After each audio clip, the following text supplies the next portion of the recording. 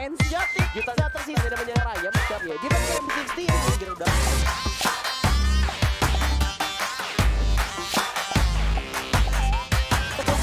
Kita pakai mawar seorang banget. Kayaknya ada kesalahan. Udah ada yang tahu karena juga oke udah ada panjang ini antara sebenarnya prosesnya ini terbuka ya. Udah ada langsung satu gol di sana. Lewat yang bersiap dilakukan tadi kayak sedikit di koin 18.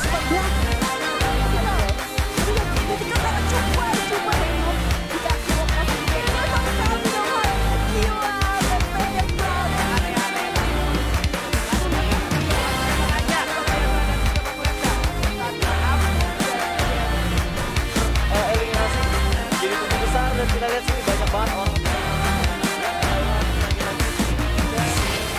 Dijatuhkan. Terlihat dasar dari Bangnya masih hidup. Ada di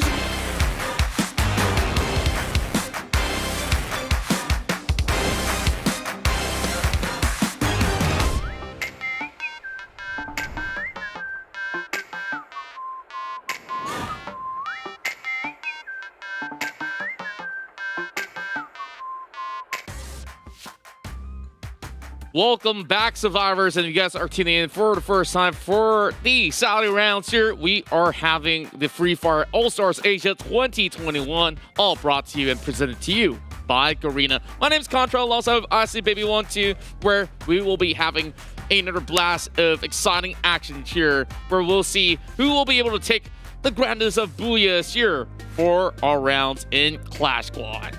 Yep, coming into today's game thus far, I must tell you, it has been a long day. Even though we've just started today, I'm telling you, it's super long. If you've just tuned in, I want you guys to remind you that yesterday's game was intense. Every single game was exciting, and arguably, here's a little bit jab to you guys. Stereotypes here say like, hey, all-star teams, they're not good as the pros, but hey, after watching yesterday's games, you gotta think twice. Well, I gotta say that, of course, all of them are renowned superstars from the entirety of Asia, representing their very own region. And of course, it's a clash of food styles here, but at the very end of the day, it was all the big grand Buddhas that is to be served. And yesterday, we saw Indomie coming out as the grand champions of the Bomb Squad rounds. And today, of course, we're doing it a little bit more different, as each respective day we have our own mode itself. Let's have a look into its schedule at the moment here to elaborate things even further. Yep, in case you've just joined us as well here, this is going to be the schedule for all the 3 days for the All-Stars for today.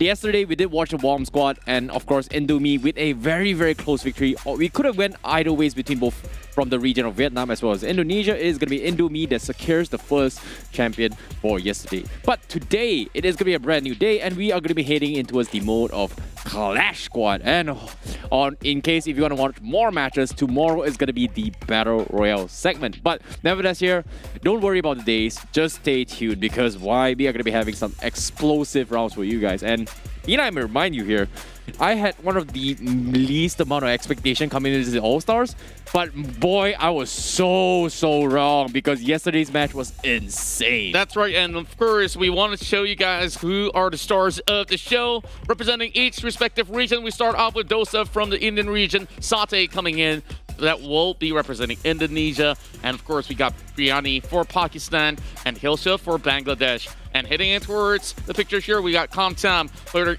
Vietnamese region. From Thailand, it's going to be Somtam, and for Durian, it's going to be for Malaysia, Cambodia, as well as the Philippines region. And last but not least, the region of Taiwan, we have Boba.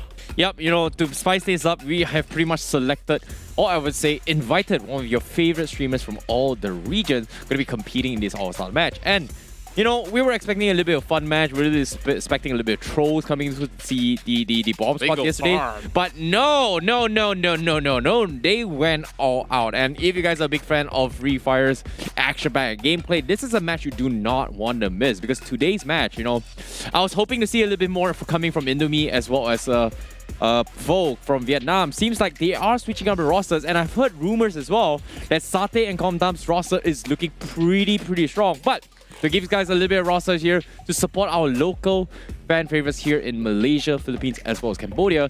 These are going to be your representatives coming in from Team Durian. We have Manic Gaming, Obvi, Jarek De Villanueva, and we have Ashes. And Obvi will be replacing Spider Guns. Yeah. That's right. And unfortunately, Spider Guns had some responsibility that he, of course, could not ignore. And we absolutely understand that. And, of course, Alfie has been showing up on his behalf. And they have still, of course, got a lot to prove against the rest of the superstars of the rest of the region out there. Do tell us where you guys are from. Drop in the comments right down below. And, of course, we're here for a whole lot of wholesome action that is to come. So a little bit of difference when we go into this Clash Squad is that this time there is no need for any sort of plantation of the C4. We just go hard onto some of the brackets right here. As we start things off, Durian will kick things up a notch against the side of Vietnam to see whether can they actually take down the Vietnamese region, who we saw yesterday went in towards the grand finals. But first, this will be a tough hill for them to climb. Agreed, I agree. And of course, right after that, we will have Boba going up against Biryani. We have from the region of Taiwan going up against Pakistan. And then later on, we have Som Tam going up against Satay from Indonesia, Thailand. And last but not least, we have Hilsha going up against Dosa from Bangladesh, as well as India. And after that, whoever wins that will advance into the semifinals. And we will have all the semifinals played out as well in a best-of-3 series. Likewise for me from the first rounds. But whoever wins that, we will end with the grand finals of a best-of-5 series. And like Contra did mention as well, this is going to be the Clash Squad's knockout bracket. So it's going to be a little bit different from yesterday's match, you know. Gonna remind you guys again as well that Bomb Squad is gonna be a little bit different compared to Clash Squad, where arguably if you were playing on a Bomb Squad, you will have to worry about strategic, you will have to worry about the timing to get the bombs, but this is almost just pure firepower and how well you take advantage of the zone, because the zone is gonna close out pretty quickly as well. So you have it's a different approach of play styles compared to Bomb Squad. I definitely think that there is certain strategies involved as well when you want to play for time, especially when you are being outnumbered. Yesterday we saw some crazy strats, especially going in towards the factory region. Some of them can actually climb all the way up high to get the plantation down. And that's the thing that we've been able to actually learn together. Now the question is, will they be able to take the fight all the way up top of the roof? Yep, I definitely agree. And coming towards today's games here, I guarantee you guys for a fact is that I had really good expectations onto us from the region of Indonesia as well now, because they were the two that made it to the grand finals. But coming into its today's rosters here, will Kamtam and also Satay, you know, going to be able to live up to expectations, because this is going to be an uphill battle. We talked about Team Durian, you know, our local representatives here. Are they going to be able to match up? Are we going to expect some sort of similar tenacity to the grand finals from yesterday? Well, I believe that there's going to be a lot more challenges coming in the way, because we saw strength coming from Boba and also Tom Young Kong, who will be also playing somewhere down the road. So we see even brand new faces out there that can actually have a good chance. Now that, you know, when you remove pretty much the bomb from the fight, I guess it can go all out. So let's see what will happen in the span of less than a minute. We'll be already taking on our very first match, where Durian will have to face against Kamtam. I love myself some Broken Rise the last time that I used to travel. That definitely was one of my favorite meals when I was going around Cambodia, and I found this Vietnamese shop, and wow, to my surprise, I absolutely love it. But, you know, food aside, I think that it's all about the pride and glory representing their respective region, especially MCP, who's basically playing for 3 respective countries. All right. I'm looking forward to see how it all goes. But as of now, we are going to be taking at the first matchup. It's going to be going up from Durian going up against Comtam from the region of Vietnam. We have MCP going up against Vietnam. And I hope you guys got your dinner, or in this case, your lunch or supper or whatever food you're going to be eating here, because you are going to get very hungry watching these guys duke it out. And who's going to be the ones to get the final booyah by the end of the day? Let's take a look here, because we're going to be jumping straight into the game. This is going to be Durian going up against Comtam. I love how good looking they are, and Funky M, Dark Gao, as well, Bakao, as well as Gao Bak is going to be playing on the side of Comtam. So now we're just starting things off on Factory, and they're already unleashing their guns. Double Berettas all over on the corners, and it seems like they've been able to actually pull a little bit of a time turner buying a little bit more of an area, but Bakbakan's going to be going for a flank. He's going to be able to actually find a couple of shots, but Funky M now being flanked from the other corner, and now they're trying to rotate all around. Comtown still finding a lot of good shots against Duran, and Duran will have Manic that falls down. Seems like it's going to be Funky M right here. It's going to be able to find one more blow, and for Comtown, they will be able to secure the very first victory for their own region. Yep, and of course, coming in towards this first round here, as expected coming from the region, Vietnam, they are showing very similar capacity of what Foe was doing in yesterday's games. And, you know, to our surprise, they have no surprises taking the first round. But now, coming in the second round, this is where the buy round begins. And will Duran be able to force a couple of buys here? We do see a couple of Masters being picked up from Makisik. Is this going to be the way to go? I do believe that, of course, this isn't going to be pretty much of a full buy round, especially when you've already suffered a little loss. But it's to also match up the sort of the aggression that they can actually pull up. Oh, good shots out there. But it's only going to be tapping on towards Ashit for the very moment. In between the warehouse is going to be where all the fights are about to break out. Comtown. They are taking it a little bit slower this time around. And it seems like they're just going to be playing a little bit more passively, lobbing a few nades, and we saw maybe a few purchases coming from inside of Comtown that is going to be able to actually bring in the pain.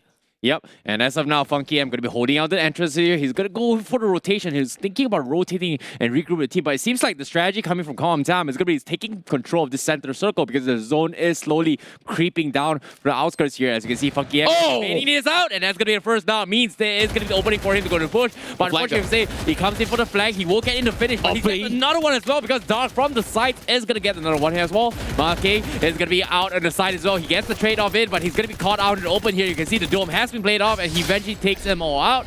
Comtown will take it. So far, Duran's going to be able to actually get maybe a better round from this third round onwards. Now, looking at the current situation, they are trying to strategize to getting themselves more on the SMG of sorts. Now, with 4 grenades that can be utilized by the side of Comtown, this is going to be able to land them some perfect opportunities, especially when you're playing in for the side of Sentosa. So from the side of Comtown, probably they will still go in for some really good flanking maneuvers, and that's where I want to see whether if Duran can turn things around. Yep, and as of now, 1st to 4 in this first game in this best of 3 here. Seems like Comtown will be the one to take the lead. However, based on yesterday's history or repetitiveness here, we can kind of see that teams do have tendency to make an amazing comeback. So will this be the time for Duran to actually shine? Because as of now, looks like they are going to be taking a little bit of split approach coming from Duran. They're setting out Ashit's all by himself to go in for the flank. And will he be able to get a little bit more? But it seems like they are grouping up 3. Munich will actually need himself, and that's not a good sign because it seems like Comtown, do they want to apply pressure to this? But it seems like they're not going to be able to do so. Well, mid control is going to be the key coming in from Comtown. Yeah, I do think that this is still going to be time being bought right now, but Comtown, they're trying to actually flush in towards the middle when this shrinks all the way in. Bakao does find a little bit more of the pressure coming into his crosshair when Ashit pushes through, but he brings in that glue wall. Bakao tries to break it all the way down. Ashit now getting his health chipped off, but the bullets will not hit as there will be a grenade being lobbed right in. It won't be able to pop over in the corner, but for the moment, Comtown, they're going full flush against Duran. Wow, look at all the pre-fires coming from Comtown. They're going to get a couple knocks in. Looks like they will immediately go in for the rush, capitalize on the chaos that is going to be happening as well. And the run from Bagao almost getting a couple tags in, but he won't get punished in. As you can see, Duran, they're stacking up the numbers, but eventually is only going to be unmanning alive, and she will be the next one to fall. What a crazy turnaround here, and Comtown will take 3-0. Match point for first game. Very decisive action being taken from the side of Comtown, and that actually give them that edge when it comes down to some of these fights. And Duran, so far, just needing a little bit more room here to be able to capitalize on some of all these situations, where I felt that that was a better round for the side of Duran at the very least. Now, we are going to visit Clock Tower for the very first time, and I'm liking what I'm seeing. Manish, maybe if she didn't manage to land that nade, unfortunately, to herself, perhaps that would have brought a little bit more room for Duran to get into its better position with the couple of seconds that they have already expended right there. But now, Duran really has to pull those points all the way back. Now that they can actually go in for more of a full buy, I guess there is really good chances. And they're already having a flank going on. 3-1 formation being brought out. And Contam, they're not looking to push downwards anytime soon. Oh, this is so hard for Duran to actually push up. You can see Countdown, they've got the high ground, they've got a lot of advantage, but it seems like Manning is going to try and clear the angle. He's looking for a couple of flanks, but she knows there's going to be people around here. She's right below them, and Countdown can actually see them, but he's going to go get the nade here. It seems like they will back up, and that's going to be a great tag coming from Manning, as it is going to be the opportunity for Duran to push up. However, Countdown, they're holding the high grounds, they're going for a split force, but based on the minimap, you can see they're sending in one guy from the outskirts here, which is going to be Dark,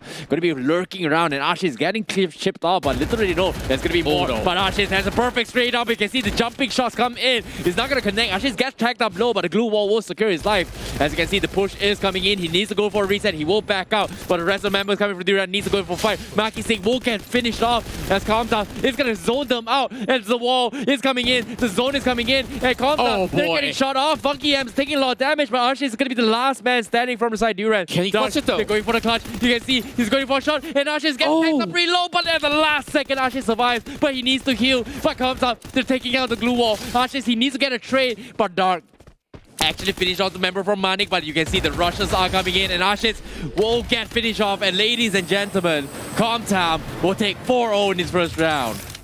Was still the first round, and they've managed to secure the first booyah overall. I think that was a really good showing of what they could actually do. Funky M getting quite a significant number of frags coming into the picture, and I just felt that these guys absolutely bring the pain and the swagger on top of what they can offer in Clash Squad. But let's actually dissect this for a moment. Didn't really actually get too much room to really break it down right early on. So there is a lot of chaotic moments where when you are playing around Clock Tower, whoever's on the other opposing end, it's all about securing what's at the center, right? Yep. When you get a little bit more ground, you get a little bit more compounds to work around, it's going to be a lot better, especially when the zone string strike in. So maybe a little bit of lack of coordination coming from this Duran has been able to see many of all these opportunities going by to the side of Comtam, and they have managed to, of course, pick some of the best spots out there where they know that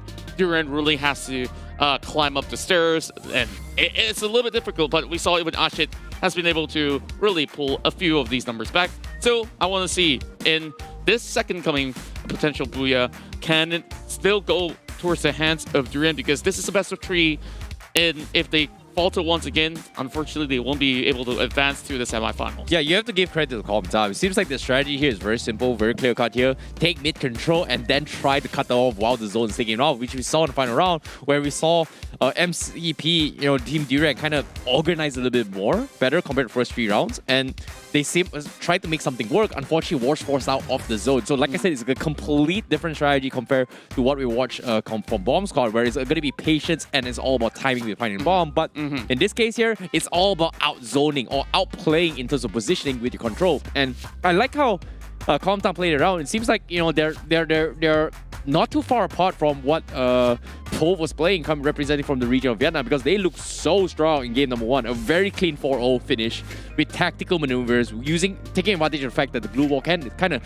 zone up map control on top of that. I guess playing for picks is also going to be really crucial, which evidently that was what Comtam was trying to do, and they successfully do so. And maybe this is just the very first few rounds that has went by, and maybe it's just a little bit of warm-up, right? So it's okay, now that you mentioned about aggression, it's kind of scary how Comtam, they look so fierce in these situations where the moment they get a knock, they're not afraid to push forward to just completely cut them off, and they're not afraid to just throw their bodies just to make sure that they're isolated in a formation where Duran cannot retaliate, which was kind of insane. Yeah, and I think that Duran, of course, still has some fight left in them. So let's hit back into the realms of Free Fire once again, as we will go for another epic Clash Squad combat between the two of them. And just check this out, guys. Like, can you look half as cool as Bakbakan I don't think I don't know, anyone. man. They all look like so cool. They look like they're straight out from BTS boy band, man. Ain't Not gonna only lie. that, like this guy, he's like some secret agent going on there with his leather jacket. Now, what I do love is that we are visiting Mammoth this time. And that will be the very first round here between Comtam as well as Durian. Now that Comtam has already secured that one corner, Durian's going to be climbing on the back of the bones of the Mammoth. Already spot out Dark, and here comes some grenades lobbed right in. It's going to be hard to land, but here comes a little bit more in effort, and that time turner has already been brought from Dark. He goes in for some full damage, though. Didn't get to capitalize on that. Interesting approach coming from Comtam here as well as Durian. Durian, they take the slow approach. They want to climb out this vantage point. They want to take control of this high ground. You can see Funky M trying to challenge against 4 members. He needs to back off. The fall damage will chip him off, but will he be able to escape? It seems like he will be fine, and he's going to get a full reset as Durian will take advantage of the high ground. Comtam finally losing it out a little bit more despite having the earlier push down towards mid control. Seems like it is going to be a vertical fight here. You can see pistols are coming in from afar. Will they get the knock? And Magpapahuli will take down Funky M. Will they be able to go in for the finish here? It seems like, do they want to give away their elevation? Because you can see Galbak. Oh, that's going to be a really good time turner out. That's to protect himself for the very moment. But now Poppy's going to be able to actually heal up while Funky M gets a catch, though. And it's only going to be 3 for 3 for the moment. And with the turnaround, what a flick coming out of Funky M.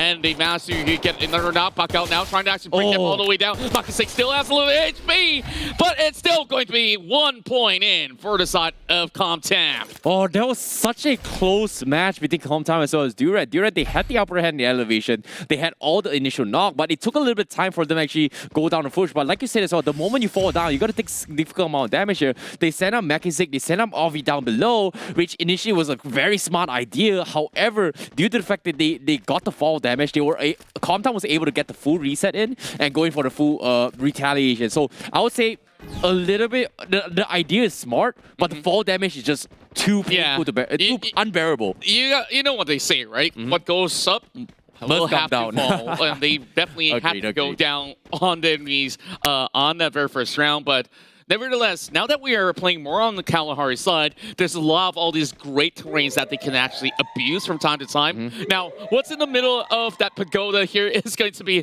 a little bit unbearable because there's not really too much cover, which is why this is where they play from a little bit of distance. Now, all 4 members from the side of Durian is just hugging by the same 4 corners of the wall. So they're just waiting for Comtam to peek out, and perhaps that's where they start to actually get a few catches. I like how Funky M is positioning himself in a situation where, you know, if you're just ducking it out on towards the corners of the edge here, you can be pixel shotted just because of those.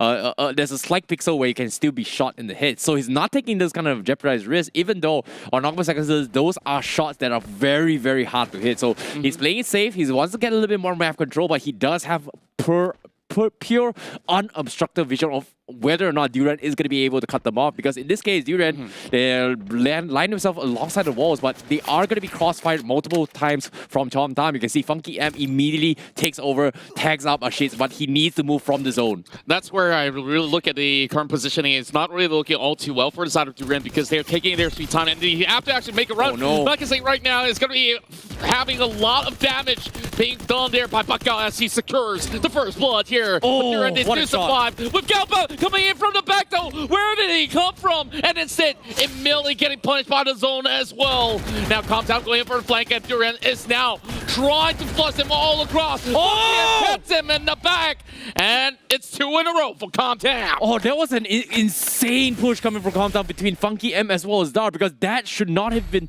his game to win. And Funky M, he was so low, but he was able to line up shots and just take down 2 of the members from Durian. Oh my goodness, Funky M, the MVP for first game. He's just showed you why he is the star player coming in towards this All-Stars. That's right. Now we're going into Foundation as well. This is going to be a really high-risk, high-reward play coming into this sort of terrain, because you look at it, there's only going to be a few walls in between Foundation, and if Durian really wants to find some elevation, they have to actually climb up. Funky with those shreds, but he's not going to be able to actually find a kill off. He will be able to actually heal up. Right now, as we currently speak, Durian coming in with some really crazy flank angles. Tries to turn all the way towards the back in hopes to actually get some good catches. And that's where the Villanueva tries to hold on to the side, and the flag goes through. Ashe tries to make the play. Oh, Ashe's done so much damage. He's still alive, you know. However, he finally gets taken down, but will Duran actually capitalize on this here? It's going to be 2v2. Galbug's pretty low as well, but you can see immediately the retention comes in. But Manning, what is this flag? The camouflage, he comes in, but Duran comes up on top. And that's going to be another takedown. Bakbakan's going to be the last man standing, but all B will get traded off. It's going to be 1v1 between Manning and Bakbakan. And you can see the sprays are coming in, but as of now, the heals are coming in as well, coming from Bakbakan. He is going to go for a reset, but will he be able to pick up his team? Yes, Dark is going to be A-okay, but Manning is a bit too far off. Will she be able to get the full rest? Because Makasik is a little bit far. One more kick to catch it. Oh, no! So close. Oh, that she is so fell down, unfortunate. and that only took like half a second right there. Now she's all alone. Uh-oh, 2v1. And the other member, Afi, is on the other corner. She's not going to be able to actually make a run. Now that's going to be shrinking all the way into the corner. And they're still trying to spot her out. But that play with the camouflage has been significant enough. Bakbakan does get the kill. Now Manage trying to actually break in the blue wall. She's trapped. It's right on the open. She still buys a little bit more time. Now trying to actually make a play. Bakbakan will be able to actually do it all alongside with Dark. Oh, that was so close coming from Team Durian. Manning, you know, that was the sickest plays coming from Ash. He's going for the huge flank, somehow managing to go towards the back line, the contact, and actually heavily punish the back lines. Unfortunately, Team Durian, they just could not push forward just because of the glue wall's position coming from Comtam, trying to zone them out from this aggressive push. So I would say great team effort, but it's not over yet. Now, Comtam, it's going to be having the serious point for now. One more point is all they need, and they will take the first best of 3 series. Yep, and Comtam feeling pretty much comfortable, but now that we're going in for a little bit of counseling session here by the counseling hall, and Durian, they're already making some good moves to secure the middle grounds here. Comtam now playing a little bit slowly. They're just sticking all together by the corners of the wall.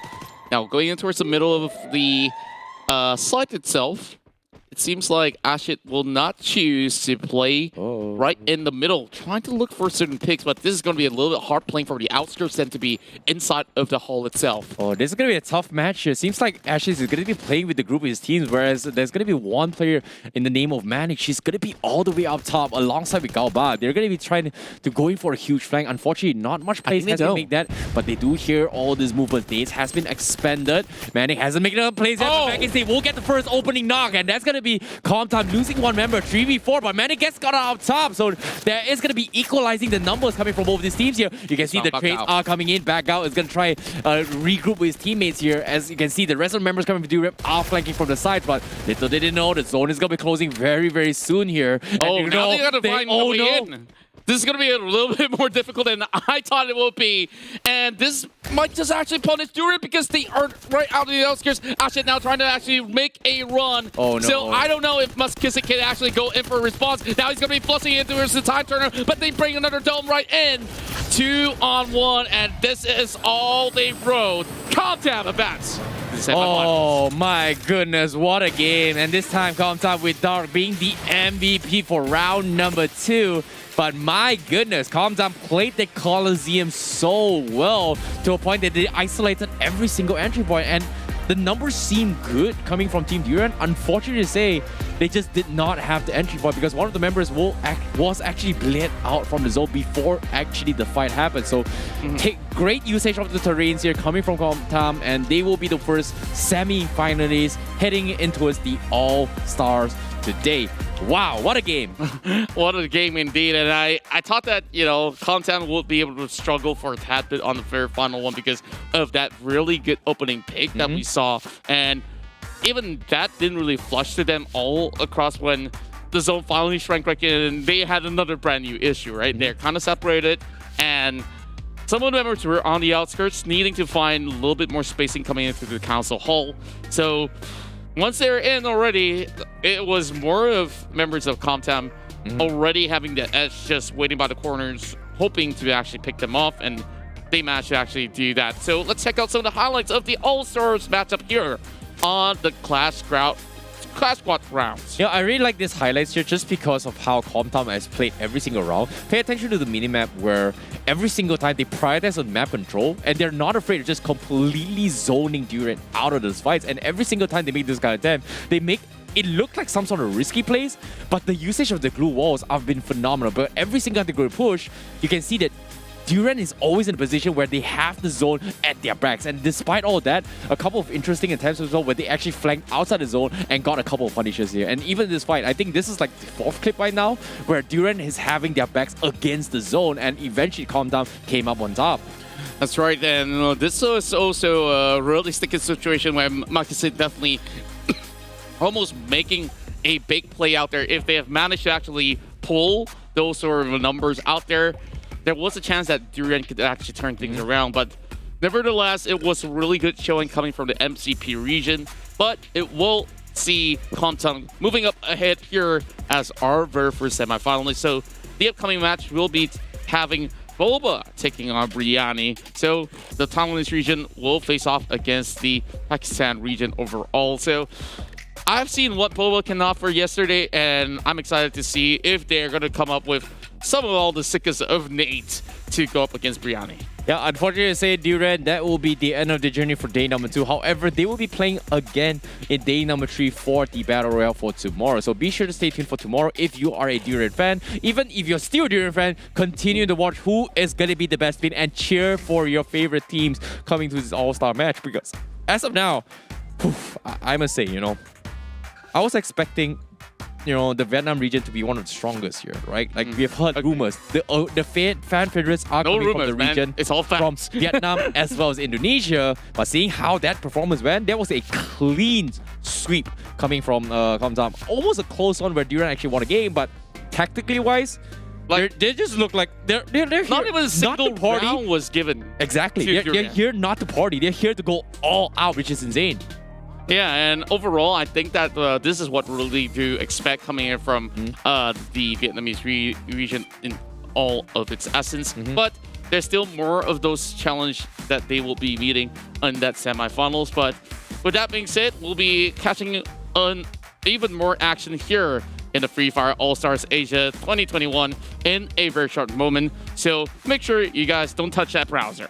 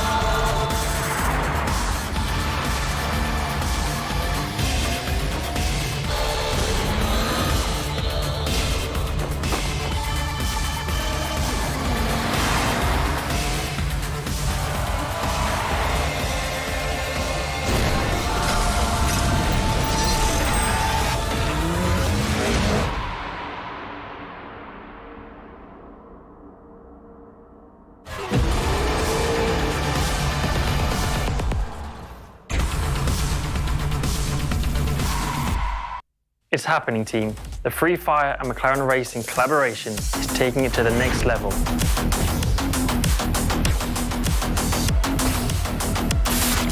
Big time. Brace yourselves for more in-game collab items, more skins, and more exclusive cards to tear up the track. So gear up players, it's time to play.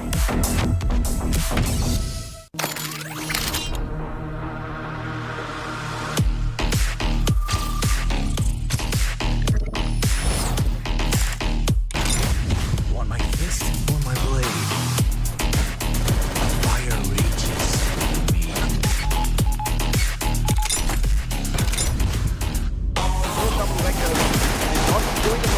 Or no real HP, they say it's fine. Yes, oh my goodness. Ini bakal jadi satu bener banget ya. Oh, baik banget.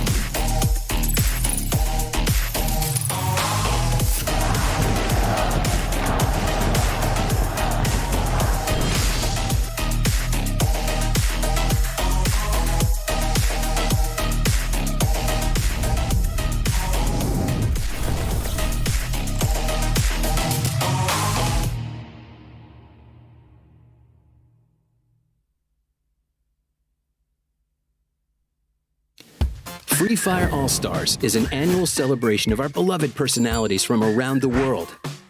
This year, the event will take place from Friday to Sunday in 3 consecutive weeks, starting from July 23rd to August 8th.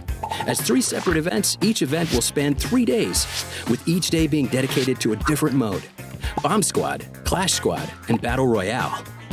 Let's focus on All-Stars Asia first. We invited top stars from Vietnam, Thailand, Indonesia, Malaysia, Cambodia, Philippines, Chinese Taipei, India, Pakistan, and Bangladesh to represent their region. Each team will include at least 2 influencers, and they will be represented by their local iconic cuisine. Pick your favorite teams and players. The choice is yours. For both Day 1 and Day 2, Bomb Squad mode and Clash Squad mode, all participating regions will each be represented by 1 team to play in a single elimination format. The quarterfinals and semifinals will be played as best of 3 maps, while the finals will be played as best of 5 maps. For Day 3 Battle Royale mode, all regions will have 1 or 2 teams to play a total of 6 matches in 3 maps. Find out more about the Free Fire All-Stars on our official YouTube channels.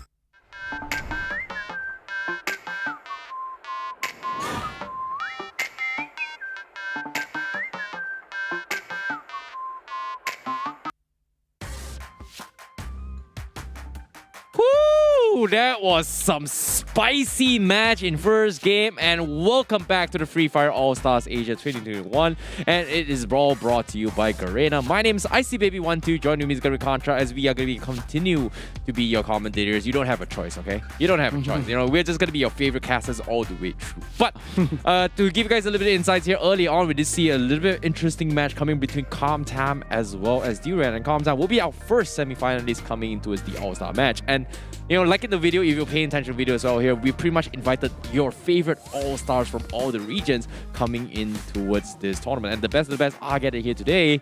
And we were expecting a little bit of fun match, but calm time, they were out for blood. They were out there shredding down, and you know, like Duran, easy to dissect. We have that in Vietnam too. Like, this is a piece of cake, they say. Yep, here's some dude fruit. Yeah, and you know, like now we're gonna go in for different sort of flavors because we got boba as well as biryani. I do believe that will be taking on each other in the Clash Squad mode. If you guys haven't tried it out for yourself, it's definitely very fun, where you can first show out all the prowess of, you know, how to take on some of these fights purposes for. Really, Contra? How can you not try boba? I'm talking about Clash Squad. I'm talking about boba. I have tried boba. I have tried boba 100%. Exactly. So, you know, I'm pretty sure you guys have tried boba, right? Like, don't tell me you guys at home have not tried a single time boba. It's just amazing. You know, the flavor is just amazing. Yeah. I'm not gonna lie. Like, whatever boba it is, the only difference is it's just too sweet. That's all. That's how you can control the sugar level. I know we got sugar, spice, and everything nice here in the Free Fire All-Stars Asia. So, yesterday, for the side of boba, their furthest run was going into its semifinals, which they almost took down the likes of Pho. And, it could have actually been a different story into the grand finals if they might have actually made it. But the thing is, of course, what's done is done. Today is a brand new history to be written by all of our superstars here in the show. So heading into the pack here, I think we really have to keep an eye out from the side of Boba. It's going to be Roro as well as Yo-Yo. But over on the side of course, Brianni, we've seen some really great sort of play coming out of the side of PRG Gamer, and also Zane, Zaki, Saif. They've been able to actually show us some really close fight. But I think that today it's going to be a little bit more of a mix-up here. I'm pretty sure that their sparks will fly across and many more outplays to come. Yep, as of now, early on, we did see Comta kind of review their strategy a little bit more in the sense where they always try to prioritize mid control, and seeing on where the zone is going to be squeezing down, they tend to use their glue walls or position themselves to kind of zone them out of the zone. It's a pretty standard practice in Battle Royale, but the strategy here from Comta is been prioritizing on the center of the map. So is it gonna be a trend, or is there gonna be a team particularly trying to figure out, hey, are we going to rush and contest for mid-control, or are we going to try and snipe them down from afar or try and flank around the sides? Because we saw one particular round coming from Duran where Ashish was able to flank around the side of circles, went towards the back line of Condom, and actually put it involved. That could be the way to go. So I'm looking to see some of the favorite All-Stars pull off some really flashy strategic plays. Well, I gotta say that it also depends on terrain as well. Oh yeah, agreed. Some of all these area of play is going to be a little bit more restricting, and the very final one being inside of the Kalahari Council Hall is definitely a very tough maneuver, especially if you were to move into the center very late. And in a certain form of different terrains, you must spend your time over on the outskirts first, because in the middle is just open grounds where you just have to prepare for many potential fights with the time turner, dome, as well as the glue walls that you need to expend to get not only yourself but your teammates all the way up forward and towards the middle. Agreed. I definitely agree here as well. Taking advantage of this dome to allow you to get this kind of aggressive bricks has been one of the most frequently used strategy, and it's actually worked out multiple times. Sometimes a little bit RNG and luck, but I must say skill plays into this factor as well here. Can you flick in time, which is something that is extremely hard to do, and we've seen Comta kind of pull it off very, very seamlessly, especially coming from Dark and coming in from, I think it was Bagao. But now, like you said as well, Roro and Yo-Yo, we kind of saw them in yesterday's game coming from Team MOBA. Unfortunately, they could not make it show us a little bit more. But this time, they are back at it again. This time, they are going to be challenging against Biryani from the region of Pakistan. What are your thoughts on this? Who's going to be the one taking it here? It seems like both teams looking very, very strong contenders coming from MOBA as well as Biryani. A lot of teams are raving about these teams as well. Thoughts on this before we go into the game? Well, I definitely think both sides definitely have their very unique style of play, and for Boba, they would like to play from long range, but Biryani, they're pretty much really solid when it comes down to close quarter combat, and now we're taking to some place familiar, which is going to be Catalytic War. So now we got a few compounds to work with. We're going to be seeing a southeast start for the side of Biryani, so they will move all the way together. You've already heard the alarm bell rings. So it's going to be, a few seconds on the clock before we, of course, kick it up a notch with a little bit more shrink of the zone, as you can see from the minimap. Yep, seems like Boba is pretty much the first one to reach into the middle side of the zone. But as of now, Biryani has not reviewed their positions yet. But you can see Boba, they have a little bit of a rough idea. They have Roro up top on top of the roof trying to scout this out. But they haven't exactly seen too much. But they have a rough idea where the rest of members come in Biryani. So they are going to be lobbing a couple nades to check them out. Biryani laying low for a while, but they're looking for some sort of aggressive balls. We see a couple of domes already being lobbed here from side of Biryani, and they are going to back up a little bit more. But Yo-Yo taking advantage of the height once again. Zane still hasn't signed a right angle to fight with, but it is going to be pistols, and the zone is closing in. Biryani, they have to get out very, very soon. RT Man now watching over flank. He knows that PRT Gamer might come around. Oh, Saif now already tanking a little bit of damage already. But RT Man managed to heal himself back up. Here comes the glue walls as well, being popped here by Jianlin. While Roro sees Zane moving all around, but he didn't really land a shot. Oh, great flank coming from Yo-Yo. He gets a double with a grenade.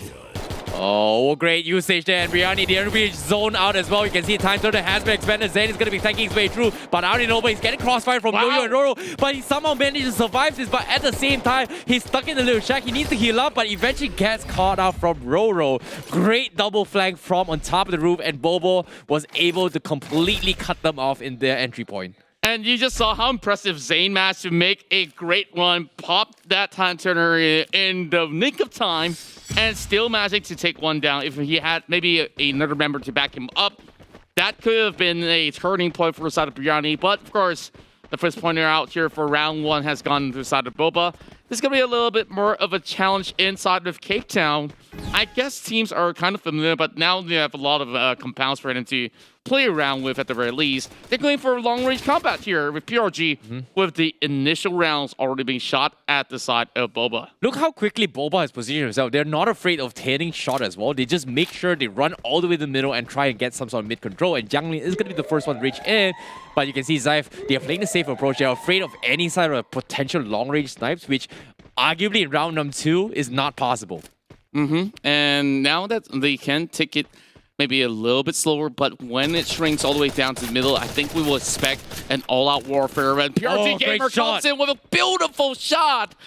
And the problem for Boba is that nobody's around RT Man, so I don't think that he'll be revived anytime soon. But there is a flank watch coming on, and PRG needing to actually hold on for now. Roro fends them off, but this should be very doable for Bjarni still.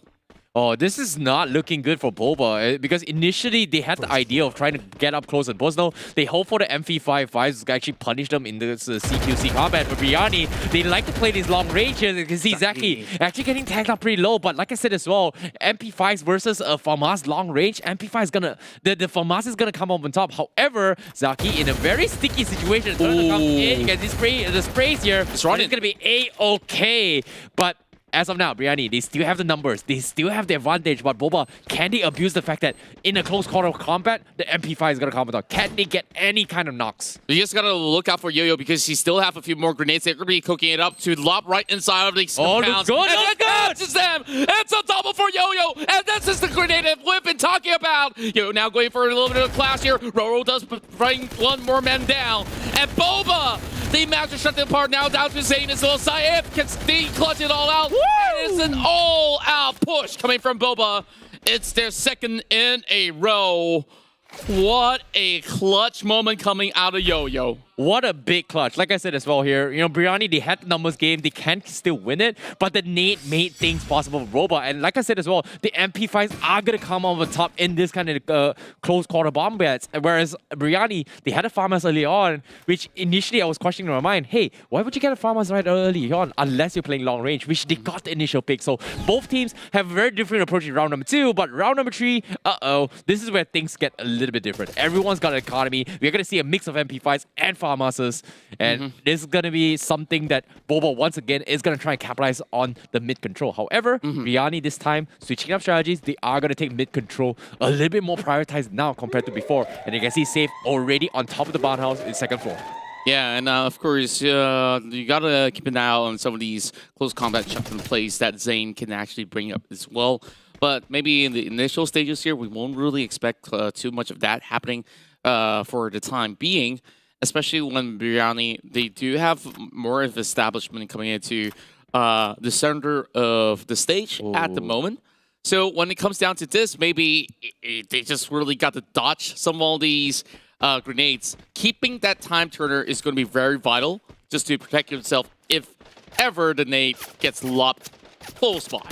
Pay attention to the minimap coming from Boba because the circle is not favoring them at all. But Jiangling is going for a wraparound, hoping to get some sort of pickoff. If he gets that opening, that means Boba can immediately go for the push. But Jiangling, he's tagging the zone. Is that the right vessel choice here? But he gets scouted out. That's not going to look good for him because as of now, Yo-Yo, they try to make some sort of play happen, but they are stuck outside the zone. And Briardi, they're going to completely flush them out. They take down RT Man. It's going to be a massacre, but the rest comes in. Is it going to be enough? The zone is going to come in, but the second wall. glue walls are coming in as well to try and go for a reset. And they get the trade-off. Zach gets taken off, but the nade, Grenade, it though. looks good. And from there, it gets caught off. That's going to be a massive one from Yo-Yo once again. And the finish on top of that is going to be 2v2. And they got Saev from Roro. And they are going to go for the final hunt. It's a 2v1. And just like that, Brianni gets taken out. What an outplay coming from Boba. Wow. Then, although they were being out in the open here, bringing all the glue walls, and Brianni was feeling kind of safe into the compound, but little did they know, the moment that they're healing off, there is a slight moment that they can't pop that grenade over the top, and PRG caught off guard there, didn't really expect where exactly he could actually go, because the circle was already chipping towards the back. He couldn't possibly have dodged that without tanking damage unless if he jumps off the window. Now we're going in towards the clock tower rounds, and Brianni possibly will be able to actually hold a lot better from the higher grounds. Oh my goodness. Once again, Roro, Yo-Yo, these guys are just lethal when you give them any sort of grenades. Then now, with a little bit more of utilities being clustered up, Janglin goes with a little opener against PRG. Yep, Janglin here going to be chipping away at the dome, making sure that Pro Gamer cannot actually abuse it as well. PRG Gamer, in this case, he's going to get topped up. Miswa, Boba is going to have full map control. You can see they're so fearless in taking map controls, whereas our team, man, looking for a massive flank, but it seems like it is going to get Scott out. I can see Saev already going to go for the challenge here. It's going to be a 1v1 battle coming from the sides. RT, man, force up 2 glue walls coming from Saev, and he's going to back out. And he's going to make him waste his utilities all for nothing. As you can see, Boba, they're trapped down below, and Brianni having the high ground vantage, and they don't exactly have any sort of openings yet. I think it's still very much of a smart play being brought out by members inside of Boba. They have a little bit of a slight edge on some of the priorities because of the way that they want to go for flank, but unfortunately, RT Man now getting picked upon. So Zaki's going to be the next one that gets picked on, and it's pretty much even up to 3 apiece. Yep, 3v3 situation. Brianni gonna be inside the zone, and Boba, they pretty much solidify on the side. The Aurora gets caught up from Saev, a big flank coming from him. Oh! It's gonna be 3v2, but the nade's almost clip is involved. The glue wall saves his life. The Jangling gets flushes in as well. Roro gets picked up. It's gonna be a 3v2 situation. Roro, he needs to go in for the heal up. Yo-Yo is gonna try and go for the suppress fires. He's challenging the members coming Brianni. He's coming on top, but the turner, his dome is gonna finish off very soon here. He goes for a couple of jukes in, and you can see the sprays coming. The glue wall clutches again, and Yo-Yo is still alive. He's stuck in the side. He's gonna get flushed in, and Brianni takes one finally back against Boba. A massive play coming from Saev from the sides. This might just be the moment that they have been waiting for that momentum to come right by. Now they push into round number 5. Zane coming in with 2 clutch kills. And now we are visiting Mars Electric in Bermuda. So that's where, you know, there's so many flat grounds out there in the open to be played out. That's where long range is the name of the game. They're bringing double FAMAS for Brianni. 6 nades to be expended by the side of Boba for now, but the middle warehouse is where they want to take the fight. Oh, interesting play coming from Brianni here. They've got double MP5s as well as double FAMASs here. They're going to be splitting 2-2 in this kind of situations, whereas Boba, they're still looking for this kind of close-up personal fights again. But will they be able to get the opening here? Because Roro is looking for a massive nade. It looks good! Oh! A little bit short, I think. Okay, a little bit short, I guess. It's close, it's close. It looks good, but a little bit short. They didn't attempt whatsoever, but Saev, he's also doing a little bit of the same flank as well. So this is going to be them on that Overwatch, while RT-Man has already soaked a little damage. Same goes to the side of Zane. Has to be able to actually heal up. Rolo now trying to recuperate, although he only took a few bullets, but better to be safe than sorry. Yo-Yo now watching over his RT, but RT though, he's getting flushed aside. Now, everybody will have to play in towards the middle eventually. They're taking their time though. Yo-Yo still has a grenade. He needs to lob it perfectly though, and Zane gets caught out. Very nice. CF actually gets nailed as well from Yo-Yo. What a great assist coming from Robot, and he gets the finish. 3v2. Roro gets knocked off, but at the same time, he's going to get picked up as well with 2 more seconds. PRG Gaming, he needs to go for the push. Unfortunately, does not want to challenge the turner. And PRG is going to be caught out in the open, and Yo-Yo will get the flank, and that's going to be a 3v1 situation. Zaki going to be all by himself, and that's going to be a very, very sticky one. He's trying to go in for clutch. RT Man drops it down low, but he's running open, but eventually gets taken out by RT Man.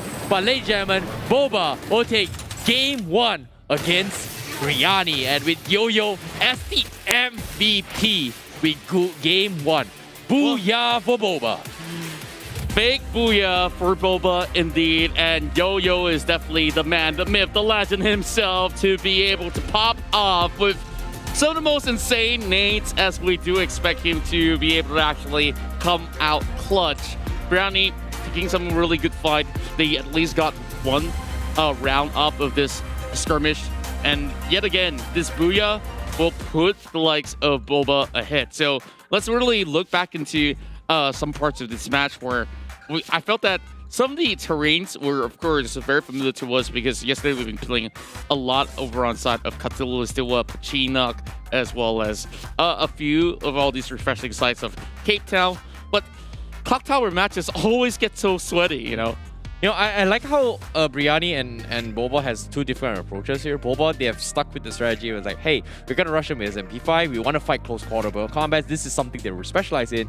Whereas from Briani, they tried to capitalize in a couple of long-range sights with the FAMAS from afar, which paid off a little bit in there. But Boba has a way to make it into a situation where I want to run in your face, and if you're running up in the face there, we gotta burst you down with those MP5. So I would say the FAMAS idea is great if it works out in the early stage of the game, but towards the mid and late stage of Circle, it just doesn't help out in this phase. So hopefully with this lesson, Briani is able to adapt in game number 2. I think that, of course, is a little bit of change of style for Boba as well, because yesterday was a lot of all these long-range stuff that goes on, but they finally found something that they really want to specialize in, taking on the side of Briani. So the adaptability is quite a great one coming in from inside of Boba, and I guess hence why they did manage to find some slight edges overall. And Cape Town was where Briani has shown that even if they actually go on towards certain close quarter combat, they can actually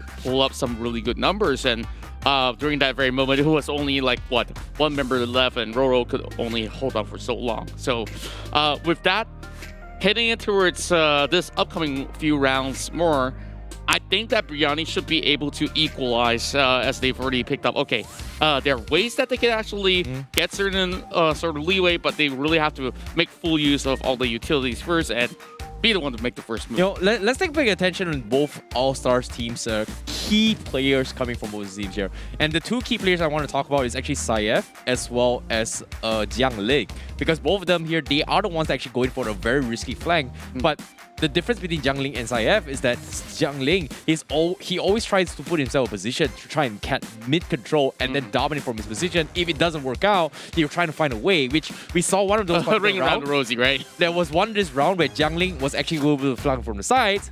He actually got taken down, but he bought enough time for his ref team to actually regroup. So that was a very minuscule play, which worked out in favor of Boba. So I'm looking forward to see how game 2 is going to be looking like, because as of now, this is going to be game 2 between Boba going up against Briani. Yeah, I wouldn't really call it minuscule if it actually gives such a big impact overall. You know, like, this is where you bring in all the classic strategies and, okay, this time we're taking it into the fields of Kalahari, and now we're taking a climb on top of the Mammoth Bones. Here we go. So, Briani, they want that elevation. They're going to get it, though. So, it's more of whether or not can they really hold on towards the high grounds. Now, moving in towards the container is going to be Zaki overall. Pistol rounds, definitely a little bit more challenging to actually get any picks on. So, Boba, they have to play a little bit more defensively on the low grounds. Yeah, this is going to be big for Zaki. If he actually manages to control the mountain terrain, if he actually finds any stragglers coming from Boba, that's going to be huge. However, Briani having the elevation means that if the zone closes up quickly enough, that means falling down like apples is going to be the only way to penetrate here. And they split up Zaki from the sides and Saif from the bottoms as well. And Boba, they're just not moving a muscle. They're going to wait out for the zone to try to take away the advantage that was given for Briani. And this is not looking good because Boba, they're playing very disciplined in this game, in this round. Zaki is going to be running over on across. So Briani, they don't really have too much time to be spending over on the top of the Mammoth Bones. So Roro is going to be looking over the top of the corner. He spots out Zaki, though. It's a very tight angle to be squeezing those bullets in. So Briani's going to be safe for now, but the question is for how much longer, because even the members from the side of Boba, they will have to move down. And Yo-Yo down there, stuck in the corner, though. Spots out BRJ, but BRJ brings down Yo-Yo. Oh no, that is just so unfortunate. They lose Yo-Yo from the get-go. Means Biryani will have the upper hand, but the zone is coming in. But guess what? The zone is going to be ending on top of the containers. PRG gets caught out on the sides, and Roro will get a double nice headshot in.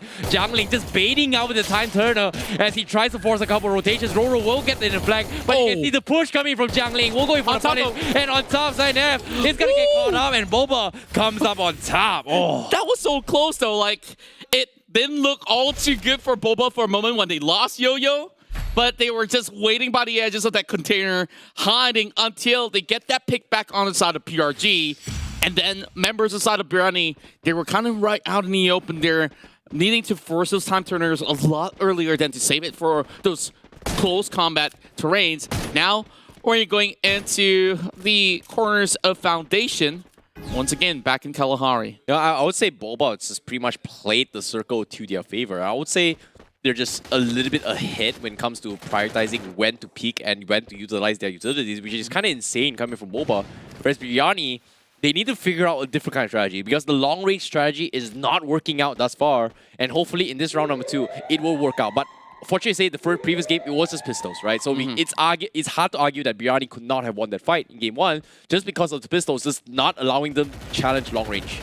Agreed. And that's where, you know, like when it comes down to ideations, everybody needs to come in with pretty much a synced aligned mentality of how to really take on certain fights. Biryani, honestly, come up with something that is equally as brilliant because they were really cutting across both the left and right side of the flank. Okay. This time around, you know, it's a 2-2 split coming from Biryani, and they're also playing by the edges. Yeah, look again here. Biryani, once again, M16 full buys all the way through. They want to play these long-range fights. Once again, Boba, they're going for those kind of MP5s here, but at the same time, we did see the Deagle coming from RT Man. Are we going to see those one-dig shots coming from RT Man? That's a Kind of tough, pretty hard one to do. Yeah, I guess it still does quite a number of damage, whether it's still a pistol regardless. Saif. All these cool wolves already being brought up, but Yo-Yo, he's getting cut across from both ends. What a pickup, but Biryani, they also lose Zaki for the moment. No time for the save,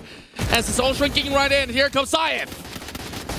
Oh, Saif, what a massive flank coming in from him, and Biryani will actually come up on top, and that's going to be Roro getting caught up as well as Biryani will finally take a round, and seems like it paid off. A massive coming from Saif allowed things to work out, and he made that time turner work so perfectly well because it bought so much time for the rest of the member and gave so much information for Biryani to take advantage of the flank up top. So that was a big play coming from Saif. 620 damage in that round itself. It's already a statement game coming from Saif. And now that we're going into one of the more difficult rounds in this mode itself, where securing Council Hall, you just really want to get into the walls first and foremost, but still needing at least 1 or 2 guys to be securing the corners of the walls. That's what Boba is going to do overall. But Zayn now been plummeted with a few bullets. Roro is going to be holding on the other corner, cheekily so. Great. Well, Saif's coming in. Oh, they need Saif to pull something big here. And on top as well, Zion, he's got the M16. So he's supposed to win this kind of long-range fights. They need to find either Zion or Saif from Biryani to open up from the map. Whereas Boba, they've got 4 MP5s again. So once again, very similar strategies. Boba, they want to play close up and personal. Whereas Biryani, they need to find some sort of picks yet. But slowly but surely, the zone is going to come in. Council Hall, we have seen up on top elevation here. He does have the upper hand, but our team-man has the M16 to challenge you as well. But unfortunately, he just does not have the angles in his favor. Yeah, pretty much a 3-1 formation coming in from the side of Boba. Same can be said for the side of Biryani. Now they're going to be blocking the exit. Okay, pretty smart coming in from the side of Saif because he knows that time is of the essence. Now Zaki's getting picked off. This ain't going to be all too good news because he's way too far out there. Roro? And Roro needing to actually find a little bit more room. Here comes the flag though. Roro gets picked off. Now back towards the tree versus tree. He'll be bled off, so not much to worry about for the side of Biryani. They will secure the kill. But Yo-Yo, he's going to be having a little bit of lookout point. against the likes of Zayn as well as Saif. Oh, Zayn's positioning was so crucial for Briani, but because of the zone, he needs to force his step now. But Yo-Yo, with the nades coming in, Zayn is going to get clamped down as well, but the gold wall is going to be coming in. But Boba, they have middle control. They're taking advantage of the turtle as well. But no, it seems like they are going to be turning up together as a team, and that's going to be Boba coming up on top, and Briani gets shut out. And that's going to be the tag team from Yo-Yo and Jiangling. Middle of the zone, plays the time turtle in their favor, forces Briani to come in, and they come up on top. What a turtle play coming from Boba. Yeah, and we saw that they were patient enough. They waited for that grand moment out there, and they want to make sure that they take dips in towards the middle of it all. But we saw, like, Saif and the rest of them, they have put enough of that effort to really move right by. And, of course, it came down to the wire of that 2 versus 1 scenario, which, of course, Boba has been able to actually outnumber them overall. Now going in towards big points. Oh, boy. Zaki, once again, first one to fall. Oh, but no. It has been traded here 1-for-1. Yep, Jiangling goes for an aggressive push, comes up on top, unfortunately gets picked off from Saif. That means it's going to be 3v4 situation. Zaki gets picked up, but PRG, he gets later from Roro, means it is going to be a 3v2, but at the same time, it is going to be a 2v2, and Zayn actually gets caught up, but it's going to be an all-out brawl coming from both this team here. And our team man, last man standing, 2v1, Saif gets picked up, but eventually goes for the aggressive push and gets punished from Saif. What a big play coming from Zaki and Saif. What a recovery as well. We saw Zaki was the first one to be knocked out, and the moment that they went in for revival at once, the knock was already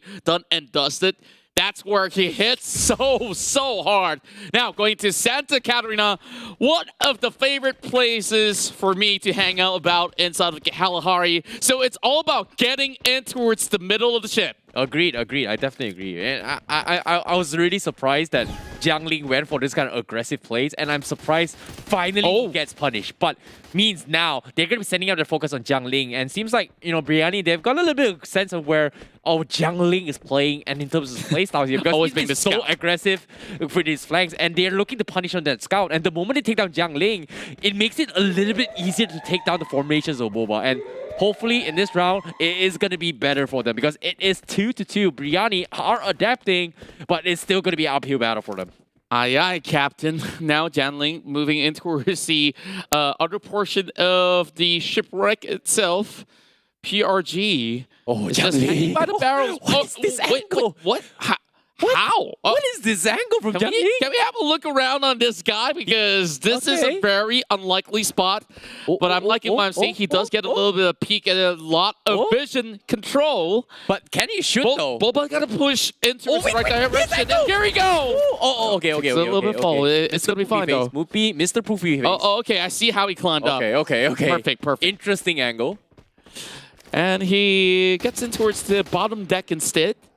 That's where Boba, they just want to chill out, and they manage to get more of the circumference of the circle being covered from below. Oh, the zone is coming in. Briani will be taking the top deck. Meanwhile, Yo-Yo is going to get naded as well. Saif, they still have the elevation, but seems like this might actually go down towards a healing game coming from both these teams. But seems like Briani, they don't want to take the chance, and they will try to go and force the issue. They're checking deck by deck, and our team man is going to go challenge Zaki. He's waiting for the reload here. As soon as it goes in, you can see the push comes in. Boba is going to get flushed out. Yo-Yo will be the first one to fall, and they lost to Briani with their patience. They finally come on top. They're stacking the numbers, and BRG takes down Jiangling, and Roro, last man standing, 1v4, and he's gonna get flushed as Briani makes a tremendous comeback. What a comeback indeed. Now they're actually taking the upper hand, and they can actually close this off with a point to equalize with that booyah.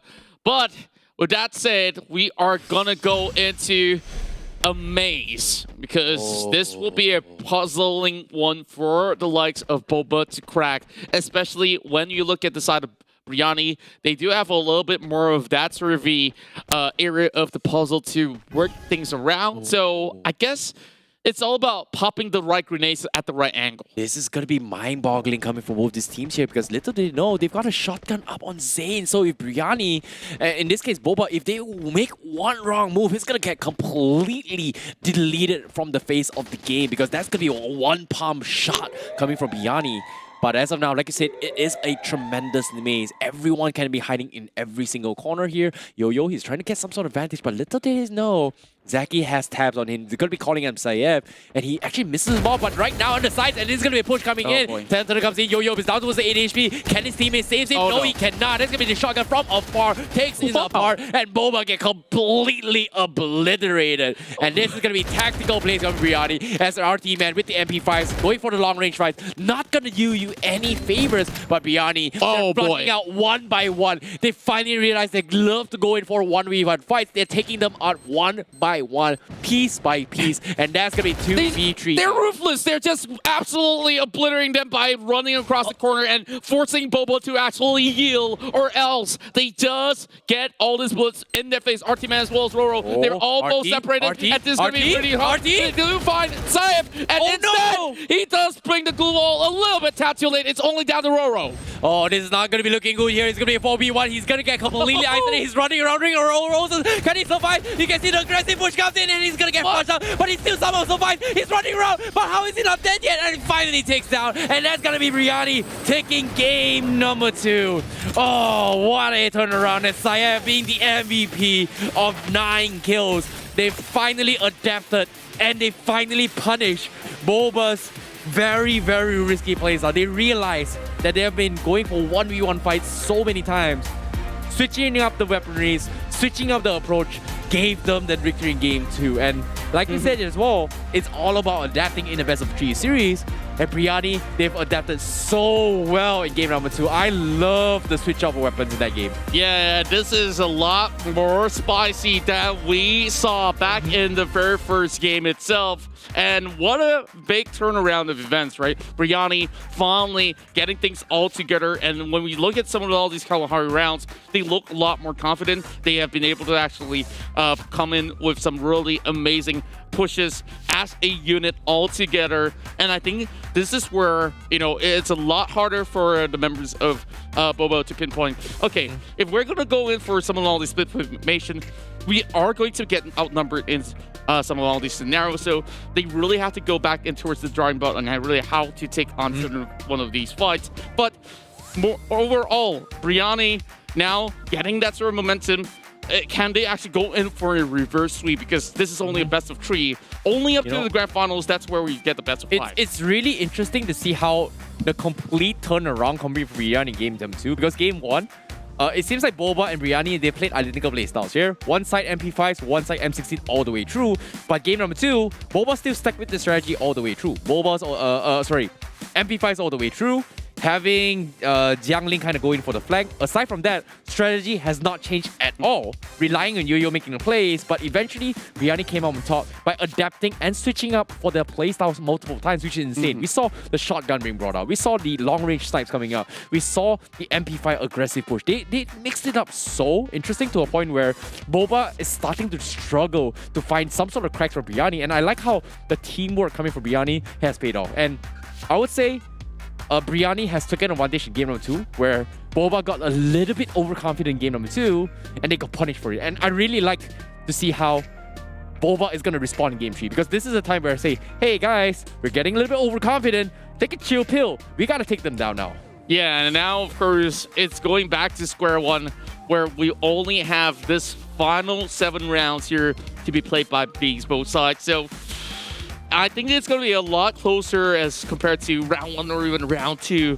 I expect us to really go all the way into those 7 rounds to decide that winner. Of course, only time will tell whether can the likes of Boba make it a lot sweeter in the semifinals, or of course, we get a little bit of blast of flavors coming out of Briani here as we are getting ourselves ready for the upcoming 7 rounds of mayhem here in the Clash Squads. Yeah, I'm looking forward to see how Briani pulls it off, because, game 2 definitely won my hearts there coming from Briani, because they were so adapting with the shotguns, with the M16. They mixed up so many times to a point where it actually paid off. And I want to see how Boba responds. Like, this is Boba's loss in game number 2.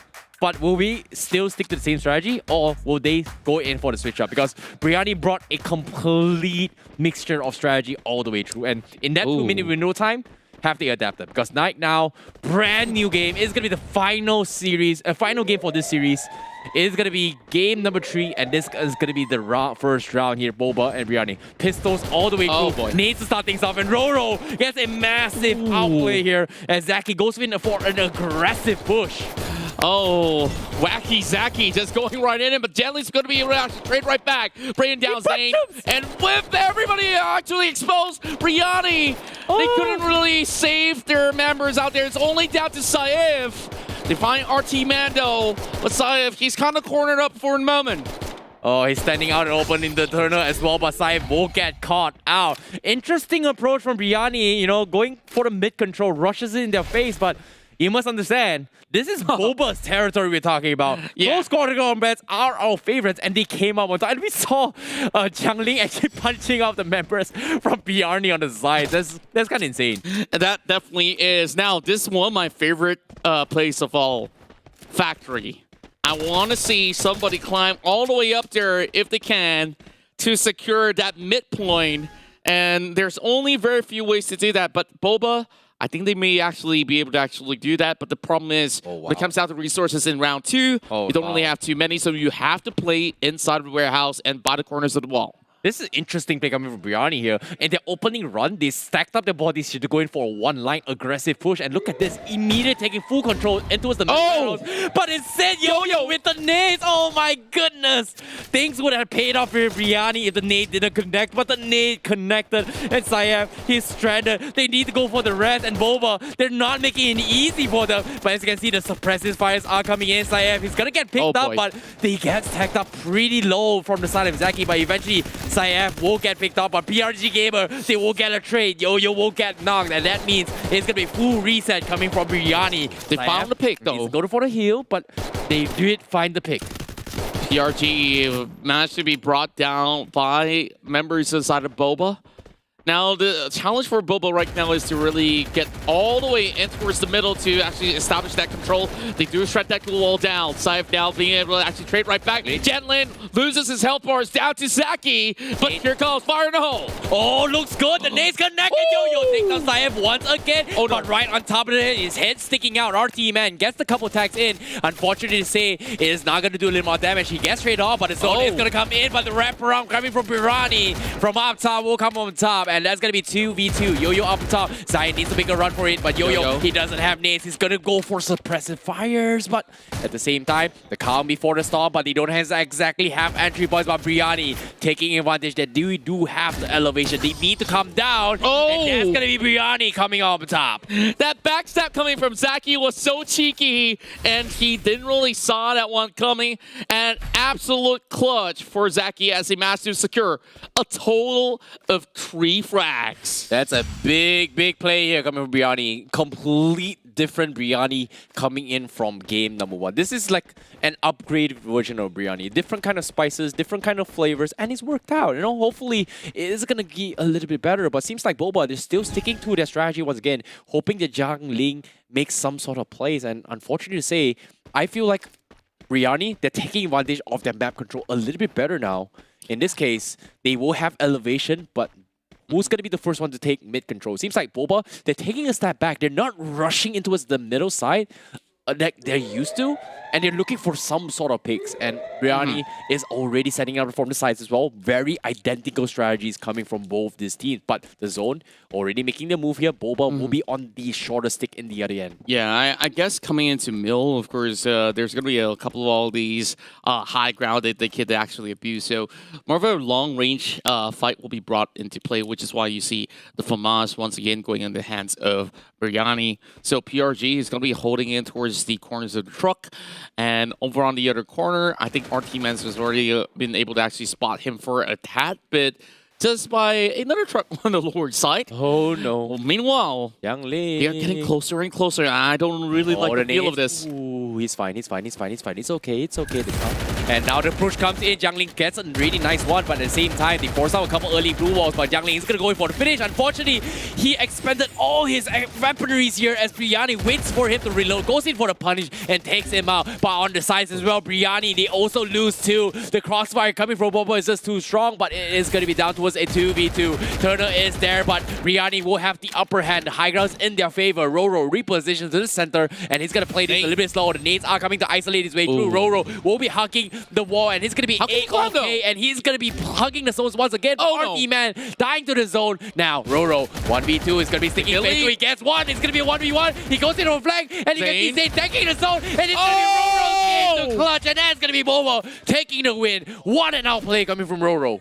He just absolutely snapped right at them. And the thing about that is that maybe they should have actually fully commit with both of the crossfires coming right in, but they really went in for a little bit of jump. So now we're going for the remastered Bermuda, as we are taking it slightly on the corners of Pochinok. Now, a little bit more compounds coming in towards the sidelines. Maybe in the middle is just the corners of the street, which makes things a lot more interesting, needing for them to save some glue wall. Oh, Boba pulling up the pocket strats here. We are seeing Roro with the FAMAS now. They are respecting Briani in this particular round. It seems like they're going for a switch up means that Briani does not know this is happening. But after Zane getting tagged up pretty low, they know something is up. 3 MP5s on Briani and 1 M16 on PRG Gamer.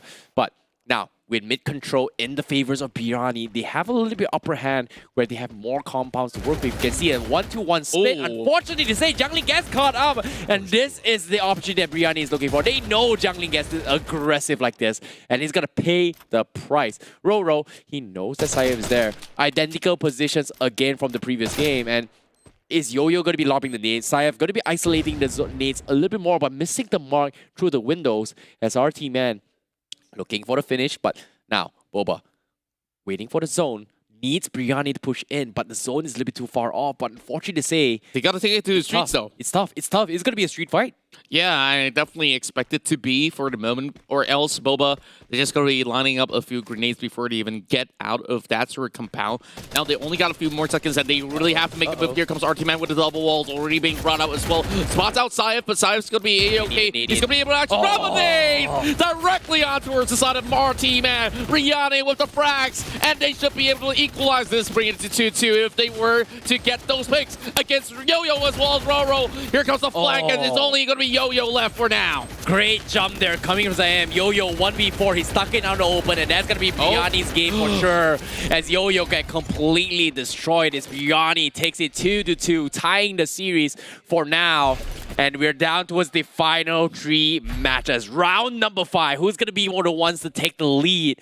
But Briani, learning their lessons from the previous game, not giving them an opportunity to lob the nade across the window. Yo-Yo could not find the position to do that. And that's going to be Briani's game. But round number 5, at full MP5s coming in from Briani and also an M16 up on PRG Gamer. It seems like they're going to be taking the fight right into the faces of Boba. And this is something that Briani has won in the previous round. Will they play the exact same strategy? Exactly. Okay. So, like, going in towards the clock towers once again, I think that it's going to be a very different round. Roro connects a grenade. Big. It's a blind nade in towards the building and immediately securing the very first one. They have to they're going to be crawling underneath, so members of the side of Boba, they really have to force a full flush in towards the compounds if they want to capitalize on the situation. Now going for a little bit of strength. They won't be able to actually connect all too much, though. So let's say that full flush inside of these apartment buildings, whether can it actually bring any good for Briani? Oh, they had the opening, but at the same time, they needed to push, but the rest of the members from Boba were not ready to push in together. They did not want to take the risk, and that means Briani will get the full reset on top of that.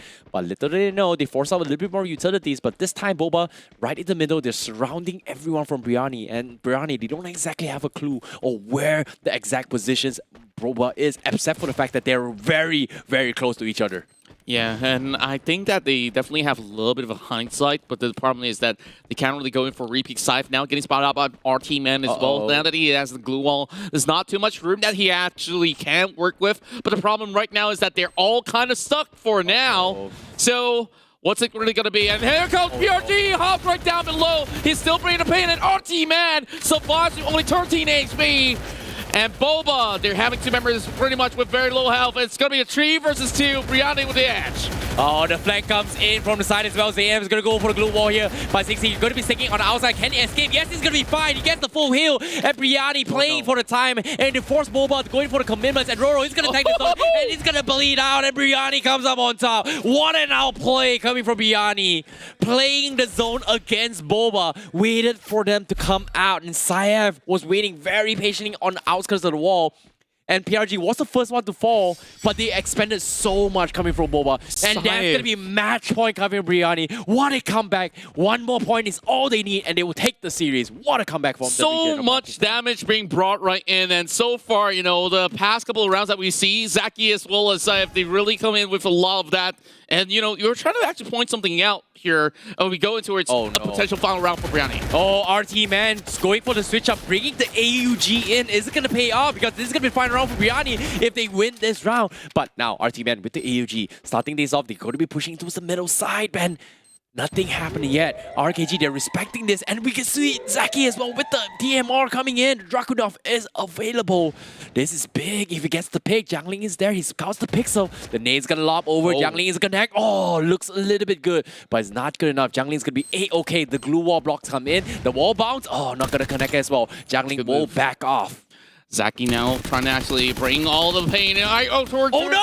RT man, he immediately goes in for the shot. Straight to the head he goes, and Brianni, one member down. Boba might just be able to actually equalize for this sort of situation. But now that they're a member down, it's going to be a lot harder. But PRG connects that nade, and Boba won't be able to actually save them for the moment.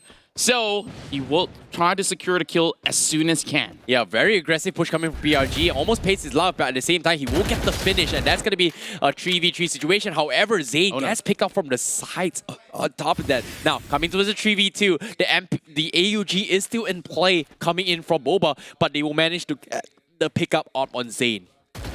Now they are trying to line it all up. The grenade will drop right in, though. That will not be enough for them. Now it's only going to be Zayn all alone, but he will have to fend off against all three members. Boba finding that beautiful, beautiful shots as well as grenades being connected. Now Zayn probably hold on for only a few seconds longer. And Boba takes it to Game 7 like I expected it to be. Oh, the final round here. The AUG coming from RT, man. Pulled up big time coming from their previous round. But nevertheless here, the final deciding round, the serious point. Whoever takes this takes the first best of 3 and they will advance into the semi-finals. Who's gonna take it? And seems like we are gonna be seeing a little bit of switch up once again. And the AUG again up on RT, man. And what better way to actually end it on Samurai Garden overall, because you can definitely tell there's only going to be a couple of all these. Immediately coming in with a statement shot. Zaki needs to pop that first 8 instantaneously. Oh my goodness, Roro pulling the AWM in. Oh my goodness. Woo!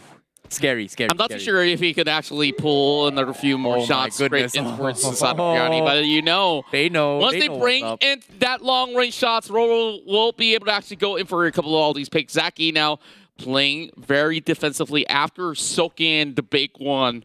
So Zaki is still going to be around the corner, which is why Roro is going to be looking around. So there's a lot of corners to hide, but heading into the middle, it gets a little bit difficult. And Boba, if they were to go short range, I don't know if Roro will be able to actually clutch during those kind of moments, but we'll have to wait and see. It's round 7. It could either be Boba or Brianni in the semifinals. Oh, as of now, with the AW in play, Brianni, they're getting caught off. They don't know what to do. They want to push forward, but they're so afraid of Roro. It's a 2-2 split. It is a 2-2 split coming from Brianni. And like I said as well, they just can't push in because they're just so afraid where this AW may or may not be. But as of now, time is not in the favor of Brianni. They need to run it open. Suppressive fire is coming towards RT Man. He's got a nice angle with the AUG. He can come up on top, but looks like he is going to go for the suppress. It looks like the opening peak is coming in. And RT Man, he tries to actually hold him back. He does have the time turner. The grenade coming from Yo-Yo has been able able to brought 2 members of Briani down. Now they're coming in with the glue walls as well. Boba, they have a nature, and this is where it all goes down in the shambles. 1 member remaining. It's going to be insane here. Can he be able to actually turn it all around all by himself? And this will be it. Boba with going to be bringing 1 versus 1, and Yo-Yo is the last man standing. Oh, what a play coming in from Boba in the final round. Goes in for the mix-up, but Yo-Yo will be your MVP with a massive nade.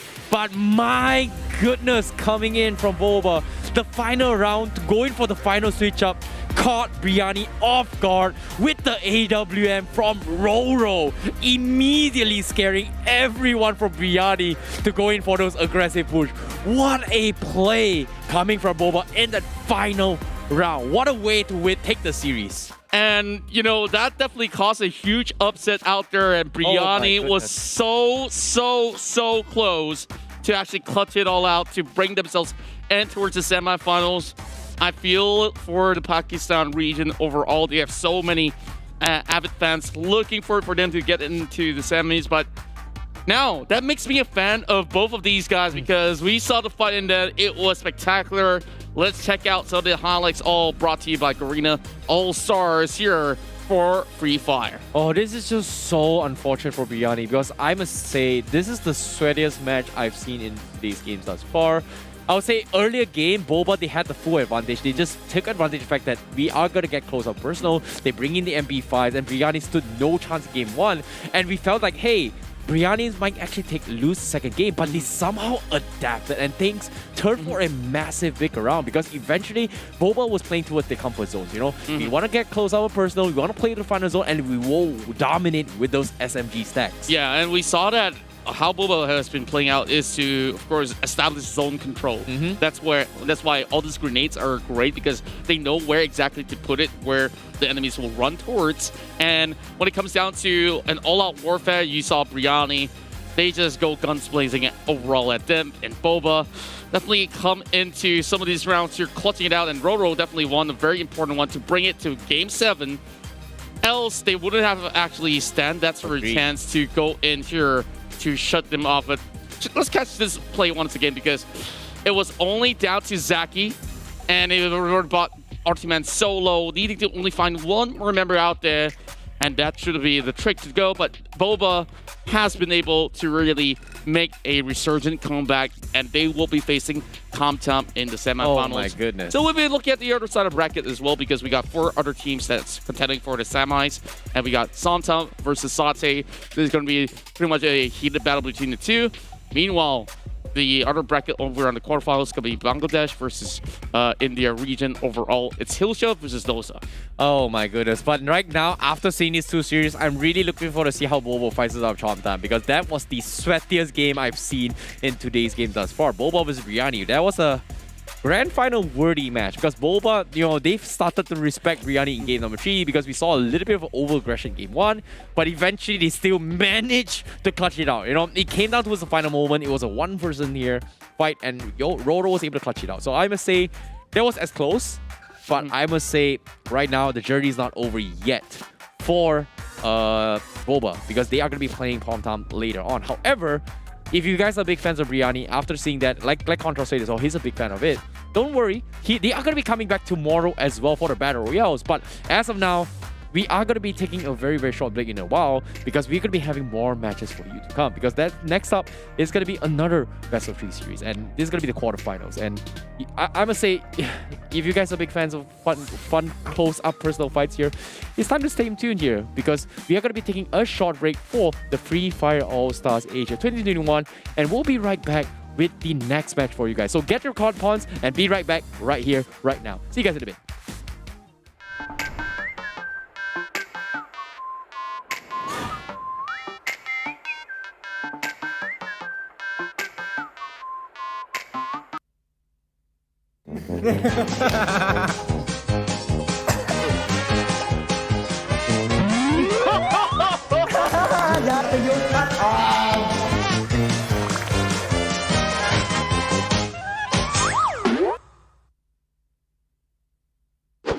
¿qué pierna cae primero después de que un personaje aterriza después de un brinco? Tiki. Con la izquierda. ¿Cuánto daño hace en total un carro que explota a todos los personajes que están alrededor? No, God.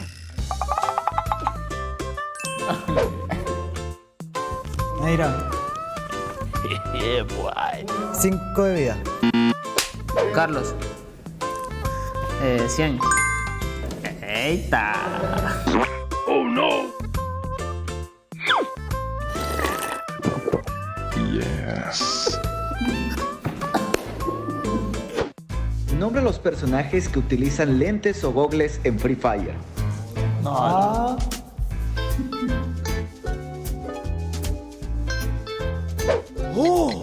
Neira. Maxim.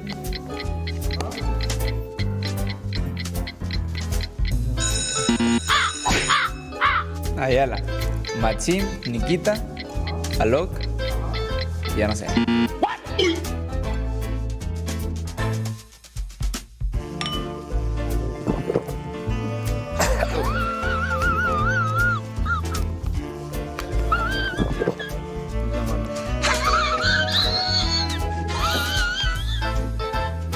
Đâu là địa điểm tổ chức Free Fire World Series 2019?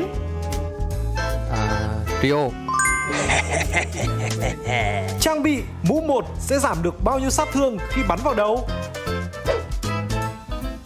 Xin 30.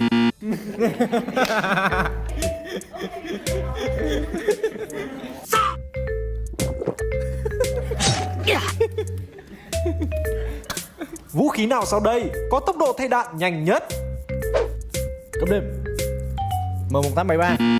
Ủa?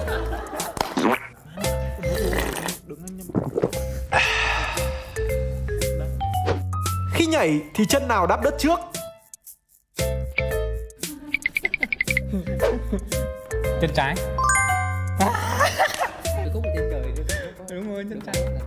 Khi ăn nấm 4 thì tăng bao nhiêu EP? Cấp đêm. 200. Senjata manakah di Free Fire yang bukan pistol? Joker, jawabannya A, M79. Masih inget gak apa sih Elite Pass yang pertama? Sakura apa ya? Lupa lagi gua. Tadi gua belum jawab. Udah. Time out. Makan lu. Sengaja lu. Udah lu jangan liatin lah. Ini buat gua aja. Iya pedes. Langsung merah muka. Pedes nggak? Berapakah health point yang dipulihkan jika kita menggunakan medkit selama 5 detik? Soja 74. Jangan 74. Gas. Sebutkan ke-8 loadouts yang ada di Free Fire. Ombak. Bounty, airdrop, api unggun, tas kaki, pemindai, sama no. Udah nggak tahu lah.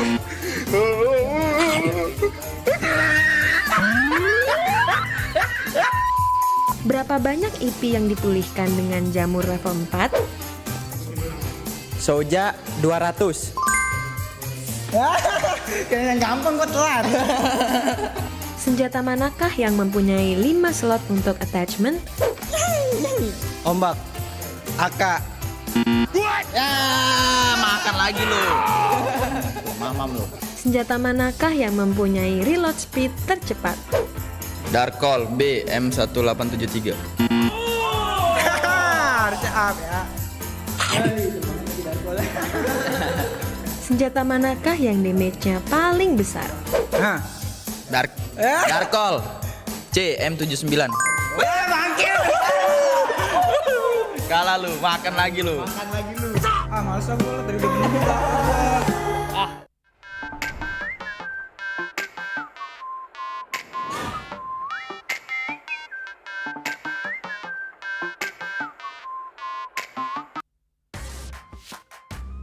Welcome back once again, survivors, and this is the Free Fire All-Stars Asia 2021. My name's Contra, this is IC Baby 12, and we have just witnessed some great matchups here. And what a close series that was between Brianni as well as Boba.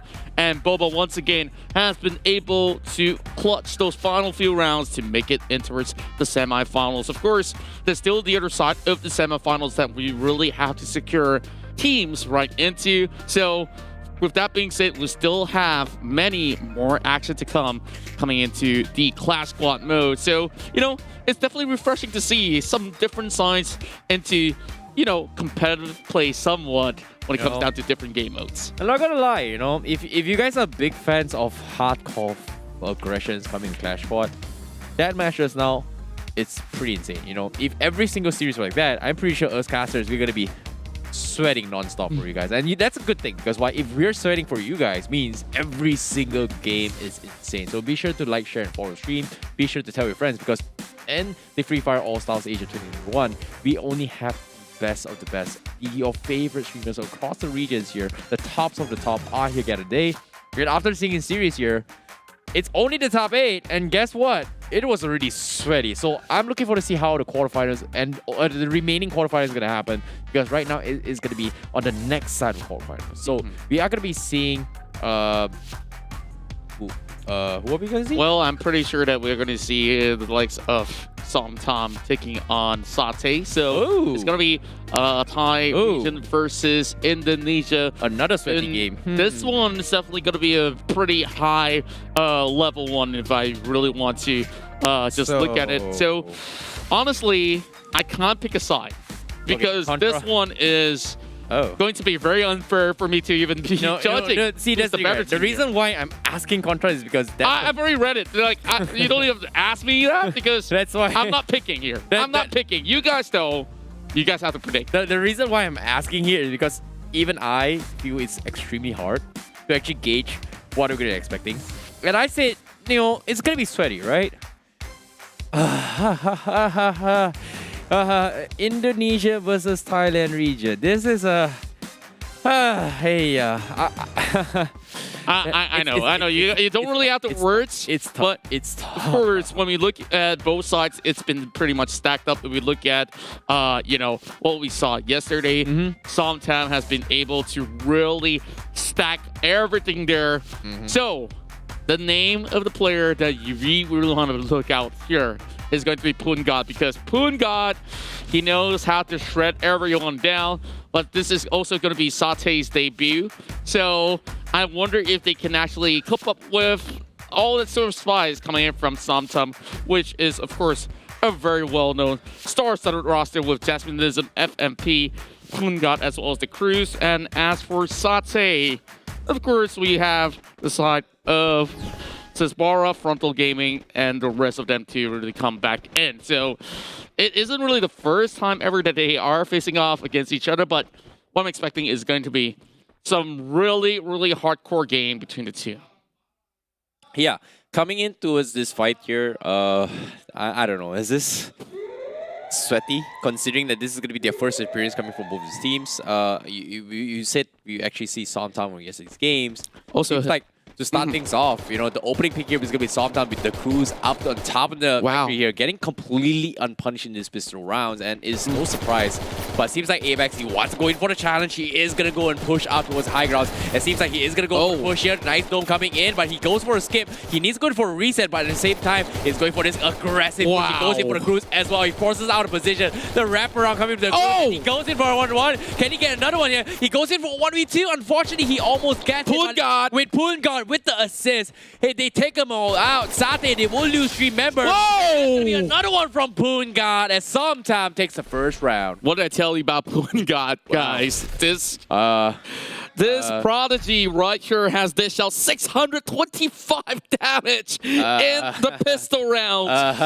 Give him an SMG, give him a shotgun here. He's going to be able to actually bring even more. But Frontal, of course, the superstar of the Indonesia region, have yet to really show us, what sort of concoction that they can actually pull up with. Now that we're going to Observatory, it will be a little bit more dicey of a situation here. I don't think that sometime we'll get, a clear-cut answer to what exactly was going to go on. It might get confusing maybe with the initials with ST and STE. But remember, Sate, of course, are some great skillers, but one guy! What? So quick, Punga So far away. wrap around, goes full far, gets a really nice trade-off. Apex gets tagged up, and he's gonna go in for the reset. And fortunately for him, they're gonna be A-okay, but Punga, he takes full map control for the team. Jasmine's also gets traded off, and that's gonna be Jasmine down for the count. So Somtam will lose one member. First blood in the hands of Sate. Punga almost getting the flush in, but Cruz, he is gonna go for the high ground advantage push, but Sate playing it a bit slow.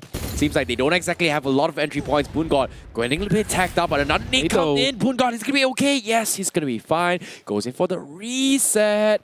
And it seems like Sate, oh my goodness, this is going to be a little bit tough here, but the circle is going to force them out. Apex going for a couple of nades here. He wants to isolate them, but he gets tagged up. He goes a little bit more map control. Punga gets tagged up pretty low with the nade. Means that he needs to go for a reset once again, but the zone is not in his favor. Apex now getting tagged all across the corner, and this is a beautiful flank coming from inside of Somtown. Here comes another nade coming from the side of Punga once again. But where is the backup that is necessary coming from the side of Sate? Barn gets a flank all the way over from across the corner, but the Cruz, he sees everybody though. This is going to be a really good one, and it seems like Cruz, he secures another one. Somtown now with an edge. It's only down to Apex as well as Dims to really turn the tides around. Oh no, that was a great flush coming from Punga as well as De Cruz with a massive takedown. Wow, what a clutch coming from Punga once again. 2 times in a row. What a play coming from Somtam. This young prodigy has been able to show us so much of the firepower, and he can even frag coming in from the long range to get that initial pickup for the first blood as well. Jasminism just needing maybe a little bit more of a opening lead here in Shipyard to be able to actually secure the very first kill. Sate now moving across the containers, and that's where it gets a little bit rowdy. And Somtam, now that they've already got 2 in a row, Sate needs to find a way back in the game. Yeah, and seeing how Sate is going to be taking a little bit slow approach here, Punga has pretty much crushed their way in 2 games in a row. Having 5 kills in just 2 rounds. What? Wait, am I seeing this right? 5 kills in 2 rounds means he's pretty much deleted half of Sate's team in 2 games in a row. Exactly what we've been bringing up. And first, the Cruz has been able to take 2 from Punga at least. So that's the reason why there's so much hype around Punga, because he is a maestro of guns, nades, and whatever you have here in Free Fire. But Sate, of course, will be taking things slowly and surely. They do have the edge, though, when it comes down to the areas that they're actually taking on. Jasmine is just hiding around the corner. Maybe that might just be a little bit of a surprise towards the side of Somtam. Yep, seems like Punga, he's gonna go in for the background. He goes for the wrap around as well, but it seems like the Cruz gets the opening frag. That's gonna be Deems getting tagged up. Going lobbing for another one as well. Tries to go for the finish, but he seems like they won't get the full reset in. He's gonna tag up a little bit more. As you can see, the Sate is gonna go for a push as well. Time turner has been expanded. The glue wall also gonna go for a lighter isolation as well.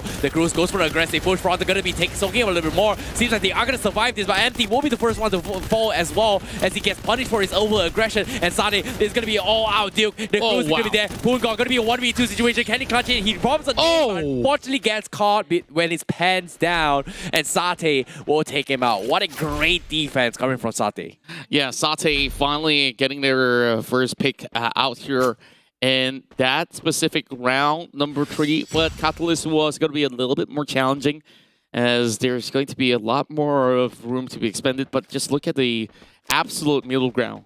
Flat on those surface, maybe playing by the top of the roof will be something that they'll be looking forward for. Punga, of course, has been taking majority of the frags, but from the likes of Sate, Dims at backs, frontal as well, Bara, they have been able to actually work it all around, and they're all sticking over the corners over on the right side of the map.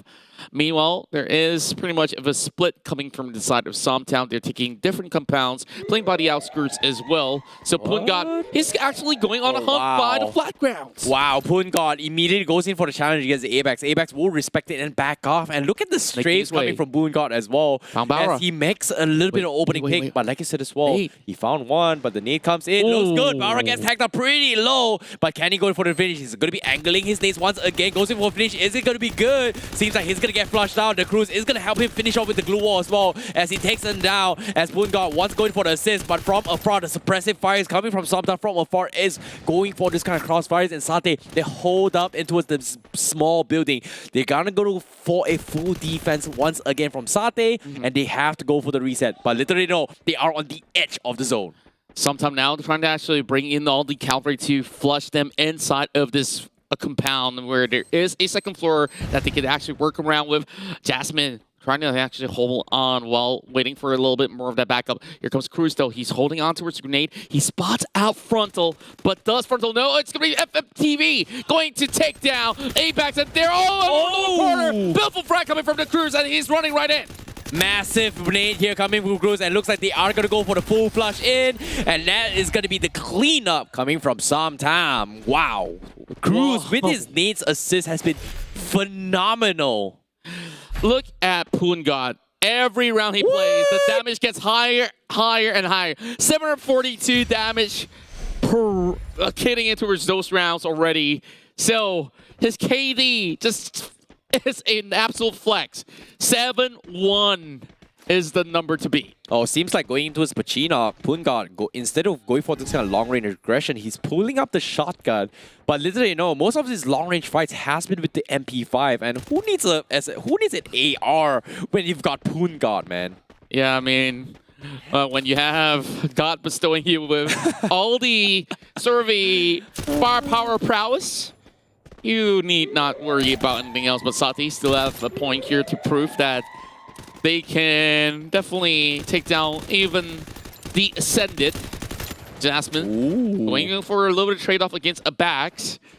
And Sati hasn't been able to actually go in for perhaps a full pickup at the very least. Now they do know and spot out members of the side of Somtam. On the other hand, the Cruz, though, with a good nade onto Frontal, and now they're going to look for a punish. Dims needing to really hold on down towards the fort. Then they found FMP as well. Pungat now brings in the dome, getting a little bit of protection, but Bauer wants to charge right in, spots out the Cruz, and that's one member down from the likes of ST. Yep, as you can see, the flush comes in. The Cruz is outplaying him, zipping around the turner. He gets one knock, but he's going to get taken out eventually. But they know where they are, and you can see the flushes are coming in. Jasmine gets knocked out. Pungat also getting knocked in as well. Satay's turtle is paying out, and they are going to get a full reset. Dims gets finished off, and it's all up to FMP TV. The glue wall won't stop him out in track. He goes for a double jump, but eventually gets outflanked, and a second glue wall to stop him in his track. And Satay clutches it in round number 5. Wow. Okay, like you said, it is a sweaty round indeed coming in from these few guys. And the A-backs. Now he brought up what? I just heard the numbers nearing 8,000 for A-backs on the previous one. Now he's going to purchase 5 frags. Make that 7 frags. What? He's going to make it rain. Wait a minute. You know, 7 grenades from A-backs? What's going to be happening here? Because even if you don't know as well, it seems like he's getting tired of the Cruz's playstyle, because every single time Cruz has been lobbing some massive nades, and this time he's going to take 1 for the team. Okay. Let's see what he's going to bring up, right? He already released 1 nade. Can he use all 7? Because, you know, it ain't Dragon Ball. It ain't Dragon Ball. You don't get 7 wishes, you only get frags out of this. All right. So 4 is all we need. 4 is all we need. Okay. Now, in this round number 6, you can see it is a little bit more tactical. They're playing by the corners of those containers already. Sometown to get it slow. Up Frontal comes in to pick off Jasmine's just lurking around the corner of the warehouse. Now FMP playing a little bit more slowly as well, as they spot out Dims over the top corner. So Poon God getting clipped up as well from the sides. Dims going for a little bit of pressure. You can see the crew scouts him out, but they're trying to save up those utilities. And once again, another nade being lobbed over from the side of Satay. And this time, Circle not in the favor on Somtam. They are going to get flushed in as Apex already starting to make advantage of those massive nades. It's going to bait out Somtam to go in for this kind of commitments. The glue wall setups coming from Grooves is going to go in for the push as well. As you can see, Dims and Front are going to go for the defense, but they are going to be playing the stairs here coming from Somtam. The crew's going for the nade, going for the isolation, but Apex gets us a Poon God, a massive one. The retaliation coming from Grooves as well. Trying to flush him off, but Apex will finish it off onto his Poon God, but the Grooves is getting surrounded by two players and he's getting shot across. He takes down one, but eventually Satay will tie it 3-3, and we're heading into round number 7. Match point for both the teams. Well, this is of course game point. It's not going to be the full series concluded just about yet. But with that being said, of course, we got Cape Town to actually end it on a high note. Look at the numbers there. Apex. 6 grenades for Apex again. Yeah, not just that, he's got the AWM on top. That seems to me this best of 3 series from game 1. Satay, they're pulling out pocket strategies. It seems like Apex, will he be having the element of surprise? Because as of now, he's not reviewed it yet. The Cruise will get almost sniped off, and Apex will show himself that he does have the AWM. The Cruise manages to scuttle away from the sides. Meanwhile, the rest of Somtam, they know that the AWM is in play. They have to play it slow. Apex on the rooftop. Is he going to get scouted out? The Cruise is a little bit too far off to find those angles. And unfortunately, say Apex is going to be A-okay for now, but he is going to play it a little bit slow. Whereas the rest of Somtam going for a little bit mid control. Poon God going to be in the front as Apex looks for a hit to pop. Jasmine on the side. It's going to get scouted out, but little they know the Cruise from the side is going to go for a wrap around. The glue wall is going to secure his position even more. So Somtam is going to have a really rough time to try and catch Apex on this top. Yeah, and he's definitely trying to abuse some of all these elevation shots here with his AWM for sure. But as it slowly dims down, speaking of dims there, he got clipped out by the Cruise. And that is an eye-opener for them. Satay needing to recuperate, the Cruise coming with another lob. Ooh, great glue wall block coming in from the Satay as well, because that's now Dims and Fronto gets finish off from the zone, and the Cruise goes in for the finish. Bara is gonna get isolated from Apex, but the suppressive fire coming from Somtam, they completely flush them off. Apex gonna be all by himself as he gets surrounded. What a play coming from the Cruise, and they will take the first game against Satay with Poon God, the MVP with 9 kills. What a play coming from the Cruise. And that's like, what, a 1.2 kill secure every single round, if that's going to be the case. And what a way to actually close out game number 1 right here. So he's still running pretty much on the maximum potential here. While, of course, she can't do it without the Cruise Jasmine as well as FMP. So overall, we had a lot of fun really heading in towards this entirety of the series. Satay showing that they can actually fight back. But unfortunately, that one grenade coming from the Cruise has been able to set the tempo right. And everything slowly crumbled up for the side of Satay. Agreed. And you saw the counter glue wall, which blocked the second nade coming to Cruise was nice. Unfortunately, they've trapped themselves outside the zone. It's just so unfortunate, but it was a really sick block coming from Satay. Unfortunately, the zone was just not in their favor. Cruise with a massive flank. I would say he is the second MVP for me. Like Poon God, he's got the higher skills, but most of the plays that was set up was a crossfire between the Cruise and Poon God. And I really enjoyed that because it shows you how strong of a team Somtam is in that scenario. And I'm looking forward to see how game 2 is going to go, because it seems like there's a little bit of strategizing that needs to be changing coming in from Satay. But it was very close. He could have gone either ways in that match. Yeah, it definitely could have actually gone into a very, very close commotion out there.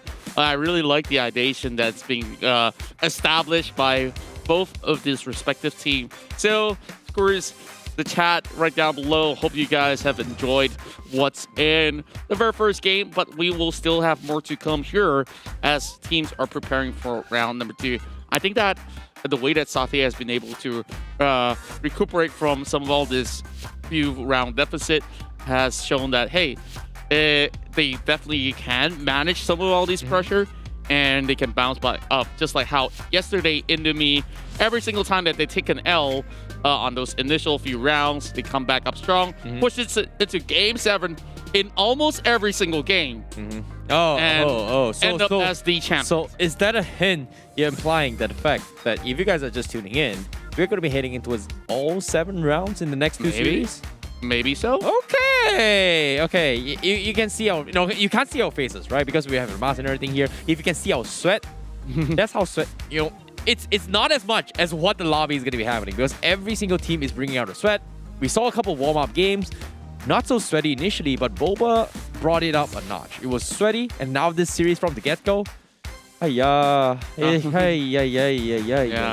is definitely we're just gonna be having a loss of words for now, because initially we thought like, hey, it is gonna be good. Yes, we know it's good, but wee. Yeah, and I definitely think that, of course, we have some of the biggest stars out there across Asia. Now it's between Thailand as well as Indonesia. Both of these regions here has been able to show us top quality Free Fire action overall. And of course, it's time for you guys to get excited. Make sure you guys, of course, follow them on their respective social media and as well as their own respective channels. Not about as us. well. What about we'll us? get to us in a bit, because they're the ones here displaying everything to keep us all entertained. Of course, it's ContraCast and IC Baby 1-2. You guys can also drop by on our Facebook page itself to show us some love, or even visit us on Instagram. Full promotion. Is that enough for you, my friend? No, I'm just... I know we're not trying to sell out. It's just that you forgot the fact that we have multiple social medias, and I like you brought out multiple social medias as well. And that's great, because we need your support. It's just as much as all the players here. We're here excited to cast them as well, but we need your help as well. All you gotta do is just follow us, and aside from that, we can keep you guys entertained for as long as you go. Us sweating means our pleasure for you guys, That's right. That sounds wrong, right? Isn't it? Yeah, I don't want to get into that. 30 more seconds before we actually get in the game. I think they have gotten just about enough rest from the very first game in the 2 minutes itself. is rest? Yeah, I guess it's good enough, because, you just have to stretch your fingers for a little bit.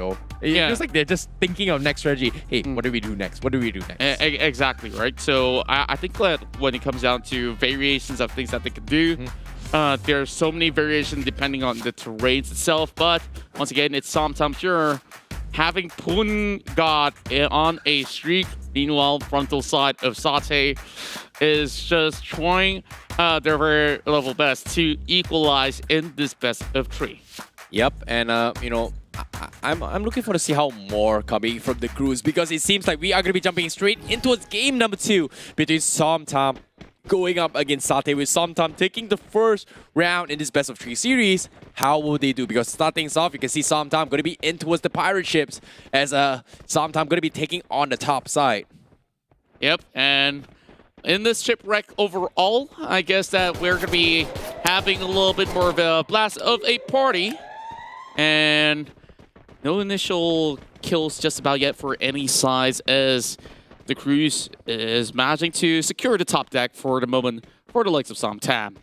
Yep, and as of now, nothing much crazy yet, but we saw some interesting interesting play coming from Boba early on in the previous round. This time, Somtam will be playing on the top deck and Satay on the bottom side. Let's see what kind of approaches comes from both these teams, because as of now, we can see Satay at the lowest deck. As of now, the crew's checking deck by deck. They're looking for some sort of opening picks. Unfortunately, it is only pistol, so it's not much they can do from afar. Hopefully, they will be able to abuse the fact that they have elevation coming from Somtam. But Satay, once again, not revealing too much. They've made a lot of noise, but at the same time, they're just masking their footsteps alongside with their teammates on top. So it's hard to tell between enemy and foe in this stage of the game. Well, I guess sometimes you will kind of know a little bit of that, but AVAX receiving a little bit boo. But Pungad, he managed to get himself back in safety as well, going in for a little bit of a revitalization, wrapping himself up with the first aid. While the Cruise is just checking every single one in this corner. They're just going to be waiting till it strings right in towards the middle. I don't know, maybe somebody's going to stand somewhere in between. Is this going to be this is where Pungad comes in for a big fist fight between the two of them. Oh, seems like they are gonna go for Jeopardy as well. They're leaving out one top and some top and going for the Jeopardy as well. It's gonna be a chaos. Who's gonna want who comes up on top? But eventually Jasmine comes up on top and some top takes the W. What am I watching? That was a big party heading towards the very final moment, and that's why I love the shipwreck in Santa Catarina. And she got 3 kills. Yeah, she got 3 kills because nobody had noticed her from the back. And she just rushed right in and being the fun one to have the last laugh overall. Now, not going gonna to lie. That could have gone either ways. I have no idea. There was zero tactics. That is all just cluster mess. Cluster. I would say, I don't want to say it, but that was just a chaotic cluster. Yep. I'm not gonna go into that. Yeah, that's why I call it a cluster mess. So that's a pandemic. Put it all aside, you know. Now Pungat's gonna be going on at M16 as well.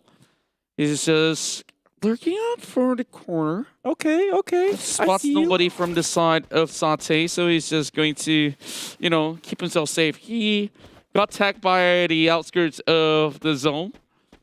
The zone hits pretty hard. Oh yeah, like that's 50 HP gone. I know, right? I felt that he really had to tread very carefully. There's no way he can out-heal that, right? Into its mammoth bones, of course, where members of the side are sometimes playing the massive action final frontal. Hits the boss with only one skin of a teeth. So close. What a pixel shot coming from Pungat. But as of now, sometimes they have the elevation. However, the fall damage is going to be taken into account as well. They're setting up the cruise as the backup plan, and that's going to be the opening he gets because that's going to be Dims bleeding out the zone. Means that the cruise is still wildly lurking from the sides. FMP going to be taking on another one as well. ABAX goes for a couple of return nades, but the glue wall is going to save his life. Unfortunately, PFMP TV, he was going for a push, but ABAX won't go for the fall. And that's going to be Satay losing out every single member as Sometown takes a clean 2-0 in this second game. Wow, this is them going on the streak, and this time around it's the cruise here that really popped off with some really massive picks. And unfortunately enough, you know, like they've already got better leverage on their own terms by the containers. Now we're going into the maze in Kalahari already, and we've seen this before. You know, it does get a little bit more difficult because there's so many nooks and crannies that you need to know into this specific town. I won't call it a city because there's just not much going in this sort of corner. So it's a labyrinth, I guess. Exactly, just that. So Jasmine could be hiding by the edges here, hoping to find members out there. But the flank is looking pretty good though. Oh, he's right in front of every member coming from Satay. And you can see the flush comes in. Time turret has been expanded as well. It's going to be a brawl between Bara as well as Jasmine, and the glue wall as a safety insurance. She's going to be A-okay, but she needs to make a run for it. But at the same time, from behind, it's going to be a flank. But Punga on the sides as well. They do take down Bara from the sides, but the crew's also getting picked up. It's going to be down towards the 2v2. Punga getting 2. He's looking for more, but he needs to go in for the heal. But as of now, he's running around, ringing around Roses, trying to outweigh the aggression. But the time turner there caught him by surprise. Did not expect the flank in as Satay comes up on top. It is all up to FMP TV, but eventually gets finished off as Satay bites back. Just seeing how well Satay has been able to actually start things off out there. And you really got to give it to ABAX alongside with Jasmine's because she found that opening pick with a beautiful flank hitting it towards the corners of the map. Now going into refinement here.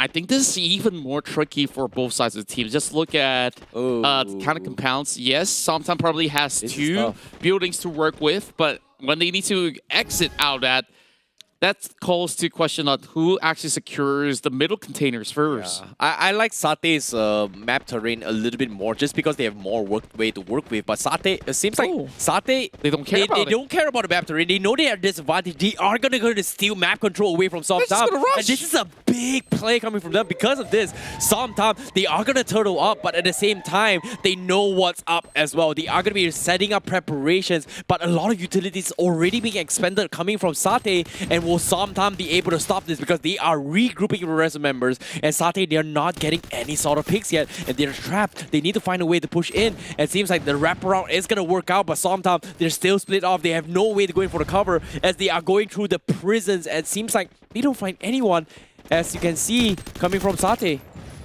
Yeah, and the Cruise, he does have a little bit of an elevated angle against the side of Sate. Sate now bringing up a little bit of time turner, and that's a big frag that's being dropped right in. Jasmine goes down, Bara gets the kill, and it's going to be the rest of Sate managing to recuperate. It's a 2 versus 2 for a moment. They will be actually going for a save. FMP needing to actually outlast some of all these trades. Glue Wall isolates him as well. FMP is stuck. He gets a turtle. Window cracks as well. He pushes down, but the zone is going to come in. Is he going to survive? Can he get a little bit more? And it seems like he is going to take him out with him as well. But the zone is going to flee him out as well. It's all up to Boomguard. 1v2, and he takes one out as well. It's going to be 1v1. And it seems like Dibs is going to be reversed of him as well. They're going to flush out. The zone is coming in as well. Boomguard gets the full heal. But he gets bored with Dibs with the one-shot pump, tying it 2-2. Woo, what an outplay coming from Sate. That was the play that they needed to get ahead of Somtom. That jump shot as he secured that final blow against Poongard. Poon was ready to actually take him head on, but you know the damage was way too high that there was nothing that he could do about it. But that was crazy. And not gonna lie, that was just insane coming from Deep Slur. And it could have happened. Poongard looks like he had the upper hand. But guess what? The element of surprise is always the shotgun. One pump to your face, you're gone, you're deleted. I like how they went for the mix-up, but this time Sate once again switches up their approach again. They are going to be tackling from one angle as a full man squad. They want to get map control. Unfortunately to say, in this particular round, this is not helping them at all. The terrain is not helping them at all. As this time, sometimes they smell what's up and they are going to pull a very similar strategy to themselves. It seems like Sate, they respect this. They will pack up and retreat and head in towards the console instead. Wow. But Poongard, he finds this as an opportunity. He's going to take advantage of the retreat. He's going to go for a massive flank. And he might just be able to spot out Bauer as well. I don't think that they heard the footsteps, but now they may just actually do so. Oh, shots being fired, and they're rushing right in! That's one way to catch Poongard with the whole members of Sate. Price. Just going at him. Oh, the Cruz tries to go in for a little bit of assist, but Bara is already right in the face as well. The Cruz goes for the pump. He gets the 2-shot in. Unfortunately, it's not going to be enough to finish him off.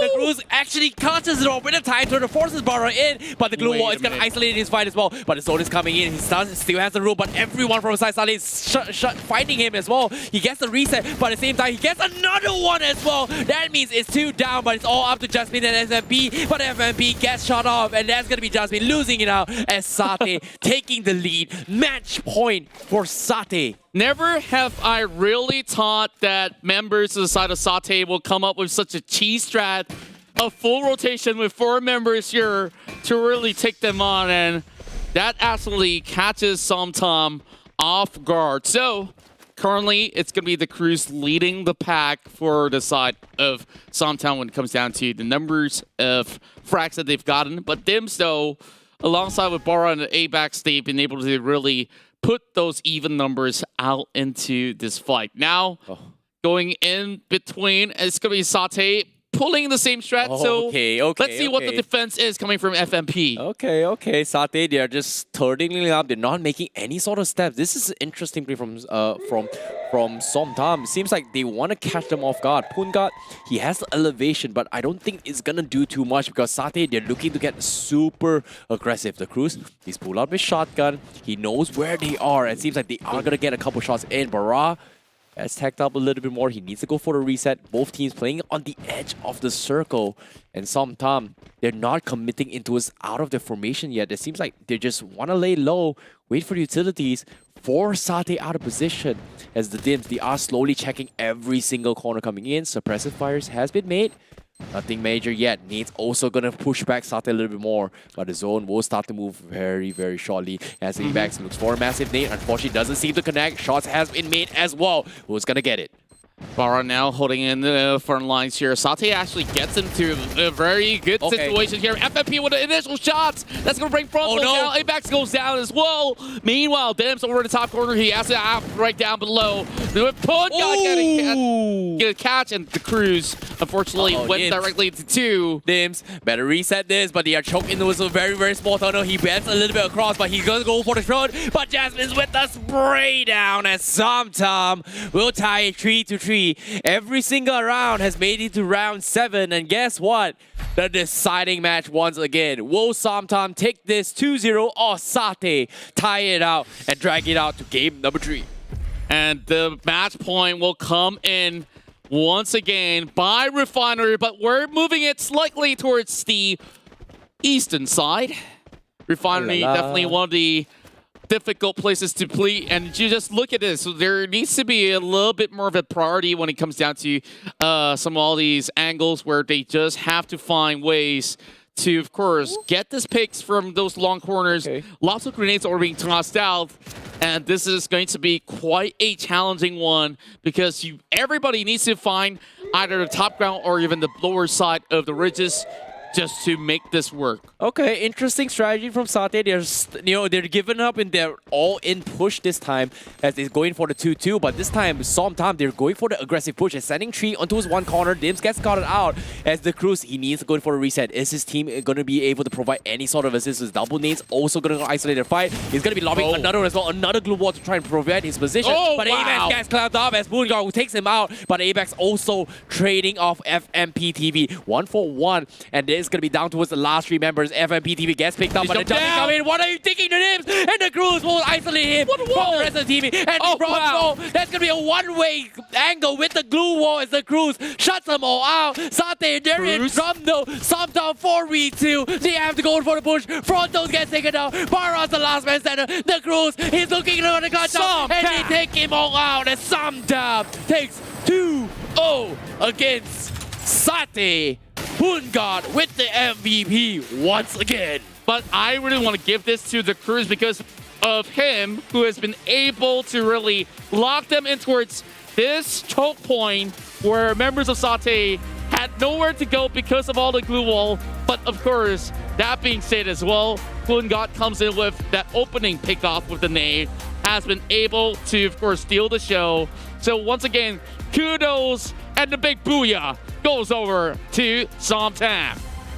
What a good aim coming from Somtam. And my goodness, we've seen so much plays coming from the Cruz and Moonguard, but the unsung heroine, in my opinion, is none other than the Jasmine is. Because most of her suppressive SMGs were not the flashes of play, but most of the time, she's done enough damage to actually take out some of the members coming in from Satay, which allowed the Cruz and Moonguard those kind of small window opportunities to clutch it out, which was kind of insane to watch. And I'm not gonna lie, that was some insane teamwork coming from Somtam. Yeah, and overall, we just have some great, spectacular plays that has come out from this series. And let's jump right into the All-Stars highlight. Yeah, in the highlights here early on, we saw a very big opening statement from Moonguard where he just single-handedly just destroys Satay in the first few rounds. As the game progresses, Satay was, in a situation where like, hey, these guys are good. We gotta respect this. But they somehow dragged it out into a sort of reverse sweep, picking into his round number 7. But eventually, it all came down to the Cruz clutching out in round number 7. And both times, not gonna lie, in both of the best of 3 series, the Cruz was the one to clutch out in this crazy place. The first series was pretty much with the Cruz with his insane nades multiple times. But in that final round as well, the Cruz with his shotguns play was just phenomenal to watch. They just have this absolute finesse coming on, especially with some of all these picks. I think Satay definitely have some really good unified massive plays. This is the play. Yeah, this was where the Cruz really has been able to bring in the full pain, and it was basically a train just running them down. But now we've already got 3 semifinalists already secured.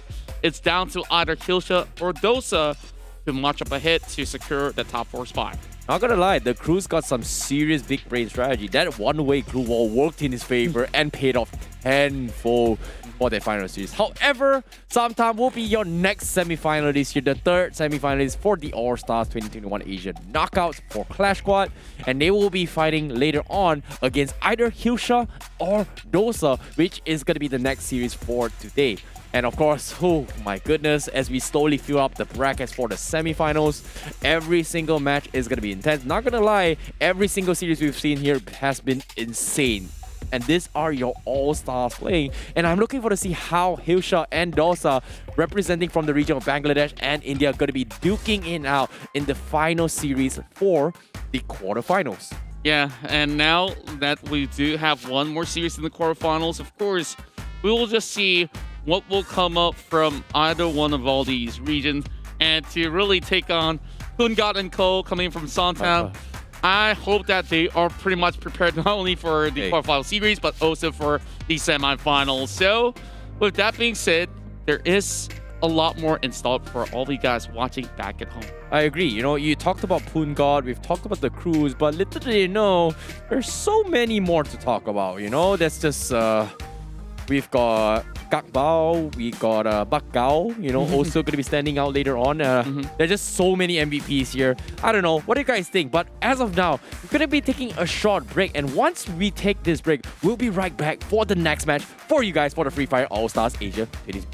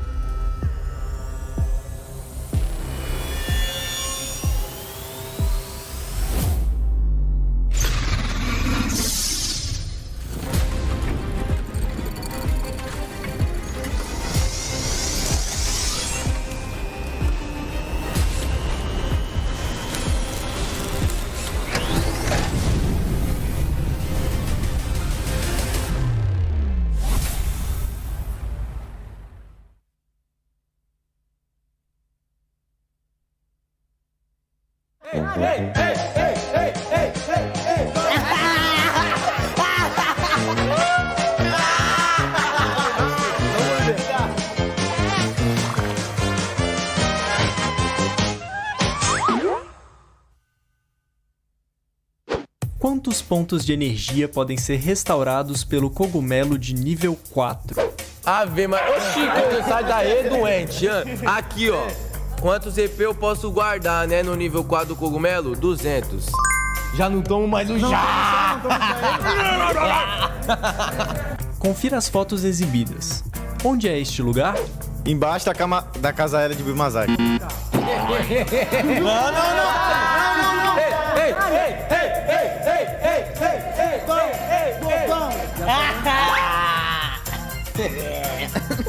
Já vira, sem brincadeira.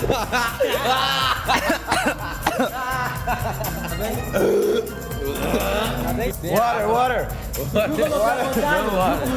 O capacete de nível 2 reduz quantos por cento de dano quando você leva um tiro na cabeça? 45. Qual o primeiro patch do Free Fire? Gato.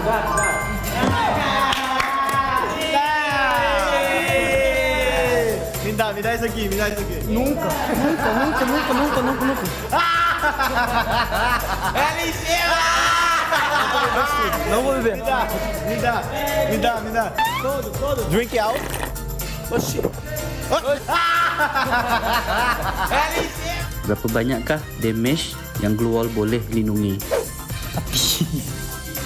Glue wall. Wait a minute. Oh no! Go. Alat tahu. 300 damage. Oh, aku mikir aku banyak jenis.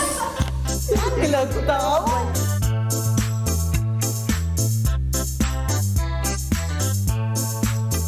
Siapakah yang memenangi Free Fire World Series 2019? No bro. Apakah binatang peliharaan yang pertama di dalam Free Fire? Apis. Kitty. Senjata manakah yang menghasilkan damage paling banyak? Api. Kayu. AWM.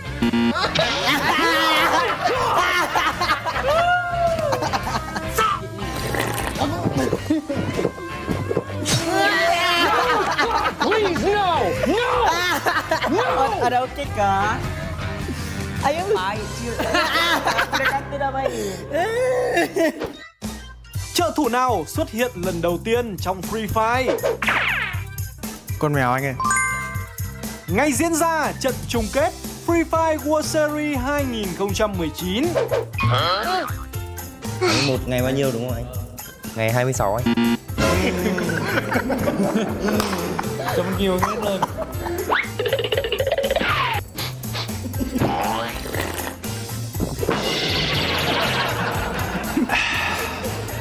Xin nấm 4 giúp bạn hồi phục được bao nhiêu EP? 200. Đúng rồi. Trên bản đồ đảo quân sự, nằm bên phải xưởng cơ khí là khu vực nào? Nice. Khu dân cư. Vũ khí nào sau đây có tốc độ thay đạn nhanh nhất? 11873. Không sao, đội trưởng gánh hết. Đội trưởng gánh hết.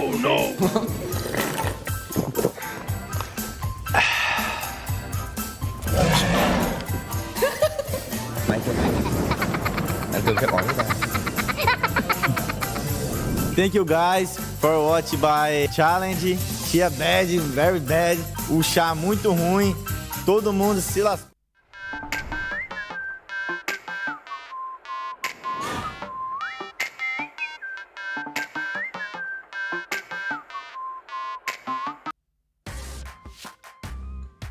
Welcome back once again. This is the Free Fire All-Stars Asia 2021 brought to you by Garena. And of course, with me here is Aussie Baby 12, and my name's Contra. And we are all in here for some fun and games. And of course, some epic Clash Squad action here happening only on Free Fire. And we got one final slot into the top 4, and it has to be some of them to, of course, return maybe a little bit empty-handed, but of course, once again, this is all being played out for the pride and glory of their respective region. Now we got Dosa coming up online, and who are they going to be facing up against? Okay. Now, while we had this 5-minute break, right, you know, give us guys a little bit insight of what happens behind the scene here, is that we had a little bit of prediction, right? So, in the first 3 series, it was super sweaty. But now, coming in towards both Dosa as well as Hisha, we made a couple predictions from the sides. You know, while you were in the toilet, you know, I had a prediction with the Malaysian casters as well. NMS, they're saying that, hey, they think Hisha representing from region Bangladesh is going to be taking a series. That's them. Me, my personal experience here is like, I feel Dosa's got it, you know? Just because I like Dosa a little bit more than Hilsha. You know, maybe something smells fishy, right? We know something smells fishy coming from Hilsha. They might be bringing something out on the table, but I still think Dosa tastes better. It's just my opinion. So, well, of course, my we'll prediction is going to be on Dosa. Your prediction is going to be on Hilsha. But right after the series here, I'm going to duke it out with the Malaysian casters and say, I'm the better prediction. So, okay. Dosa, if you're watching this, you better win for me. If you lose this, Hilsha, congratulations. You're supporting our Malaysian casters. You and me, we can now be friends. Not the food, but you know, a little bit of rivalry. But aside from that, I don't know. What do you guys think in the chat? You know, do you guys think Hilsha is going to take it? Or do you guys going to think Dosa is going to take it? Because right now, in this final quarterfinals series here, it's going to be happening very, very shortly. Who's going to be the one to take it? Because whoever wins this, they have to fight against Som Tam. I really don't mind whether it's Hilsha or Dosa. We see a lot of great quality even coming in from the previous day where we had the bomb squad action. I think that they, of course, have been able to show us that there are a lot of all these written in place to be brought out there. And I understand why that they are actually giving a little bit more predictions towards the side of Hilsha, because there is some really good chemistry, because hey, you got Alchemist playing for Bangladesh. Wait. Alchemist as well as C-Hop. Yeah, they're pretty stacked. They're pretty stacked, that's why. I'm not saying that India itself is lacking of we got TSG, we got Pahadi, Legend 07 as well as Sanita. Wait. Did I mess up the roster? Because I didn't pay attention to the roster, but yeah. So from what you're telling me, they've got Alchemist. Yeah. I'm a little bit afraid now, because I feel like I want to change my prediction, but at the same time, should I stick with it? Oh, come on, give me a little bit more insight. Should I stick with it? Yeah. Just go ahead. I mean, there's no wrong, there's no right. And of course, same to you guys who are having a little bit of banter on the chat as well. Make sure you guys keep it clean and healthy, and just make more friends along the way and play Free Fire all Stay positive, together. right? So, Stay positive. you know, we're going to be getting the lobbies up available online, but of course, when we look into the playstyle, I think that both regions here really have very solid close quarter combat. It's more of how exactly will they be able to, get the edge against each other, especially now that as compared to the bomb squad segment that we had on yesterday, there's not going to be any sort of replant going on. So any opening pace that they can get is going to be very valuable coming to Clash Squad. Now I'm a little bit worried, right? Considering that India and Bangladesh, they have a history where most of the tournaments are kind of conjoined to a certain degree. They do have a lot of, I would say, frequent occurrence where they do clash up a lot of times in their tournaments as well. So they will have a little bit more of ins and outs between each other's teammates here. It's either going to be a clean sweep or it's going to be extremely sweaty in terms of playstyle. So, that is on a competitive level, right? But now into the All-Stars, would you say it's going to be the same level of competitive compared to the Pro League? Even higher. Or even higher? And be higher overall. And, okay. We're going to be moving into the program here and show you guys who's going to be playing for Hilsha as well as Dosa. And on Hilsha's side, we got Z-Hub, Alchemy, Nayalam, Z-Sun 4, and of course, maybe missing from the picture might just be Xanad as well as Afnaf. That's also going to be playing. Perhaps now Dosa will feel TSG, Pahadi, Legend 07 as well as Sonita. Okay, now coming into the first game here, it seems like best of 3. It is going to be Hilsha on the blue side and Dosa on the orange side. And it seems like Hilsha taking quick work on towards the factory. It seems like they are going to go for an aggressive push down mid. But it's going to be a takeover. We do see double guns all the way, I would say double Glocks all the way through in all the teams thus far. Nothing aggressive yet, but they are kind of split off coming from Hilsha as Dosa still playing the pistol. Nothing much has shown yet. That's right. So Naim Alam, he's just going to be hugging by the edges here, making sure that there's not going to be any sort of the full push coming from Dosa, coming from the edges. But I think he have a little bit of a hunch that Dosa might be going for some of all this sort of flank. Well, remember over on towards the middle ground and to the factories. So it's going to be a little bit hard for Hilsha to just march right in without checking some of these corners. So Pahadi probably will be the one doing a lot of all this solid work. Speaking of which, shots being fired and Pahadi now soaking it with the time turner being brought into play. Ritty secures the first kill. Oh, that was so close for him as well. He almost won his 1v1 fight. Z-Sun is going to be out in the open as well. Alchemist getting pressure from the side of Ritty as he goes in for the couple of push. So Nada also going to be challenging from afar. C-Hub goes for the aggressive push coming from Hilsha. And that's going to be 2 down from the side of Hilsha, whereas Dosa, they got Sunita pretty low. Legend and Ritty needs to go in for the heal up, but the zone is going to be in their favor. But Z-Sun gets taken down. It's all up to Legend as well. He's going to be the last man standing. He takes out of the tower, but C-Hub still alive. It is going to be a 1v1. He needs to go for the heal up, like coming from Legend, but he's going to be outside of the zone. And this time, Hilsha going to be having the advantage as well. Legend getting Tanner from the top, and now the surprising part comes in as well. Can he come on top? But where's the glue wall? And he comes on top. And Legend takes the first round coming in from Dosa. Too close for comfort, where Legend has been able to find a little bit more advantage because he was in there for quite some time, but needing to hop downwards definitely wasn't working all too well for the likes of Hisab. Well, Legends never die, man. He's got 4 kills. Oh my god, he killed the whole lobby by himself. Oh, yeah. Legend, Legend, man, don't die, huh? Legends never die. In Singapore, there's this saying called Legend 27. This guy is even better than Legend 27. Why? Just because he just absolutely sweeps everybody off. So you're saying he's Legend 28?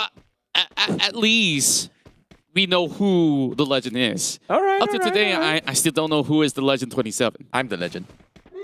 You are the Legend, but you're not Legend 27. I'm Legend IC Baby 1-2. Doesn't count. Not that legendary yet. Contra, why you gotta do me dirty like that, man? Okay. Because we gotta focus on our match all here. Right, because Hilsha, I think they're in a really good spot here to punish members of Dosa. Pahadi alongside with Nita. Oh, gonna be able to lob that perfect nade wow. to find Alchemist. Okay, that was something I did not expect at all. Through the cracks of the window, on the edge, he gets the finish, and Alchemist will get finished off from Sonita with the double nades. Another one comes in, but Siab needs to go for the push. He's looking for a flush. He trades off Sonita, so it is gonna be 3 for 3, and Siab is gonna try cut off any sort of backup coming from Dosa. As you can see, Nayamala going for a flag. He casts out the Legend, and he goes for a spray down. The Legend comes up on top, but gets straight off from Zizan from on top of the roof. A massive pick coming from him. Look at members of Dosa right now. They've already spotted him up on the top of the roof. Dosa gets to in the row, and man, this is just round number 2. Moving into round 3, this is going to be crucial for Hilsha to really find that opening to at least bring those points to a close tie, if that's going to be a case. Yeah, that was a big clutch coming from Pahadi as well. He was able to just abuse the fact that, hey, he had the upper hand, but the zone was in his favor. So I would say a right place and a right time, but it's not over yet. 2-0 coming from Dosa. Hilsha, they need to step it up a notch. This time, it is going to be full buys coming from both teams. And feels like Hilsha, they will take a little bit better in terms of map control. So they are rushing for it. However, Dosa, they will have the upper end. It is going to be connected in a compound here. Siab, he's going to go in for the challenge. He manages to sneak by Dosa, and there's no shots being fired yet. So Hilsha, going for the nades as well. Alchemist going for the time turner. He's going to be A-OK. Doubles as well coming from Siab means that is going to be 2 utilities expended from the side. Hilsha, Siab gets finished off from Dosa, and you can see the push comes in. Alchemist, he's looking for the flank, but it seems like it is going to be a wraparound. And Sonita catches Naeem Alam out in the open. And it is going to be a 4v2. Zizan from the sides goes in for a couple of trades. Not going to do too much. Alchemist gets taken out, and Zizan, last man standing, 4v1. He's going to get completely overrun by numbers. Yeah, I don't know how long can he actually go in for, but Riddick gets taken down. Sonita with so little health. But the cavalry has arrived, and that's all that they can get out at. Dosa now is fighting for game point. Yep, and that's going to be 3-0 from the side of Dosa, whereas Hilsha, you know, are they going to make the comeback? Because it seems like we are seeing double shotguns as well as MP5 buys coming in from Dosa, whereas Hilsha, they haven't exactly made too much yet. Seems like it is going to be a shotgun as well coming from Naeem Malam as they want to get close up first, but who's going to be the one that has the upper hand in this high ground? Seems like Dosa will be the first one to take the compound, whereas Hilsha, they will take the lower ground. Not an easy one to push, but it seems like who's going to be the first one in? Pahadi taking compound as well. Suppressive fires has been made from Pahadi. Not going to clip anyone. Siab gets tagged up a little bit more, but the nades also trying to zone up and clear out some of these angles from the side of Hilsha. Nothing major yet, so Nita playing a little bit slow. Oh la la. Each very, very cheeky angle coming from Sunita. Yeah, she's going to be able to actually get a lot of information, but she won't be able to land much of a shot. But the nades flying into the windows already. This is where it is a little bit more of a concern. Hilsha, they still need to find a way upwards and towards this corner of the compounds. Meanwhile, Dosa already having quite a number of security plays. And speaking of that play, it has to start from Riddick to bomb himself out. Good. That is not good for Riddick. Oh my goodness. He's going to go for the rest here. Seems like Hilsha, they are going to go in for the push. It's fortunate for them. He's going to be A-OK. But is there any sort of punishments coming from Hilsha? Seems like they are going to get map control. Playing out safe, but another nade lobbing down as well. Pahadi clips off Zizan pretty hard, but not enough to finish him off. Whereas Alchemy is going to be looking for the side. He goes for the push, and Legend scouts it out. But who's going to win out this little fight? But Alchemy, he needs to reload, but eventually Zizan won't provide the saves as Legend gets taken out. 4v3 is all up to Hilsha. Riddick trades off Naeem Alam, and he gets traded off. It's going to go down towards the 2v2. So Hida and as well Pahadi going to be on the outskirts here as Alchemy is running around, ringing around Roses down towards mid. But now with the mid control, Zizan gets caught out. Alchemy needs to go in for the punish, but Sonita with the shotgun cuts his way through, and now with the glue wall. Oh no! He's trapped, and that's going to be Dosa outplaying him with a 4-0 clean sweep. Pahadi has to be the MVP in all of this rounds, and it seems like Hilsha hasn't been able to really find that sort of rhythm to be able to secure a point off of the likes of members of Dosa as they secure this massive booyah that was a win through Wood Landslide. You know, that final round, Pahadi, he messed up his nade. He was able to redeem himself, but that particular round, Sunita clutched it big time for the team. Indeed, it was. Like, we saw that Sunita has been able to really pull over on those corners, and when members of the side of Hilsha was trying to also cut right into the building, they have managed to hold for a little tad bit. But the problem here was that they don't really have as much vital information to utilize as compared to Dosa, and that is a little bit of difference when they were playing in the outskirts as well. There was a lot of walls to be brought out there, but it's more of a good teamwork that was being displayed by members inside of Dosa to be able to really get those numbers in, although there was 2 members being knocked down to the ground, and of course Sunita has been able to really perform alongside with Lahadi that really has been offering some of all these spectacular feat for Dosa, and that was just game 1 being concluded.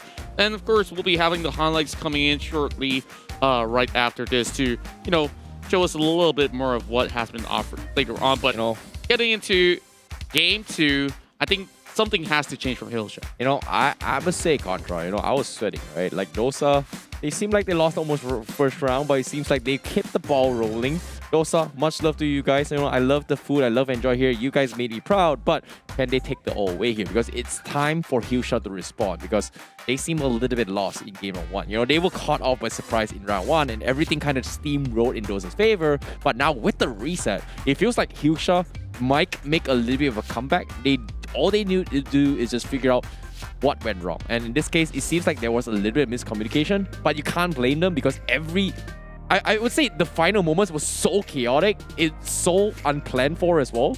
It's so hard to predict what may or may not happen. So I would say in game number 2, it's going to be a different approach coming from Hilsha. But how big of an impact am I going to be expecting? This is something that I'm looking forward to see. Yeah, and of course, we really want to see a full series coming down there. So let's see if Hilsha could still, of course, push the buttons directly to send them skyrocket up and towards the top 4. So we're starting on a back foot. It's not always going to be all too easy to really come back out from, but I still believe that there is a lot of potential that as we are seeing, some really good frags coming from inside of Limelum, C-Hop, C-Son, as well as Alchemist. But they really need to ensure that they don't get first taken one after another. So just needing to solidify on how they go in for some of all this rotation of a formation. Yeah, agree. Coming this final quarterfinals here, I don't know. It seems like it could have gone either ways. We've seen a lot of reverse sweep comebacks as well. Early on, I think one of the first matches we've seen today was between Boba. Second series here was between Boba as well as who was it again? Briani. Was a pretty interesting match because Briani, they lost the first round 4-0. Game number 2, they brought back their table. So that is something I'm looking forward to. Will Hilsha be able to bring it? That is something that I'm looking forward to. They've got the skills. We saw they've got the skills. They looked a little bit uncoordinated, a little bit miscom. It might be a warm-up game. It is usually, that's what the case that usually happens game number 1. Whereas from momentum-wise, hopefully Dosa is going to be able to keep it in the game number 2. So now, once again here, this is going to be round number 2. Hopefully Hilsha will make a comeback, but it is still possible. But Dosa currently having the upper hand with the first game advantage. This is going to be game point for themselves. If they take this series, they will be the next team, the final team to make it in the semifinals. So what do we find out here? This is going to be game number 2 between Hilsha versus Dosa. Right, we're moving right into Santa Catarina once again. And this obviously will be another epic showdown of proportions for the pistol round. And the last time we went in here, it definitely was quite a shocking round when we had the likes of Somtown, of course, taking it into some epic proportion, with Jasmine being the very final one to survive. Now that we have both, of course, the Bangladesh and the India region here playing to combat, it's going to be a little bit of a different strategy. Lurking over the lower side of the decks is going to be Hilsha. Meanwhile, on top, Dosa. let's put some stats on the board currently here. Based on all the matches we've seen in Santa Catarina, every single team who's pretty much up on top has pretty much won their round thus far. Is it going to be the same case here? That's going to be something I'm looking forward to here. Will Husha be able to capitalize on this? Because as of now, Alchemy is taking a different approach. He's going for the wrap route. He's thinking about climbing towards the back lines and trying to sneak up towards the top deck, whereas Pahadi is also making sure that they do not do that as well. So that's going to be a risky gamble coming from Alchemist, but as of now, will they be able to find any sort of pickoffs yet? That's they need some sort of opening for now from Husha, and Dosa is just not giving it to them yet. As you can see, Pahadi is just lurking on the outskirts. He's trying to get some sort of info. He can't seem to find any cracks to punish yet. But the circle is closing in. They need to hold down eventually. Oh boy. Nita will be the first one to hit It's down gonna be a to rowdy the one. dock, and it is going to be a rowdy one here in this case. Now everyone's going to be heading in towards the lower ground, and that's where Dosa really has to bring the fight to Hilsha. Immediately, Zisan goes in with an opening pick, and Ritik goes down. Sia finds a Norver. So, Hilsa, they're getting the upper hand here, and Dosa, they're slowly bleeding out. Pahadi, the one that's going to be surviving. He's trying to heal up, and how long can they tank? Siam, he goes for it. He kills it. What an outplay coming from Dosa.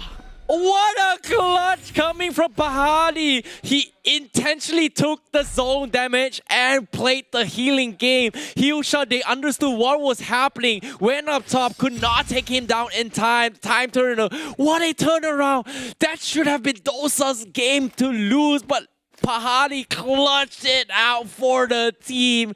Oh my goodness! Woo! Yeah, that was an intense one indeed. Goodness. Hilsa could have actually got it, but of course, they understand that there's one member still lying in the waits for the top deck.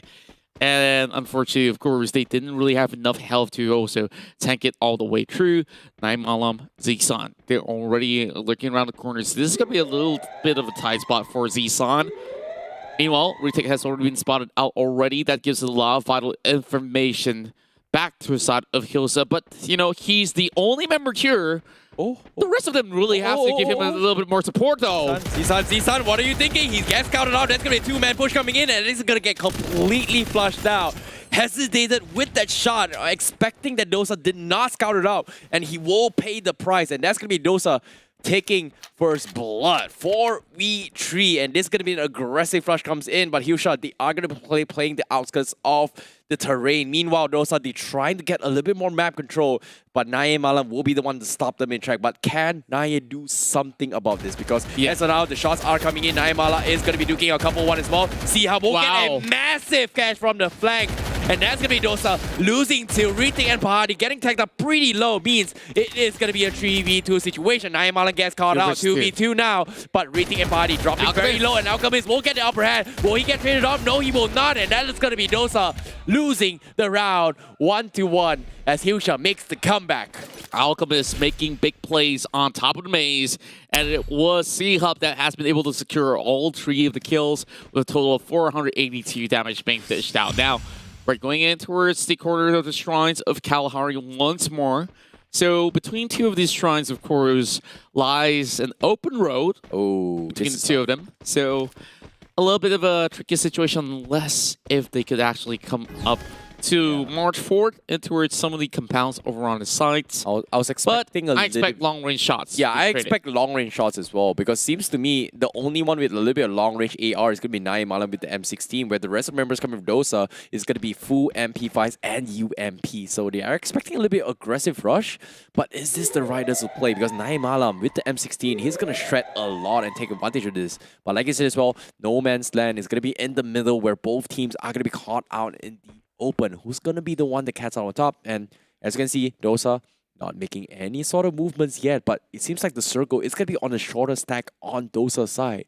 So Dosa will be the first one to respond. C-Hub is going to be wrapping around, finding some sort of angles, but unfortunately doesn't scout out any rotations yet from Dosa. And the circle slowly itching inch by inch. Yeah, and I guess that when you really want to march forward, all the glue walls is going to be very, very vital to be utilized in this sort of situation. Sanita now making the first move for the side of Dosa. Still nobody peeking out, coming in from the side of Hilsha. Meanwhile, Alchemist is just hiding by the corners of the ruins as well. Agreed. Meanwhile, this is going to get a little rowdy in a few moments to come. Yeah, you know, Alchemist has got a very, very nice angle actually going for the punish. Unfortunately, you say Dosa, they're playing the safe approach. So Nita will be the first one to push in. Pahidi gets caught out. You can see Alchemist tries to go for a flank, but he is going to be having the zone back against the wall. So Nita goes for the push, can't get out, and she will go in for a clutch as well. She punches him alive, and that's going to be Dosa losing 2. And now it's going to be 2v2, Legend versus Sonita. See how it's going to be on the upper hand as well. He gets flushed in and he takes them all down. It's all up to Legend, and he gets a suppressed fire coming in from Filsha, and they will come up on top. And that's going to be Dosa losing it out with the circle not in their favor at all. This is the beginning of a comeback coming from the side of Hilsha, and of course they want to solidify themselves to equalize, to snatch this game away. Getting into its council hall, there's a few ways to play about. If you play through the outskirts of the gardens here, it's going to be pretty much of a open terrain fight, but if you take it indoors, that's where you just got to be the first one to really get in towards the middle. But it's also open grounds in a sort of way. Oh, wow. Operator, the op going to be open up on Zizan. That is going to be the opening pick. And as you know, double ops coming in from Zizan. And, interesting. Okay, Dosa, you're going to be in for some surprise. And Hilsha, will they take the bait? Alchemist trying to get a couple shots in, trying to bait Dosa to rotate in to expose their body for Zizan to go in for the push. And in this case, Dosa, are they going to take the bait? Seems like they are playing a little bit slow. Map control is in Hilsha's favor. Zizan having the double up. That's going to do some serious damage if he's not taken out. See how getting a little bit more map control means Dosa completely concedes elevation at this point. Yeah, and I'm just seeing that Hilsha is just holding in towards some of all the high grounds here. Oh no, Legend! This is where Legend is going to be soaking a little bit of damage. The moment that he steps up and towards the staircases, and Legend, how long can they actually survive? He runs downwards. Close, Missing an opportunity right there.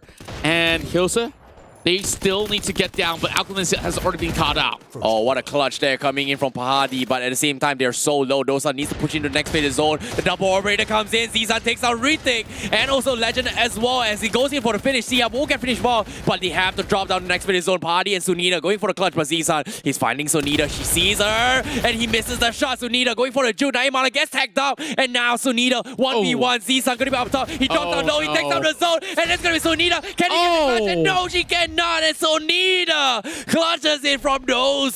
What a clutch there.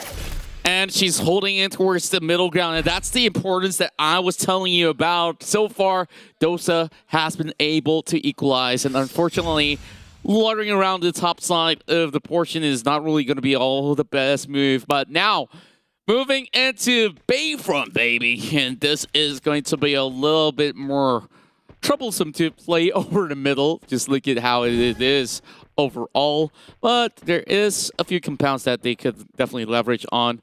But if it goes down to, you know, all the way into this middle of the shrine, I guess the only thing that could protect you is a couple of glue walls left. Agreed. But as of now, there's not much need purchases coming from all the teams. The Alchemist and Legend is pretty much whiffing completely, not relying on those needs. They are going to be utilitarians with the glue wall coming from Hilsha, but seems like map control is currently in favor of Dosa, but Alchemist with a massive wraparound from the side. So it's going to be the opening for the team. However, they don't exactly have the right tools for it. It seems like it is going to be MP5s or UMP coming from both these teams. They don't exactly want to play the operator too much. And you can't blame them, right? Considering that Zizan's got 2 ops in previous game, that's going to be very, very costly. Indeed it is. So looking at the side of Dosa, they've already gotten that 1 pointer out there. And if they close 2 more points in these upcoming rounds, that's where they should be able to lock in that final spot in that top 4. And they really have to Alchemist take as much as they can get. But look at the flank angles as well. Hilsha will be attacking from all around. And boy. I think it's going to shrink all the way in, and they really have to take the fight outdoors. Oh no, Hilsha, they will lose the shorter stack here, but at the same time, Pahadi does not scout out Alchemist. He's lurking behind. He heard a little bit of footsteps, but little did they know, C-Hub is managed to just run out and open, gets a couple glue wall in, but Dosa, they have not expected any much as well. Alchemist with a big shot coming in, but Yahudi goes in for the push. Can he go in for a finish? And eventually gets taken down. C-Hub and Alchemist is down. Ritik dropping a little bit low, but a suppressive fire coming from Pahadi will provide a little bit more assist. They're shredding to pieces, and just like that, Pahadi will finish off from all of the members of Hilsha. Oh, that's just so unfortunate for Hilsha. The circle just not favoring them at all. Now it's going to be series point coming in for Dosa unless Hilsha forces it into round 7. Match point, baby, and it will be in Refinery to settle the scores. Oh my goodness, this is going to be a tough one here, but seems like Dosa, they're pulling out the pocket shreds as well.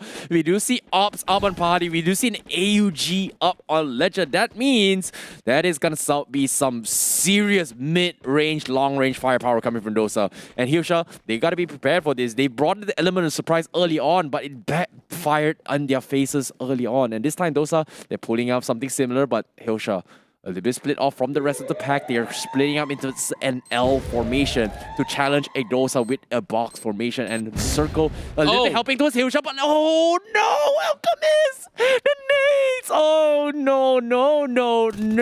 Now, this is going to be them getting a little bit of zone off here. C-Hub managing to drop another nade.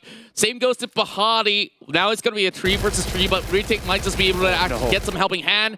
Malam breaks out the glue wall as he's looking to reposition. And now looking for a pick with the AWM already in hand. Probably looking for C-Hub. He's not going to be able to actually get the catch, though. Now C-Hub in a really good spot. Malam drops another nade. Good chance for Hilsha. Oh, big catch coming from Pahadi. Punish out Malam. He's going to go for the finish. And Hilsha, they managed to flush off Ritik as well. Sunita Pahadi gets picked up. It is going to be up to Legend as well as Pahadi. They get the knock onto a C-Hub. And that's going to be Z-Sun versus Pahadi, Legend, and Ritik. Oh, which is going to be picked up. And Z-Sun, last man standing, he's down below. He cannot provide any sort of assistance. He goes for the glue wall, but little did they know, Dosa, they're all up in the top. They need to drop down, and Z-Sun's pretty much in prime position to punish him off unless they get flushed out. Elevation in Dosa. He goes for the angle, but here comes the first drop from Pahadi. He goes for the finish, but the glue wall setup coming from Pahadi is going to keep him alive. Z-Sun is still surviving. He goes for 4 damage, but he's going to get flushed in. Z-Sun will get trapped in the glue wall. He goes for the healing game, and it's going to be down. And that's going to be Z-Sun now. And Dosa takes 2-0 against Hilsha. And it was a close call with that final healing play, but it was not enough as he soaked in too much of a damage. But Dosa will take the final spot here in the top 4 as they secure match 4's Booyah. And it's CSG, Legend 07, Pahadi, and Zonita. Oh, what a game coming from Pahadi, Legend, ESG, as well as Sunita. That was a crazy game for them here. In final game, we saw that op being brought out. It paid off so much. Imagine if he actually missed the mark against Malam. That would be a disastrous moment coming from Dosa. Yeah, and I really say that, this is a 2-0 win against Hilsha, and Hilsha definitely has been able to really come up stronger, trying to equalize out there if only they get that 1-pointer off on the side of Dosa. But with that being said, there's still more hurdles lying awaiting for the side of Dosa because they will have to take on Samtam later. But let's check out the All-Stars highlight here presented to you by Garena, where this was definitely very, very interesting, where Legend was just lying in wait for them to actually hop down the factory and heading in towards some of all the other matches, especially in Cape Town. It was Dosa that went in pretty much gun blazing until Hilsha has been able to bring some play of their own. Yeah, Pahadi, this was a very clutch moment because Dosa, they pretty much lost that round, but Pahadi managing to clutch it out for the team with the healing game and came up on top.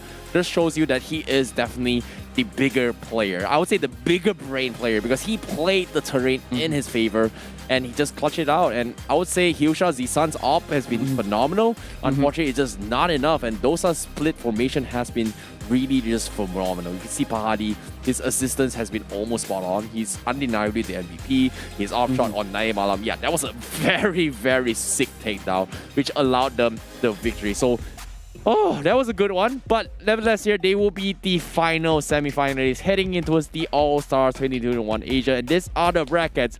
Your 4 semi-finalists up on screen. We have Komtam, Boba, Somtom, as well as Dosa. Your 4 finalists here representing the regions of Vietnam, Taiwan, Thailand, as well as India. That's right, and I know that from here onwards, it's going to be even closer of a battle, as we have already seen what they could actually offer in this class squad round. So, of course, vote for your favorite teams out there, and of course, there's so many good options for you guys to choose from.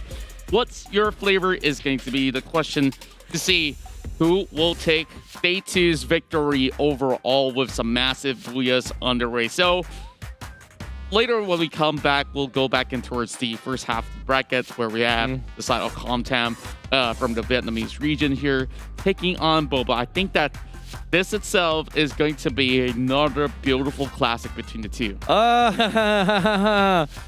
You guys want sweat? We are giving you guys sweaty because that is going to be some insane one here. But it seems like Komtam, they seem to be the stronger one, but Boba has shown themselves that they can fight better as well. Because anything can go down in the semi-finals.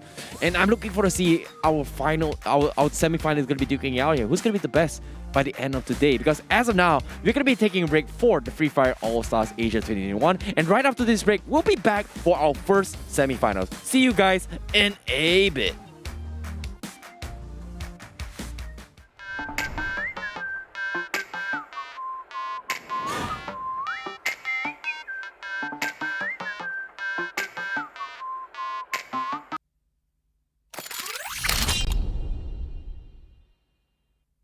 Đi lòn.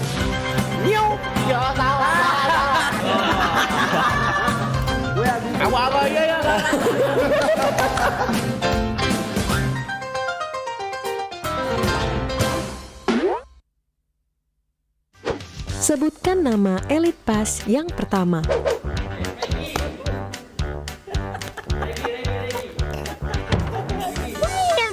Apa ya? Tar.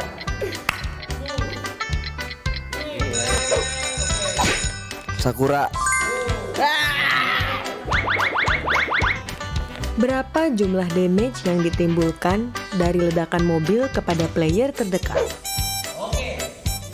40. Oh, minum teh pahit, mampus. Woi, sini gue ya. Di map Bermuda, apa nama daerah yang terletak di sebelah kanan dari factory? Rock Tower. No, wait. Pocino. Oh, wait. Bang, gue mau jawab. Sekali aja udah salah. Nama, Faik, nickname, Evo Street, Pocinok. Gua nggak kuat. Di map Kalahari, apa nama daerah yang terletak di bagian bawah? Paling bawah tuh Sirins. Stone Rick, goblok.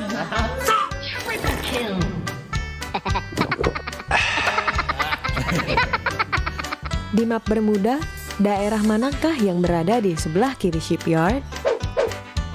Nama Abu, nickname Abu, Riverside.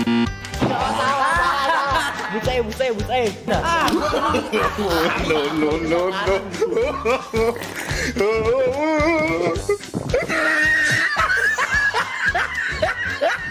สถานที่จัดงาน Free Fire World Series 2019 คือที่ไหน ประเทศไทย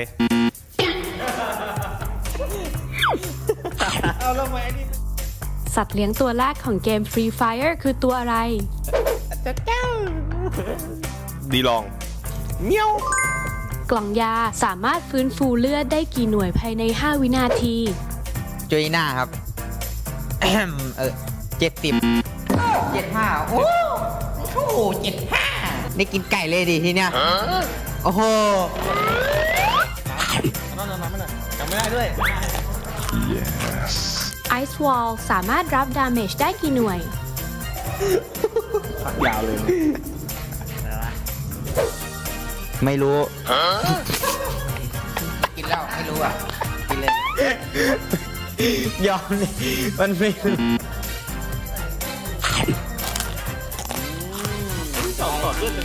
บริเวณมุมซ้ายล่างของแผนที่เกาะสวรรค์คือที่ไหน เดอะโค้ดครับ หมู่บ้านริมน้ สัตว์เลี้ยงตัวแรกของเกม Free Fire คือตัวอะไร โจยน่าครับเกาะแก้ว อันนี้คือไหมคำใหญ่เลยพี่ที่มันคำที่คำมันไม่ใหญ่ ต้องทำแบบก้อนเท่านี้ นั่นแหละอร่อย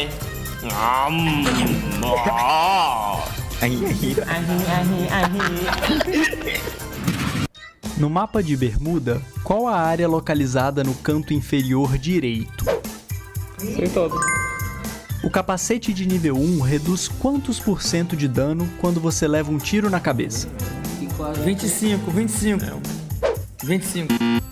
Aí, ó. Tá vendo? Vocês que falou. É o menor. Eu sabia. É eu que pago? Isso aqui é gostosinho, pô.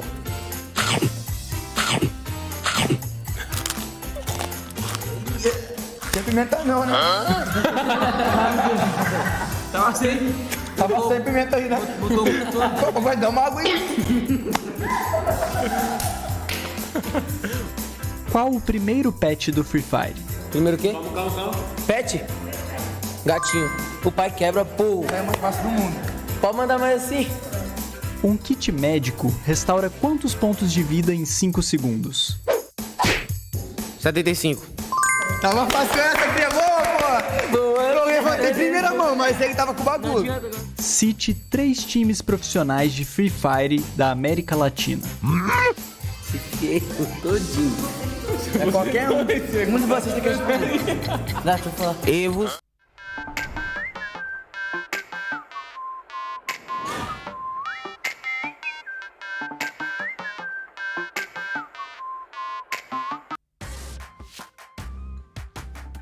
And once again, welcome back to the Free Fire All-Stars Asia edition. And all of this, of course, is brought to you by Garena. So far for this All-Stars Asia 2021, it has been nothing short of amazing action. And, you know, we play so many different modes. And I said, baby, 1-2, we are going down for our semi-final run between our top 4 teams. And so far, it's been looking to be an amazing duke out between some of the best superstars of Free Fire of Asia. We've seen all the quarterfinals, right? I'm a little bit worried, right? Like, we saw a couple of sweaty games in early quarterfinals here. We will pretty much hear on the production, or caster is like, oh my god, today's gonna be a very, very long game. I don't want to jinx it, you know, even though all of us, we have this secret habit. It was like, hey, we want to go back early. Not gonna happen. You know, for you guys viewers, obviously, you guys don't want a game to go finish very, very quickly. You want to be as good as possible. But my prediction right now, my spider senses, my sixth sense is telling me that this semifinals is gonna be sweaty. And I don't want it to be right, but I know you guys want to be right? Yep, I'm pretty sure that there's going to be a little bit more back and forth action coming in from the semifinals, because we've seen some great quality coming in from so many different regions, and now it's only down to 4 more left. We start off here with the Vietnamese region taking on the Taiwan region overall. So now we got Boba as well as Comtam to really show us what is the best way to go about, because Comtam usually is a little bit more strategic when it comes down to the way that they battle. And for the likes of Boba, they like to play from a distance, opening up with some frags at the very least with those grenades lopped right in. It's a little bit of a mix of style when it comes down to how they want to play the game.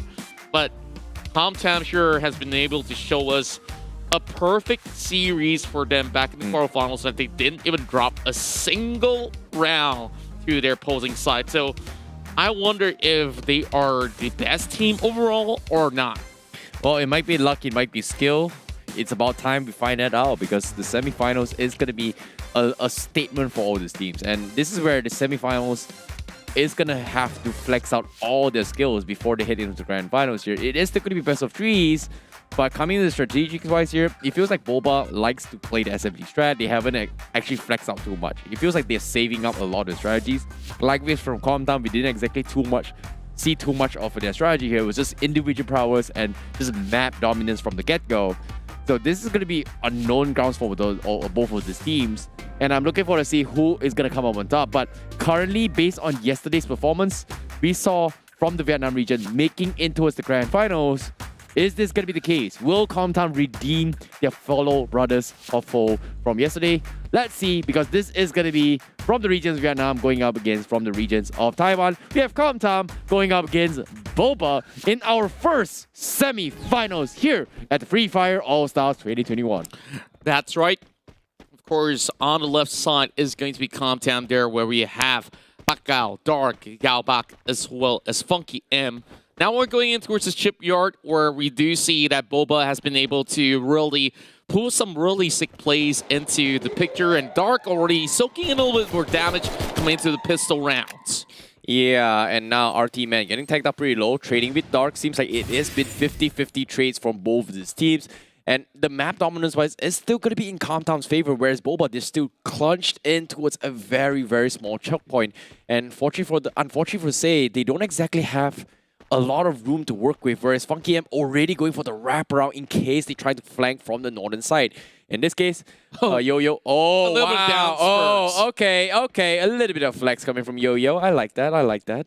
Good way to really stretch it all out as a warm-up round between the two of them.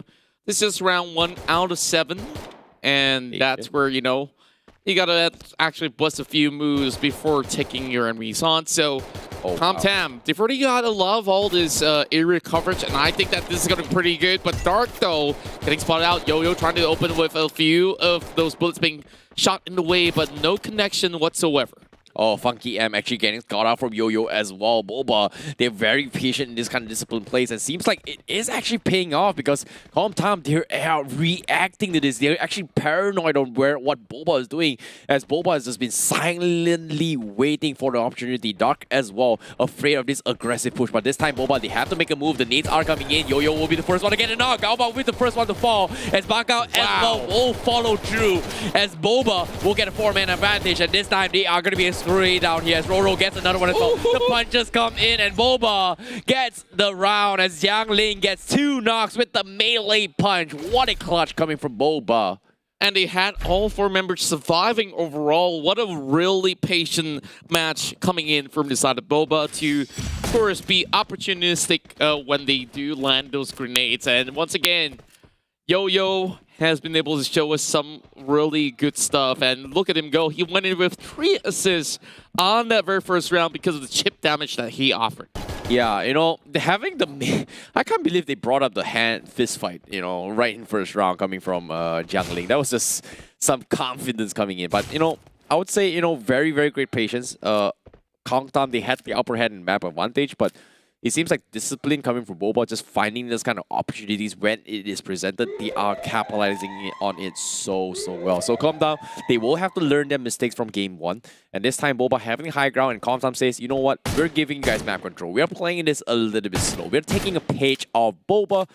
Hopefully, they will be able to execute it. However, Boba's elevation and advantage is in their favor as of yet, unless the circle closes it, which, in my opinion, I feel like Comtown is just waiting for the right moment to strike. Yeah, Comtown going in for an early buy of the farmers as well. I think that this long-range advantage will work through from the warehouse. But Yo-Yo, you know that he works very well with those grenades. That's where he just stashed many of that. Dark now running around, going deeper in towards the container series. Still got less than a minute here to work with, and they're all fighting to be in the middle of all these open terrain. So this is going to be a little bit more dicey as we see Bakao gets taken down by Roro. Nice pick show shot coming from Roro. As Gaobak also getting clipped off. Another nade comes in. Roro will get the finish, but Gaobak is pretty much stuck on the sides as well. As Yo-Yo needs to go in for a couple of pushes in. But meanwhile, the suppressors fire coming in. Yo-Yo holding up the nades. Is he going to connect? No, he does not. But here comes the suppress fire. The double pick coming in from the side of Boba as they come up on top. They've got 2. It is going to be 3v2, but they need to jump down. Dark is pretty much scouted out. But the circle slowly edging away as well. Yo-Yo going to be lapping another nade. As Yo-Yo takes them all out. It is going to be a 3v1, and they will clinically take Kong Tam out as Boba takes 2. Oh. What a way to really flush the rest of Kong Tam. 2 times in a row. Now, this time we're taking it over to Clock Tower. Now, instead of the final circle ending up inside of the main compound, this might just be slightly over on the corners of the wall and towards the open area. So it is going to be a little bit more different as what we do expect. So expect them to perhaps loiter on the outskirts initially and then slowly take their way inwards into the fight.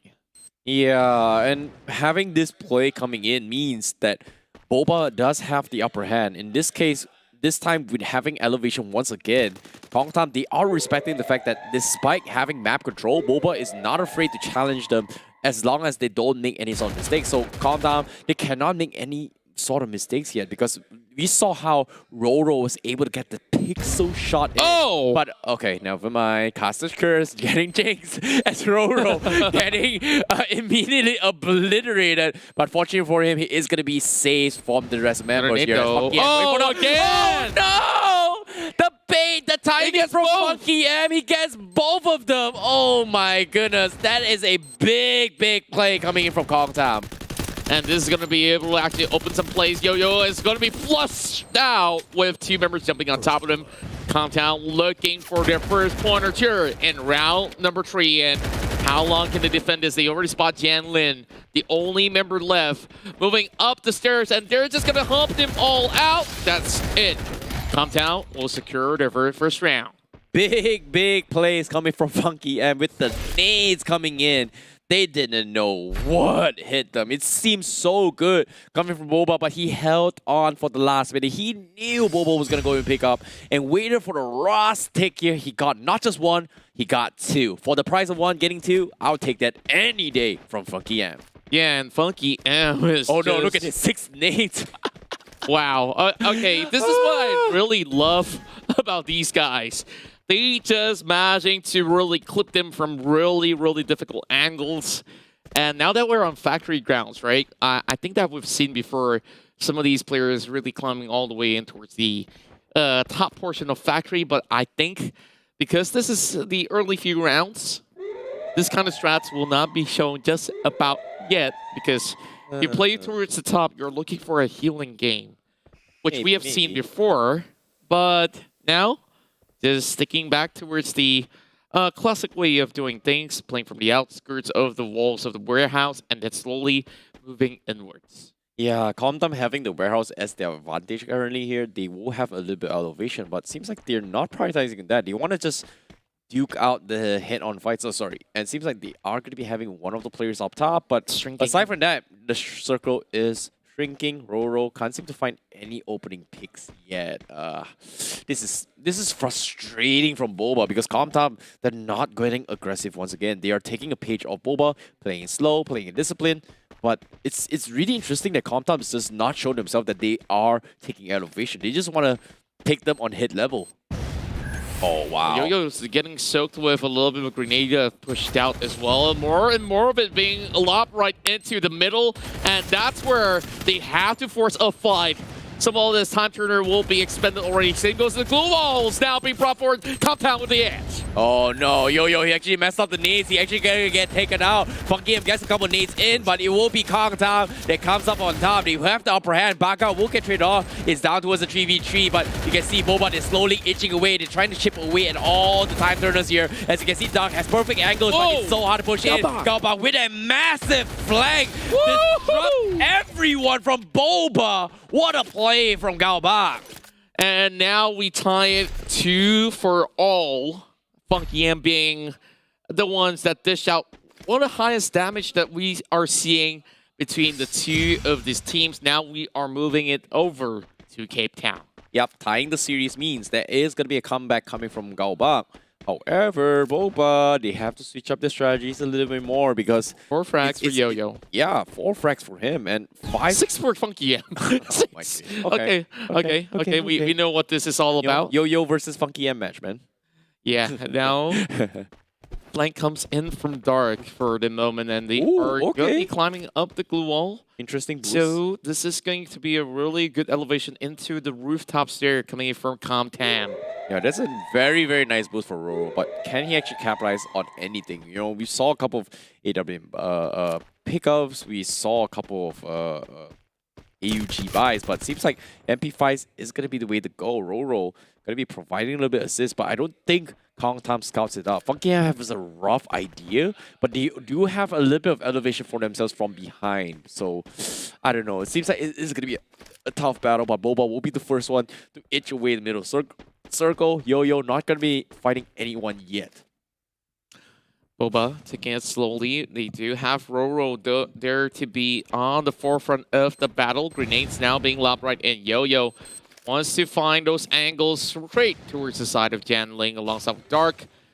Now that they are being flustered upon with so many of all these lobs, this is going to get a little bit concerning. Oh, wait a minute. What? Where did it come from? Through that on top crack, what? That actually connected onto Dog. Oh wow, that was sick coming from Yo-Yo. But as of now, Kongtan, they're getting flustered. They lost 2, but here comes the suppress coming from Yo-Yo. They're looking for a little bit more, but the trade's coming from Bakao with the flank. Is he going to be able to come over top? But the zone is itching away. Bakao actually gets taken out, but 4-man healthy from the side of Boba as Yo-Yo made things happen for Kongtan, and they won't finish off Kongtan 3-2. Match point for this first series. Now, this is where we see Yo-Yo shines brightest. 826 damage out of that scuffle. Now, we take it all the way to Mars Electra. Okay. Fun time's over. Boba's getting serious. Yo-Yo with his nades has been popping off. And Kongtan, they've got to respect that because I did not expect Yo-Yo to clip that nade. That was a very, very sick nade from inside the house with a little bit of room to work with to clip off the backlight. So, unfortunate for Kongtan, but it's not over yet. You can see suppressive fires coming from Roro. Just immediately trying to capitalize on any sort of utilities here. He's just not afraid to spray and pray. However, Kongtan, he is going to be scouting out Roro. As you can see, the glue wall has been set up. You can see up on top, you can see Dark providing a little bit of assist with the snipers coming in, with the AWM swaps coming in. Yo-Yo needs to back off. As you can see, everyone on Boba is going to have their crosshairs set up for Dark. Dark is going to be looking for the pick against RT Man, and instead getting a little bit of a chip damage from the back of the zone. Oh no. Dark. Oh no! Run around, and Roro connects it towards Galback. Oh, that's 2 knocks coming from Boba and Kongtan. They have to go in for the reset. As you can see, Boba, they're completely flushing his way through. Suppressive fires has been made. Funky gets finished well. Galba is still not. It looks like they are going to abandon him. Whoa. And the nades will finish him off. Dark and Bakao repositions, goes in for the setup, but Boba is going for the big flag. They're pushing in from the sides as Dark has the AWM, but the glue wall to secure his position from RT Man. Bakao wants to go in for the hole, but he's pushing in. Time Turner is inside, but the AWM not going to be able to do too much in this situation as Jangling also looking for the backline flanks. They've not found an opportunity yet. The suppressed fire comes in. Here comes Jangling. He goes for the jump. Can he come on top? Bakao versus Jangling. Jangling hides his corner as well, but Jangling won't go in for the finish, and that's going to be Boba taking first game against Kongtan. 4-2, and yet again, Yo-Yo has been the difference maker coming in for the Taiwan region. Boba starting off on a really high note. And, you know, initially when we look at the quarterfinals, we thought, okay, this is going to be a really strong matchup coming in from the side of Comtown, where they had the full flush, not even dropping a game. Now they have met their match, and this is a big booyah that has been shown by the likes of Boba. Yeah, that was a big play coming from Yo-Yo and Roro. Their nades has been phenomenal. Yo-Yo's nades has been so patient. He was able to get so many pickoffs. It's just so unfortunate for Kongtan. But you know that for a fact that Kongtan's got the skills. They've got the skills to back it up. But a little bit messed up, a little bit unfortunate, or I would say unlucky in game number 1. Game 2 is going to be a little bit different. But as of now, Boba, they're showing you why the world went crazy with Boba for a reason. Yeah. And they're bringing back in towards the action once again. We saw how well that they have been able to actually juggle with that sort of pressure, and I like the fact that, that the AWM was being brought into play, but the problem was that, when you have glue walls, when you have the time turner to be brought right in, it's harder to actually go in for the pickoffs, which if Dark managed to get 2 of those picks, then they could actually wrap it all up and, of course, push it in towards maybe into a 4-3 scenario, maybe on their favor or even maybe not. But what's done is done. Now, this first game has already been secured by Boba. Of course, the Vietnamese region will need to really step it up a notch once again, because we see they have the firepower. They have what it takes when it comes down to close quarters, but they have to soak in a lot of all this frags that's coming from Yo-Yo, which is ridiculous, right? Like, there's so many times that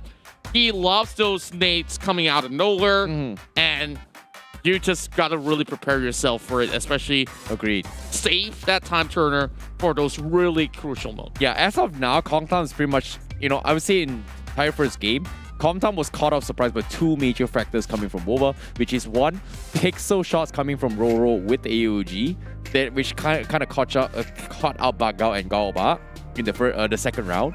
And the second one would be Yo-Yo's nades has been a big threat. So game 2, they have to adapt the fact that Yo-Yo's nades is the biggest threat. Second would be Roro's long-range fight. It's funny, all the O's are coming in, but Yo-Yo and Roro is the 2 biggest threat from game 1.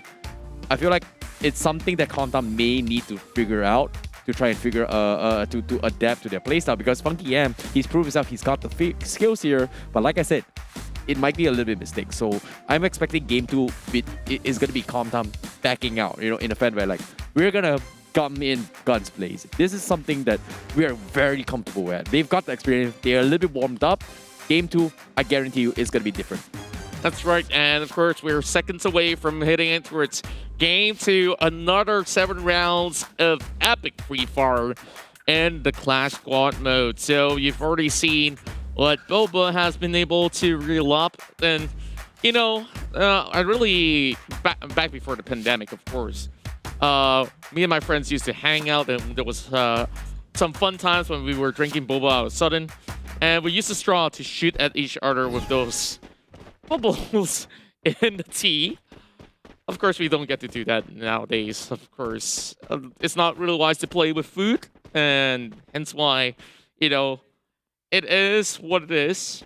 We're Kongtam. Now, we'll look to play a little bit more passively. We're starting off here in Factory, and overall, I guess, with the ring of the alarm, we will see the zone slowly shrinking right in. And the last time that we see the 2 of them really go in for an all-out battle inside Factory, it was pretty much of a close call, to say the very least. Yeah.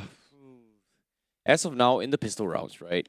Anything can happen in these kind of scenarios. And Kongtam, initially in the first round, they had the upper hand. But right now, it's a situation where, hey, they kind of underestimated that Boba knows how to play this patient. They know how to play around the zone. In this case, they're not going for mid-control a little bit more prioritized now, whereas they are going to try and play a little bit more defensive and turtle to try and punish Boba to get a little bit aggressive. Multiple times we see Jiang Ling has this tendency to get punished because he pushes up solo. I'm not sure if they get the read, but they are playing inch by inch, rotating into the next phase. So it seems like Prioritize is going to be in the circle again. Nades comes in. Yo-Yo looking good, but the time turner bounces it off. So that is going to be a big one.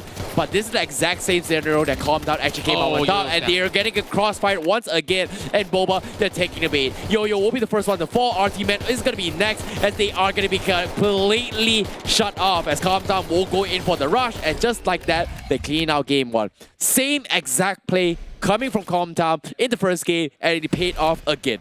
Yeah, Kongtam really knew how to really flush them all out, especially when there's only one wide entry point, so you expect them coming in from both sides of the wall, so they've already set up 2 sides of the flank just to, of course, punish anybody that comes moving around, and unfortunately Yo-Yo was the first one to fall.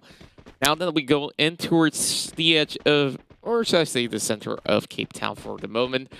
It's still going to be a little bit of a tough situation for the side of Comtam, as much as they have already secured a win in the pistol rounds. Maybe, yeah, better economy for them to actually work with. So going in for some buy, but Yo-Yo really stashing up with the grenades. It's going to be a backstab!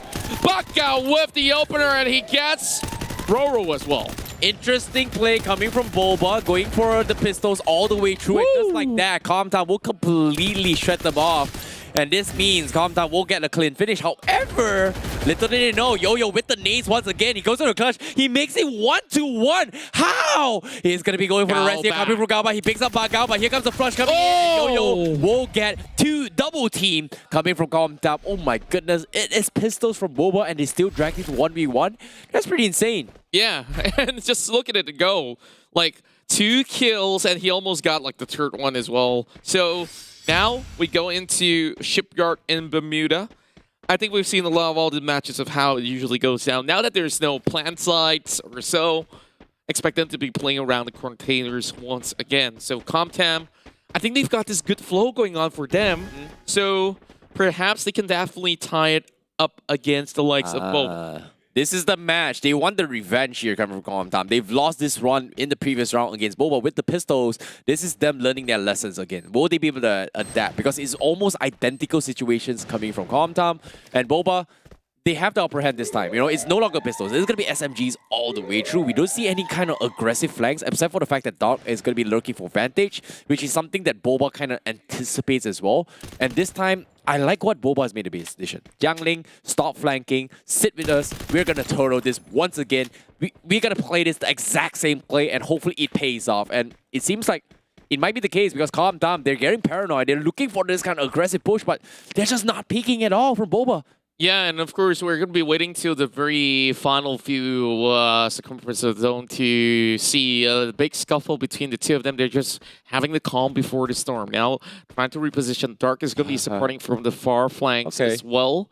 Meanwhile, Boba is going to be calm and composed. They can lob some good grenades in towards that open area between some of the containers here. And I guess that's where Bakbakan now getting a little bit of soak of damage already. 45 seconds on the clock. Not gonna lie. This is frustrating coming from Comtam because they are trying to play the exact same play, and Bobo is making the exact same move from the previous round. Hey, what's up, Comtam? I know this is up. You know, this is the exact same angle that Boba kind of destroyed them. And guess what? That nade paid off again, and that's gonna be huge. Comtam, they're not getting knocked, but Yo-Yo, they say we are gonna punish Bob, and they get the knock as well from Yo-Yo. They get fucking him. It's the exact same play, and Comtam are getting completely shredded. They're so low. They go in for the flush as Boba takes the W. Get outplayed in the same terrain, and Boba says, "This is my town, baby." And indeed, it was in the shipyard where we saw them being pretty much the kings. Oh my goodness. And now going to Mars Electric, I guess maybe it's going to be a little bit of a difference of situation, unless, you know, those frag grenades, man. I tell you. Oh, Yo-Yo's crazy, man. It's just another level. I can't believe Boba actually managed to pull off the exact same strategy twice in 2 games and still walked away with the W. So, props to Boba, but it's not over yet. Middle. It's not over yet. Indeed, it's definitely not. But there's going to be a little bit of damage being chipped towards the side of Funky, and Boba, of course, trying them to hug by the corners of the wall, then to play in towards the middle. Bakbakan coming in with another flank. They've done this before. I don't really think this is the best sort of play, especially when you are coming in with a certain flank. But he spots out RT Man, burns out a glue wall at the very least. This is not too bad after all. 152 HP left. He's trying to look for the hit shots, but he's also needing to move into the compound already.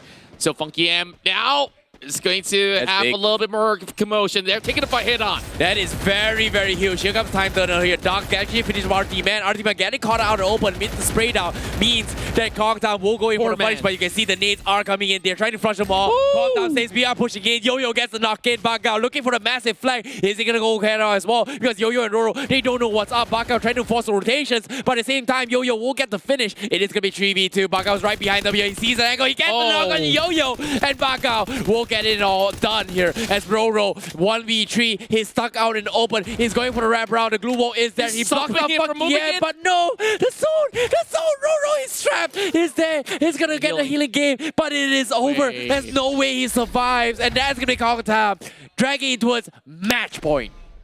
3-1, and this one is just them going back on that winning streak so far. So I'm just looking at the way that it's being played out, right? Like, Tam, they're feeling more and more confident to take them on, and all they have to do, push in all together because they do not want to wait for the nades to be flying right in front of their face. Now, Observatory is going to be a little bit trickier, though.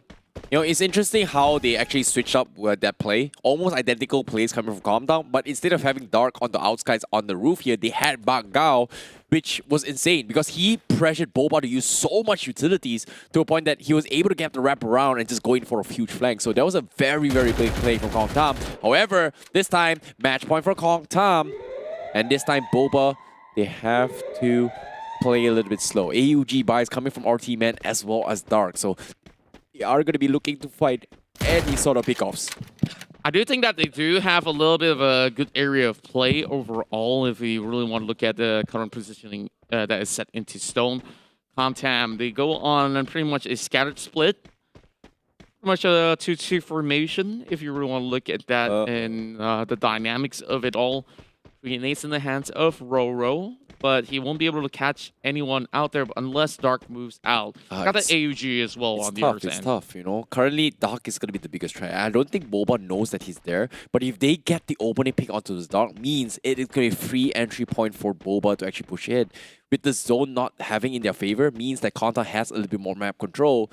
This time, Boba, they are trapped. He scouts them out. Galbak doesn't see it, but the glue wall will save his life. And forcing the time turner as well. Very defensive plays, and Dark is going to move inch by inch. As you can see, Roro also going to be pushing out forward as well. But this time, they know where he is. The nades are coming in, but Galbak, oh no! He actually gets snowed off. There's no way he's going to survive this as well, as Dark needs to go in for the suppress here. He almost climbed down lane, but Yo-Yo from the sides! Oh my goodness, Roro catches him off guard, and comes down. Oh! Yo! What? There was a 4-man takedown with nades completely. Nades only. And that's all that it needed. 920 damage. He got 3 of the kills. Are you sure we're watching the right mode? This is not a full Clash squad. This is literally Nate squad right there. Yeah, and that's why Boba is the bomb. Yeah, it looks... yeah, the Boba team, you know, they've got the Boba. Boba looks around and... yeah, makes a lot of sense. Yeah. Maybe you should make the new brain, you know? Boba bomb. Yeah, sounds like it right. could work. Sounds right. Honestly, there's so many Boba brands out there, and I think this is quite enough.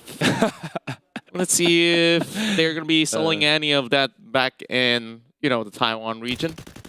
So here comes a little bit of identification of positioning.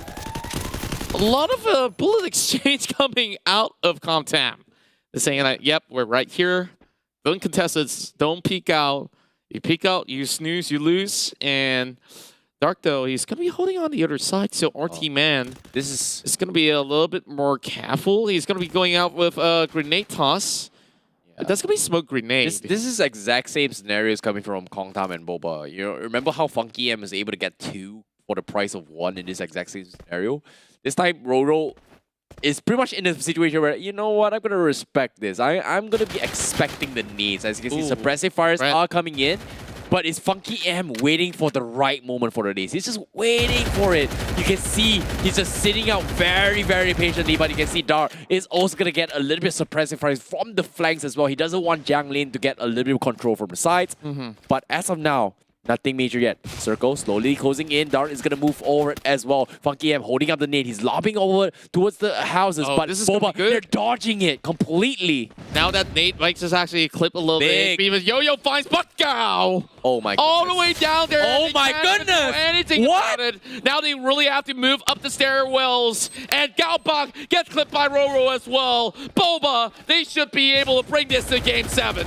What is this? Nade's coming in. Dark is going to get caught out in the open as well. Yo-Yo's gonna get flanked out, but the glue wall will isolate his fight, and that is gonna be Boba taking it to Game 7, tying the series. Oh my goodness, what a big name from Yo-Yo. Oh, yo.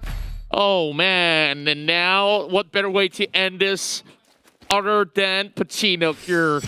And I'm pretty sure that we will see once again these two going on a tug of war. Secured around. Comtam Okay. needs to win this, or else Boba will be the first one to head into the All-Stars Grand Finals here in the Clash mode. This is it, Boba. They're so close. They want to close it out. Kongtam, it's do or die situation. Map control in their favors. Are they going to pull the big boy strats? We see AUG buys coming in. Bagao getting tagged up from the get-go. And Boba, they're forced in towards the barn houses. In this case, Kongtam, they have to go for the flank. Bagao going for the full reset. He gets himself healed up. RT Man getting tagged from the sides.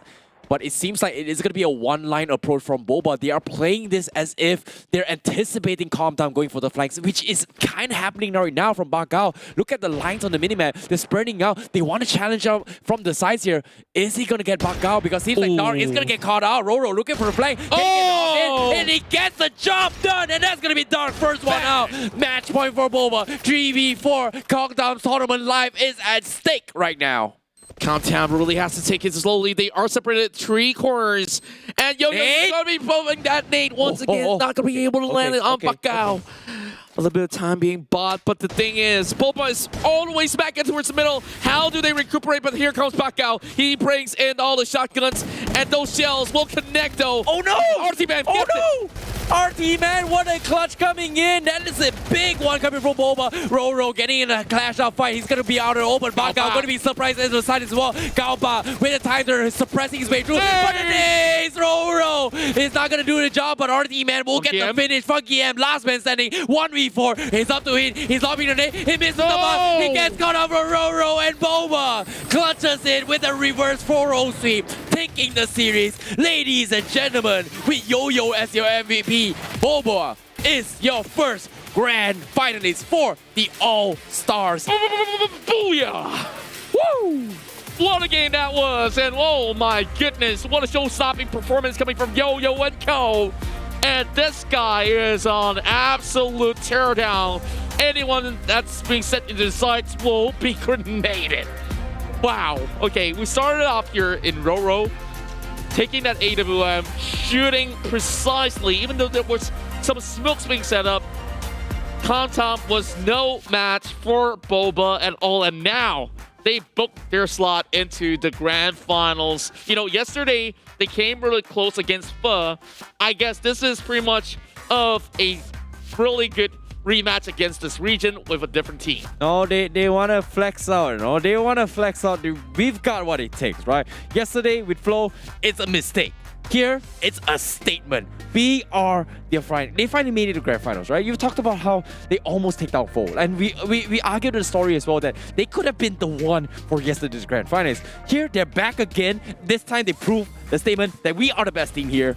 And I'm not surprised. Yo-Yo's nades is kind of crazy. We saw it's wonky, he's got I would say a no vision nade from elevation from our top and managed to glitch him off guard. And most of the highlights is just him completely destroy Kongtam with those nades. But we started off with even Funky M doing exactly the same, right? These two are like the grenadiers of their respective team. But Yo-Yo, even from yesterday, we've seen what we can possibly expect overall. Quality frag grenades. And Galbao, I think this was one of the best moments coming from him where Comtam has been able to really get points after points of rounds going underway. But this is where, Boba managing to come in with some really sick names. That was sick, man. That was perfectly captured from the observers. Beautifully done. And Roro as well with the arms. Oh my goodness. Like, I don't know, it's the Boba frenzy, man. It's the Boba frenzy. And I'm really happy to see that the Boba is back in action. But ladies and gentlemen here, let's take a look at the brackets as of now. With Boba, your first finalist coming in towards the All-Stars Free Fire All-Stars Asia 2021. I'm expecting a lot of things here. It seems like it's so hard to predict who's going to be the one to take the entire champion. But Boba, one step closer to taking the #1 spot. That's right. So now we're going to be looking at the other side of the bracket. Somtown versus Dosa. Yes, Somtown has been able to take out Hillshell. Meanwhile, Sate has crashed out. And, you know, Sate was one of the fan favorites. But Somtown, of course, get the support and love from the Thailand region and even beyond. With Pungat being a clutch master in many occasions. Now, Dosa definitely needs to find a way to mash things up and take it to the grand finals. You know, speaking of Grenadiers, right? You know who's the one that really stood out for me in the next matchup coming from Somtown Mendoza? Is actually the guys with Cruz. Yes, the Cruz is just insane in that. So I'm looking forward to see how the Cruz is gonna be pulling out the table later on. But because, like we said as well, it is gonna be a next semi-final this year. It is gonna be Dosa going up against Somtown, and in this case, I don't know. You know, I feel like Somtown's got a lot of big guns to bring to the table. It might be them taking the game, but anything can happen in these kind of scenarios. But of course, if you guys enjoyed the previous match, be sure to stay tuned because we're gonna have the next semifinals. You guys want to see who is gonna be the one that takes the #1 spot. And I want to know too. You want to know too. So be sure to take a short break, take a little bit breather because that was very, very spicy. There was some spicy boba action just now. Spicy boba. Yeah, you gotta try it out. It sounds disgusting, but it's really good. But as of now, we're gonna be taking a short break for the Free Fire All Stars Asia 2021, and we'll be right back for the next semifinals.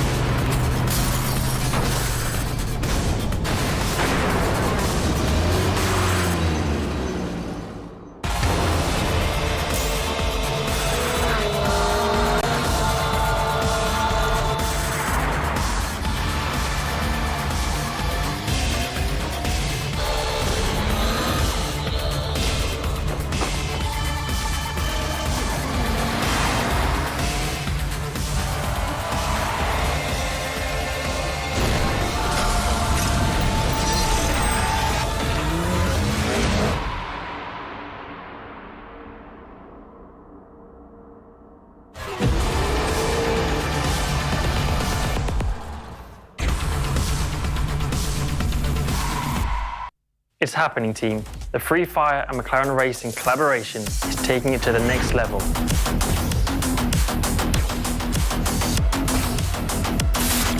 Big time.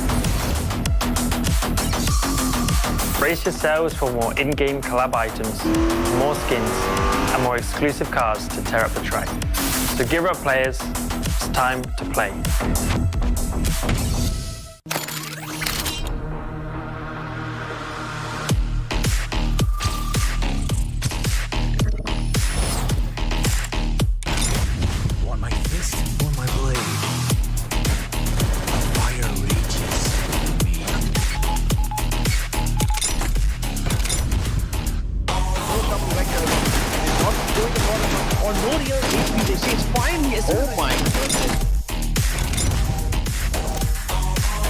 bakal jadi satu bener banget ya. Oh my god.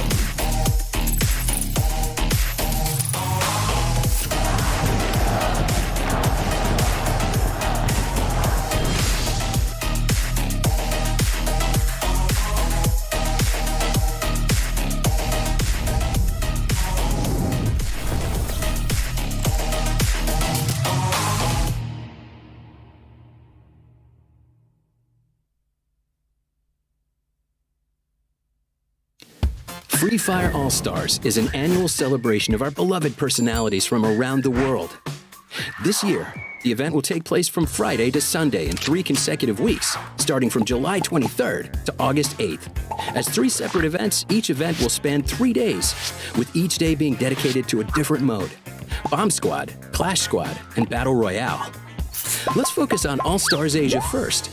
We invited top stars from Vietnam, Thailand, Indonesia, Malaysia, Cambodia, Philippines, Chinese Taipei, India, Pakistan, and Bangladesh to represent their region. Each team will include at least 2 influencers, and they will be represented by their local iconic cuisine. Pick your favorite teams and players. The choice is yours. For both Day 1 and Day 2, Bomb Squad mode and Clash Squad mode, all participating regions will each be represented by 1 team to play in a single elimination format. The quarterfinals and semifinals will be played as best of 3 maps, while the finals will be played as best of 5 maps. For Day 3 Battle Royale mode, all regions will have 1 or 2 teams to play a total of 6 matches in 3 maps. Find out more about the Free Fire All-Stars on our official YouTube channel.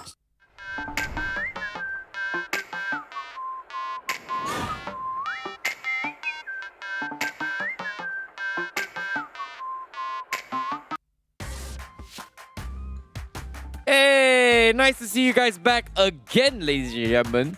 This is the Free Fire All-Stars 2021 Asia, which is brought to you by Garena. And my name is ICBaby12. Joining me is going to be Contra, as we are going to be your commentators for day number 2 here for the Clash Squad session, where all your favorite All-Stars from all around every single region is going to be duking it out. And currently we are at our final semi-finals. And welcome back. You know, I know you guys had a little bit short break, and I guess it's about time to see who is going to be clutching it out here, because this time, this final semi-finals here between Som Tam going up against well, it's going to be Dosa. It's going to be interesting. Yeah, and you know what's really interesting, that, you know, in the previous round, we saw Boba out there really duking it on an all-out fight against Comtam. Honestly, secretly, I've been hoping with a Comtam versus Somtam matchup in the grand final. Oh, you know, no. It's like a little bit confusing. Oh, no, you didn't. No, but then again, no. Boba definitely has lived up to the expectation of the likes of many of you guys who have been supporting them.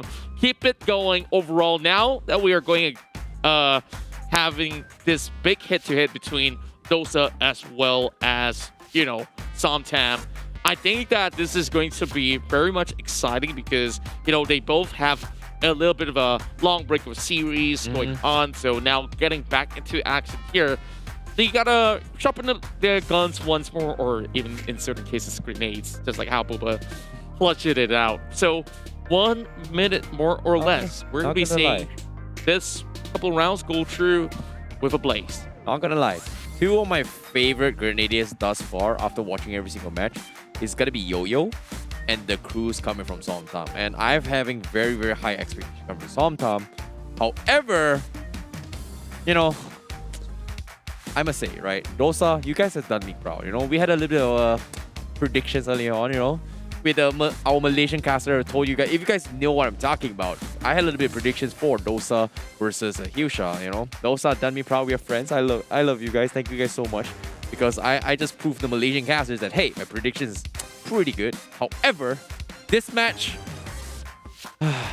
friends or not, I don't know who to pick, because I'm putting it on the side of Som Tam, because he looked phenomenal, and, you know, like, they have Poon God. Yeah, agreed. Who can shred anything, whether it's metal, whether it's diamond. He just go gratata. I'm sorry, Dosa, as much as we are friends, I feel like you've got what it takes, it's going to be a hard battle. But it's going to be a hard battle. Somtom is not an easy team to take down. So why don't we just find out whether or not can they redeem it representing from the region of India, because this is going to be the match between Somtom going up against Dosa with Pungod, the Cruise, driving in from Somtom. This is going to be a pretty scary uphill battle. However, they will also have their teammates, Jasmine's as well as FMPT from Somtom, whereas Dosa... Yeah, and of course, in Dosa side, we have got TSG, Pahadi, Legend 07, as well as Sunita. Have faith, ladies and gentlemen. Now we're kicking things off with a battle by the Clock Towers. And of course, Pungod going to be starting off with the aggressive push coming in. I was expecting him to go a little bit aggressive on the flanks, but seems like they're switching up the roles. Pungod going to be in front and the Cruise in the back lines. And it seems like they're somewhat traumatized from the previous game where there is a possibility that they get spearheaded push in one angle. And it seems like Pungod, they don't know exactly want to take the risk. Jasmine's going to be watching the left side as well. And those are on the low ground. And this is not a great opening for both of these teams, just because of these vantage points where needs are so important. And having the first round with not a lot of needs to work with is not helping at all for either teams. I guess it's still very decent where they would really have to take the fight head on, and especially when you got to bring a couple of glue walls into play, especially when a members from the side of Dosa needs to climb up those fleet of stairs. So it's all about the timing that needs to be set. Oh! And, whoa, boy, Sunita goes into frag out Jasmine. So here you go, girl. Okay. Legend as well. Gonna get flanked from the side. Pungod gets a nice headshot onto his Rite. Immediately trades 2 for 1. And that's gonna be a 3v2 situation. Sunita and Pahadi, they're looking for round. Pungod just checking every single angles here. As you can see, a very quick push coming from Pahadi. Not gonna do too much as they are gonna go towards a 3v1 situation. And that's gonna be Somtom coming up top. Wow, it was a really quick reaction coming in from Pungod as well as Cruz. Each of them managing to get pretty much some kills off the board. FMPTV also stashed a little bit more. 1,800 on the side of the Cruise to expand. Meanwhile, Pahadi and also Legend should have quite a number to work with. So FAMAS is going to be where it's going to be at for the side of Pahadi as we battle it out inside of Pachinko. So Pungod usually making his rounds over on the corners of the fence and expect some really good flanking action coming in from the sharp ace of Somtom. Agreed. Pungod this time going for a flanks here, coming from Somtom. They're sending up 2 forward, and at the same time, they're going to be having Pungod from the sides. It seems like they are scouting these rotations here. As you can see, Pungod has a little bit rough idea. He knows exactly where they are, and they're calling in the taps here. Says, hey, you know what? I've got to regroup in my team because Pahadi is giving chase. He sees him. He's got the angle. He's going to go for a spray as well. Pahadi sidesteps it with a couple nice dodge in, but he's going to go in for the challenge. And Pahadi getting tagged up pretty low. Pungod is going to go and try and go in for the hunt. It seems like he is going to respect this as he regroups with the rest of the teammates. The retake is there to provide assist. Pahadi going to provide a little bit of assistance, but seems like Pahadi will zone off Pungod with an early nade. He's playing it slow, but it seems like he needs to make a run for his life. Pungod getting flashed from the side. Pahadi going for suppressed fire as well. Pungod with the nades. Looks good, and he gets the knock. And that is going to be a 3v4 situation. Pungod, oh my goodness. And with a 2-2 split, I think that this is going to be a little bit difficult for the side of Dosa to really recuperate. Now they need to They spot him out. Pungod now clipping them all out there. And they're just hanging by a thread just behind the tree. The Cruise finds 2 though. What a play coming out of the monstrous threat of those splits. So Pungod and the residents should be able to close this one out. And once again, these members out there is out for the hunt. Great play coming from Pungod. Wow. That was a very, very sticky situation to be in, and he was able to clutch out. And he even predicted every single reaction that Dosa was about to make. He even anticipated the nade preemptively, dodged it from the sides, and went in for the counter nade. That was pretty sick to watch coming from Pungod. Even though he's got 1 kill, but the Cruise is pretty much the start of showing these 2 rounds. He's got 5 kills, but it felt like that movements coming from Pungod and the position he's been given, I would say he played it perfectly. Yeah, and you just look at Pungod, right? Like, he really goes in very, very swiftly into position. Oh, what? And now it's going to be stopping Dosa coming in and towards the western side of the terrains. But Pungod, of course, would still be having a little bit of challenge because there's going to be 2 to 3 members that may just actually run around that corner while the Cruise goes all the way up top with, of course, a little bit of boost coming out of the blue wall. Hadia playing on towards the lower ridges right there. So I guess that they can get maybe a little bit of a surprise ambush going on. Sometimes taking it slow though. And there are body edges there. They need to regroup in towards the middle. And maybe that's where Dosa wants to strike. Yeah, Pungod looking to pick the one! Pungod! What was that? That should not be legal because there was some dirty, dirty shots coming in. And the nades as well. Oh! And Ritik! What? Pungod! Oh my god! 2 in a row, and he's still going at it once more. Cruz now getting a little bit of great angles to spot up Bahati. Jasmine's going to be able to actually get a little bit of shells hopping right in. 2 grenades being popped across the Cruz. Cover fire from above. Okay, okay. Hey, Pungod, it's not over yet. The Crew's going for a suppressed fire, and Legend, he's gonna tank the zone. There's no way he survives that. But now, 2v4, those are gonna be going for the push. Seems like he's gonna be A-okay, but Sunita getting suppressed from the side of Pungod as well as the Cruz. Pungod almost losing his life, but he's gonna go for a suppress, and he goes down with his teammate, and that's gonna be a clean takedown. 3-0 against Dosa. Whoa, okay. Now, sometime with 3 clean games going under your favor, and yesterday's story was sometime they almost went all the way into the grand finals, but they were, of course, halted down by the eventual champions in the Me. Now, they're not going to let Dosa stop them on their tracks, but then again, this is just the very first game out of the 3-game series overall. So there's still some chances for Dosa, but I guess that they just really want to find Pungod first before anything else. Yeah, that's pretty sick coming in from him. However, 3-0 match point for Somtam. And this time, the nades are coming from Sunita. Is she going to be the opening one from the side of Dosa? Pahadi going to be pushing up forward. Pungod going for the flank, likewise coming from Pahadi. He's going to go for the punish. The Cruz looks good, but oh, he has his nade up, and the Cruz, how has he survived this? Because Pahadi, he knocked himself down. Oh my goodness, the nade. Cruz is on fire. Goodness. 7 kills already in the bag. And you know, we've been talking about Pungod. What about this guy here? As Evos, the Cruz, is just bringing the pain once again. Oh, Sunita also getting flushed in as well. Reading and Legend is there. Pungod finally goes down. Jasmine is there to provide assist. It takes down Legend. Ritik is going to be last man forward, and that's going to be Somtam taking 4-0 in the semi-finals with the MVP, none other than the Cruz from EVOS.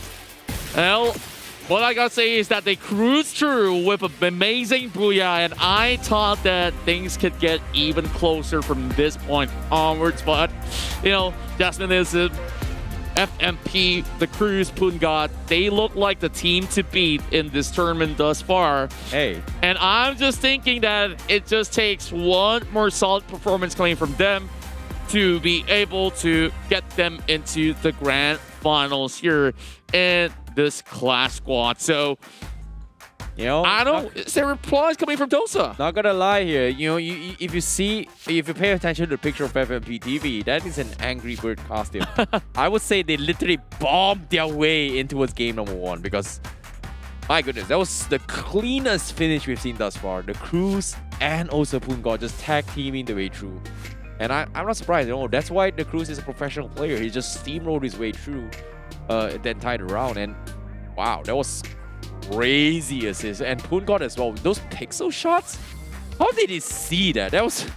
And okay, he's not one of the sharpest eyes in the game. Not just the sharpest eye, right? To be able to pull off a pixel shot with an SMG from that distance, okay.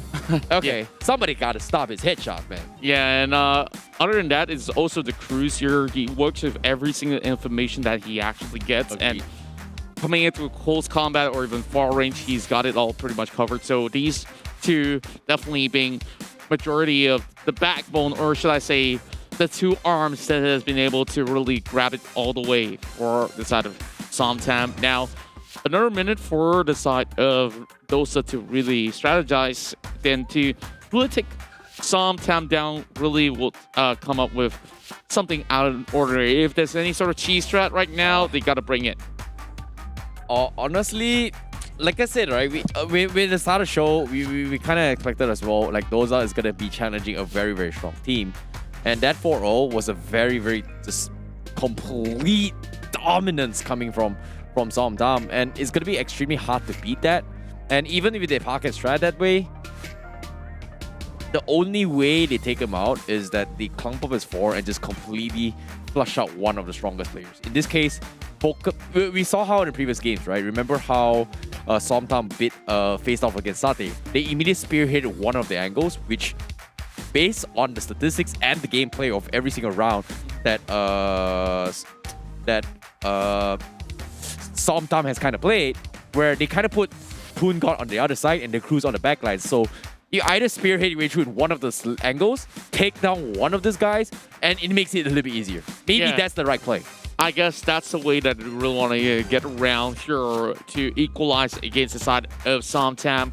So once again, going back head-to-head here, Dosa needs to find some of the genius plays to be brought out, or else Tam will get their ticket to the grand finals. And as we move right in, there can only be this one last shot for the India region to, of course, take it all the way through to the grand finals itself. Now, Legend and the rest of Dosa, they're going to be taking in towards the tanks of Refinery. Well, Poon God is the man to watch once again in this pistol rounds. And Mahadi, though. Okay, Cruz going for a very interesting angle. Gets punished for it. Mahadi getting a full shot in, but Cruz tries to make a run for it, but instead gets taken now. And this is big coming from Dosa. They're spearheading one angle, and they're looking for another one as well. FMP will get completely overrun by sheer numbers. And seems to me the play is working out for Dosa. Means it is going to be Jasmine and Poon God 2v4. The odds are in their favor, but Poon God is someone that makes miracle happen. Really getting tagged up pretty low, but the time that will save his life. So Nida being tagged up pretty low as well. Poon God going for the reset. On top of that, but Legend as well. Oh my goodness, Jasmine takes down Ritik, makes it 2v3. Legend's gonna go for the heal up, but it's not over yet. Pahadi will finish off the cruise. 2v3. Poon God looking for another as well. Nida looking the wrong angle, but Time Turner is there. Provide an assist, but he goes for the punch. But Poon God will finally take him all out. 2v1 now. He gets the reset. Legend is there. Pahadi will go for the finish, and he's gonna go for a bigger. Time Turner comes in. Legend will get caught out. Poon God has a small crack to work with. He's going for the punch as well. Pahadi will go for the finish, and Poon God goes in for the clutch. 1v1. Legend versus Poon God, both same amount of HP. And Poon God tries to go for a flush as well. Can he go for a flank? Pahadi gets it up, and Poon God flushes in for the team. 3v1, and Poon God takes them all out. And he just juggles it through, and this is the reason we hype this prodigy. The stellar ace that comes out of Tam, Poon God. He is just built different. You know, I theorized this early on from Dosa. They needed to spearhead one angle. They had a good start. It was a good start, but such a good start. Man, Poon God. And they just crushed their spirit with this machine. Or should I just call him God right now? Like, I don't know. He's a killer machine right there. Yeah. Going into a refinement here, this is going to be a little bit more difficult because there is a ditch in the middle of the open. They have to play by the containers, so even though you want to play in towards that terrain, you know, you can lob nades after nades to really get into those positions. Pahadi's holding an optimal angle here, but if he goes down first, Dosa is going to be in a big trouble. Same with the FMP as well. This is so frustrating from the side of Dosa. After taking that loss, it seems like they're taking a backseat. They stopped on full aggression. This time, the Cruise is creeping by. I'm not liking this play, but he's just sneaking in by, crab walking his way through. Oh, he sees Mahadi. Oh, come on, you know you want to. Party getting a couple shots in, but the crew says, okay, I'm backing out. I've reviewed my position. I'm out of position as well. He's got his pistols, but what can he do? He's going to be lobbing a nade, so Nina is going to be in some trouble. Gets a big one in! Oh, wow! Double team with the crews and Boongard. They take it up 2. The crew's looking for more. He's going to go for a finish. Party gets tagged up pretty low, and Boongard will finish him off. The rest of the crew, as Dosa will lose the second round. Does something else, man. Like, oh my god. Those nades lining up coming from crews who came in from the flank has been able to flush it out, and Boongard gets the optimal angles, right? And oh my god. The rest, like we said, is history. How did the crews manage to stick so far back line and not get noticed at all? He's just crap talked his all the way And through. I like the fact that he was pointing into Pahadi. He had so much time, and that was what I was really pointing out, right? Like, if Pahadi goes down, they were going to be pretty much stuck in those corner. And now that we're going in towards Foundation, it's a big pick coming from the side of the crews. 3 members left. Oh, another nade coming from the crew. That Pahadi! He walked right into it. Hit that tag up so low, but another one as well, Party. Okay, he's gonna be fine. He regroups his rest of the team. He gets the kill, but another assistance coming in. But not gonna be able to finish. But no, Boongard from the cross finds him off, takes him out. That means it's gonna be 2v4, and he's looking for more. Rethink versus Boongard. He's gonna come out as well. He switches to time turner, but the glue wall comes in. Boongard goes to outplay and outmaneuvers him with some insane movements coming from Boongard. But he's going to be taking his own go. He's going to be looking for the hill. Last man standing from Zonita, as she is going to be going up against the full squad of Somdum. Not going to be able to do too much, and she goes down. Match point for Somdum. This is going to be a perfect run for the side of Somdum. If they get this game, then they will be pretty much unmatched. Pahadi going with his favorite AWM. And this is the best place to actually bring it out because you're playing Shrine, where both of them will be playing from elevated angles, but it's about looking for that perfect opportunity of a shot, and that shot has to go to either the Crews or Boongard. Yeah, Pahadi has showed himself he's a capable AWM player. However, you know who's a very capable 1-pixel player? It's going to be Boongard. And at this time, he's going to be having his crosses potentially against Boongard. But the needs already isolating him and forcing him out of position. As you can see, slowly but surely, sometimes they're clearing every single angle. They got the Crews. Oh, wow, that's huge. They get the Crews. Can they get the finish? Yes, they will. That's the opening they're looking for. But Sonita also getting traded off from FMP TV. The time turner is there. And Rethink, he's looking for a shotgun. He's going to go for a push. Jasmine is out in the open, but Rethink, he's not taking the shot. He let Jasmine through. Oh, no. They actually conquered the middle. Somdum. This is going to be a very risky play, but Boongard, he finds Pahadi. Oh, that's big. 2v3. Boongard still alive. The AWP not going to be able to do too much from inside Pahadi, but you can see the sprays are going to be coming in as well. Really going to get flushed from FMTV. Boongard won't take him out, and it's going to be last man standing. Pahadi gets picked up from Legend. They want to use the AWP in play, but can't the AWP do anything because Pahadi, he needs to heal up. Just get caught out from Legend. 2v2. Pahadi looking for the pick. He takes out Boongard. FMP 1v2, and he gets taken out. And Dosa finally clutches out one round with the AWP. That was huge coming in from Pahadi. They managed to stop the streak coming in from Somdum, but they still need a little bit more. 3 more rounds in a row for Dosa to break it even in this best of 3. Oh, now, okay. This is where we'll go back into the maze. And, look at how smooth 11 grenades. Okay, 11 grenades. Wait, on who? What? On the side of Somdum. What? So, I think this is going to be quite a huge flush, or is it going to be from... Actually, it's from Dosa, to be honest. I'm just looking at the numbers right now. And this opening nade is already looking pretty good, but the Crews finds Sonita. Oh, no. The Cruz goes in for the aggression push. The Cruz won't get punished. Legend won't finish him off.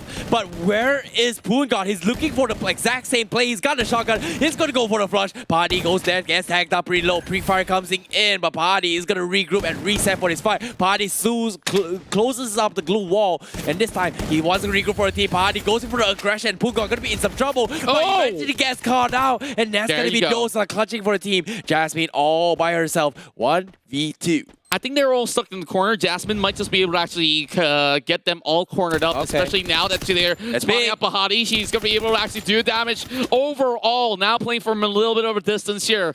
Jasmine's needing a 1 versus 2 clutch. They spot out Pahadi already. Can she be able to find Legend now? She's got the op.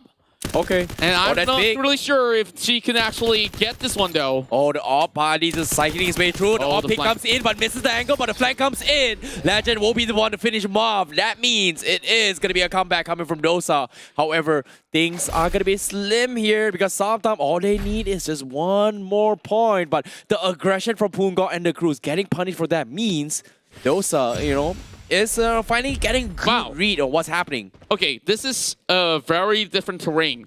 Okay. Command post. Oh, wow. Okay. The first that we are seeing here, Dosa, of course, does see a little bit of light at the end of the tunnel, but can they actually cross through these roads, which is going to be very, very difficult. And this is where, you know, you got to play from a little bit more of a distance, whether it's grenades or even those sort of shots to be fired. I don't know if the Cruz can actually utilize his shotgun all too well in this sort of situation, because it will take those very final few moments to be able to actually kick it in towards a close quarter combat. So they're definitely preparing for what's about to come, with all the glue walls to be set up by the streets. You know, looks pretty good here coming from Dosa. All is well, my friend. Pahadi's got the op. Trust in Pahadi, they say.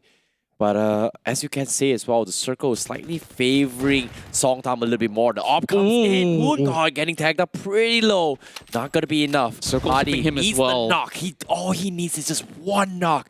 And it makes things a little bit easier. Poongard's pretty much stuck there. He's gonna expose, but he misses the timing. As Poongard manages to barely escape. And he's gonna be A-okay, but sometimes gotta run by the streets, they are though. gonna be running through the streets, like you said, and Pahadi has the perfect angle to catch anyone off guard. I think Dosa definitely does have a little bit of a leeway here because they're playing by those corners of wall. Sunita now trying to line up the grenades.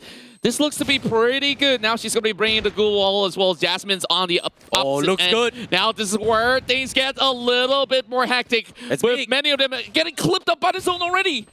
Oh, Sunita actually getting the first knock, but FMP, they have to sacrifice the ball. But Songtam, they have to go for the push. Surus, he's going to be in some trouble. They get completely outplayed in positioning as those are 4v2. Poongard all by himself, and they get completely clutched. And this is going to be round 7. Dosa making the comeback. What a play from Dosa. Pahadi with the op, making things work. Songtam in trouble now. Okay, you know, this is going to be something that you guys need to respect. But this time, Songtam pulling up a little bit of difference as well. Bringing in shotguns again. 3 rounds.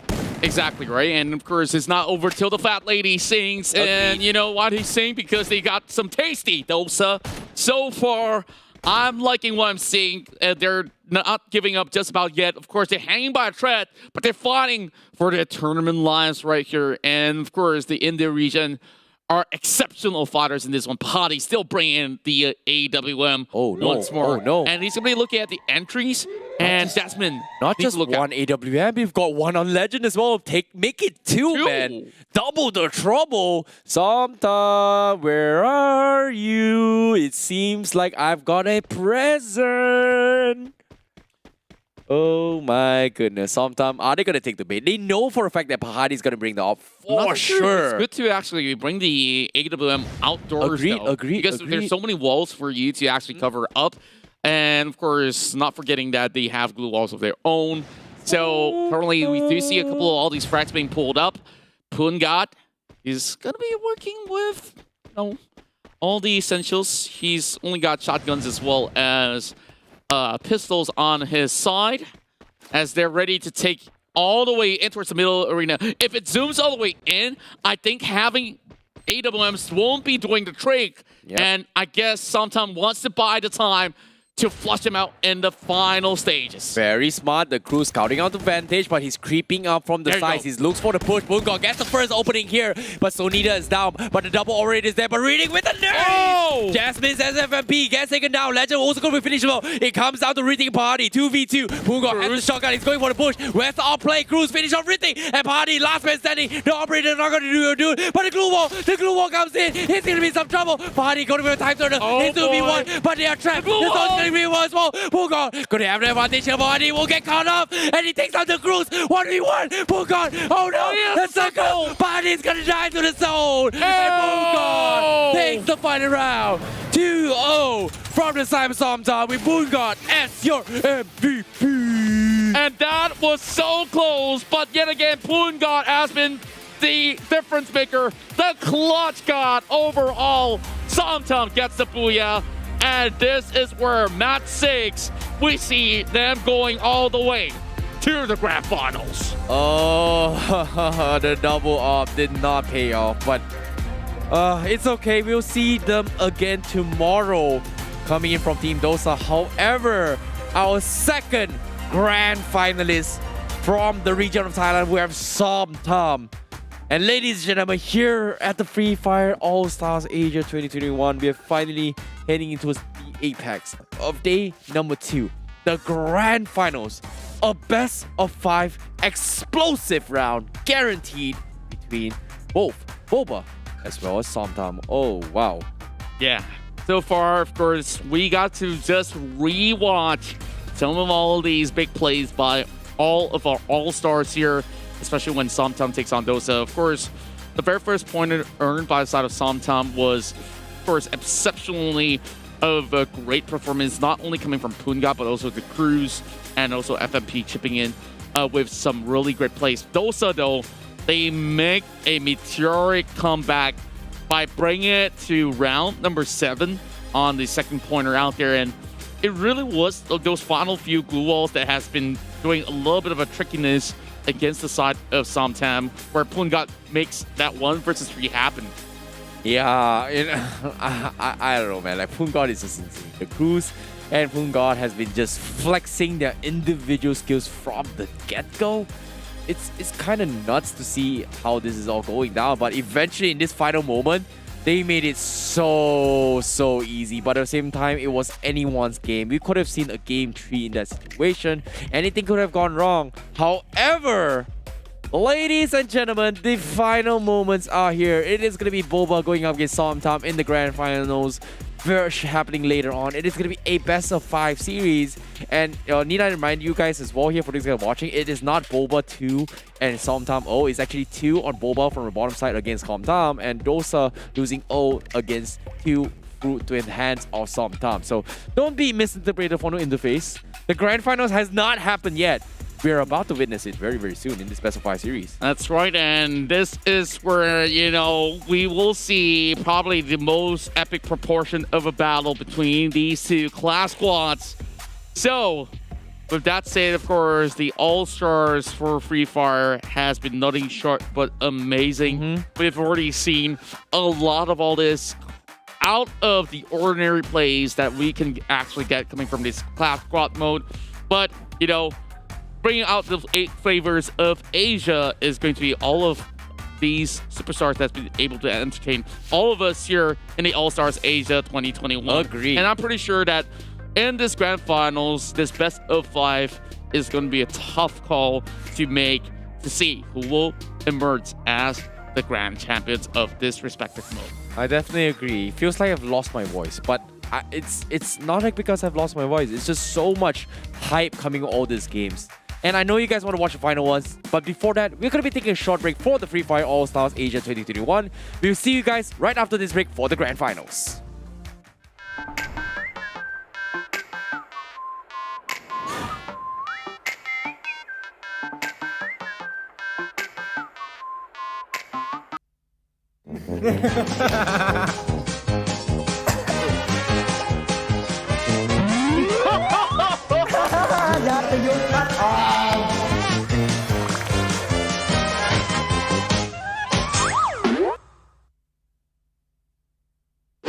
¿Qué pierna cae primero después de que un personaje aterriza después de un brinco? Tiki. Con la izquierda. ¿Cuánto daño hace en total un carro que explota a todos los personajes que están alrededor? No, God.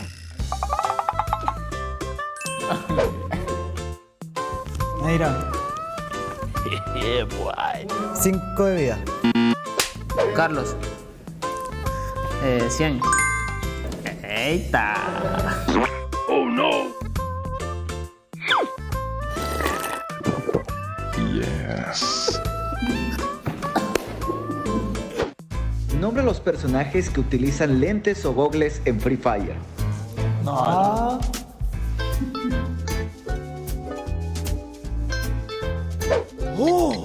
Neira. Maxim.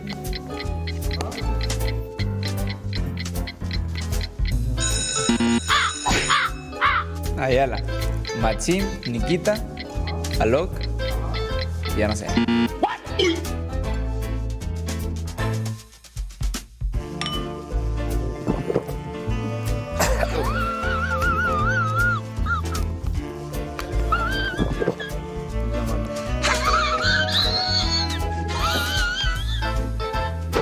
Đâu là địa điểm tổ chức Free Fire World Series 2019? Rio. Trang bị mũ 1 sẽ giảm được bao nhiêu sát thương khi bắn vào đầu? Xin 30.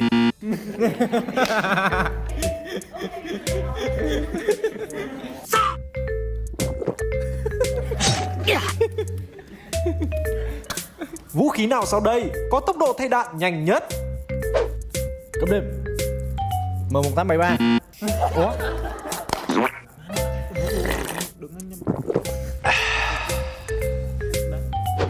Khi nhảy thì chân nào đáp đất trước? Chân trái. Đúng rồi, chân trái. Khi ăn nấm 4 thì tăng bao nhiêu EP? Cấp đêm. 200.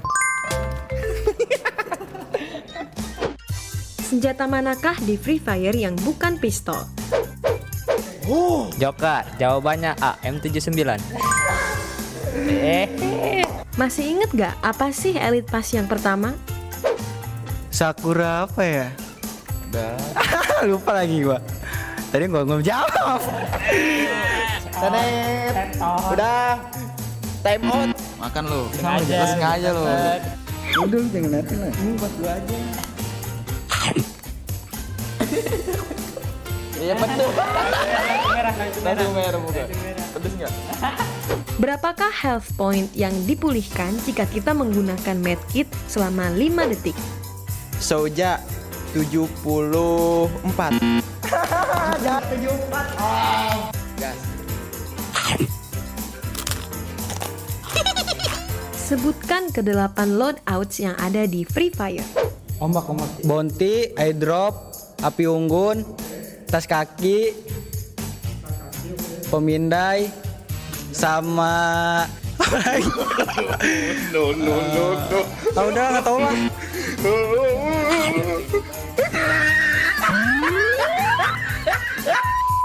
Berapa banyak IP yang dipulihkan dengan jamur level 4? Soja 200. Kayaknya gampang kok telat. Senjata manakah yang mempunyai 5 slot untuk attachment? Ombak. AK. Ya, makan lagi lu. Mamam lu. Senjata manakah yang mempunyai reload speed tercepat?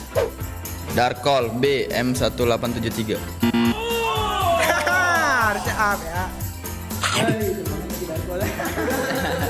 Senjata manakah yang damage-nya paling besar? Darkol C, M79. Bangkit. Kalah lu, makan lagi lu. Masa gua tadi udah bilang. Hukumannya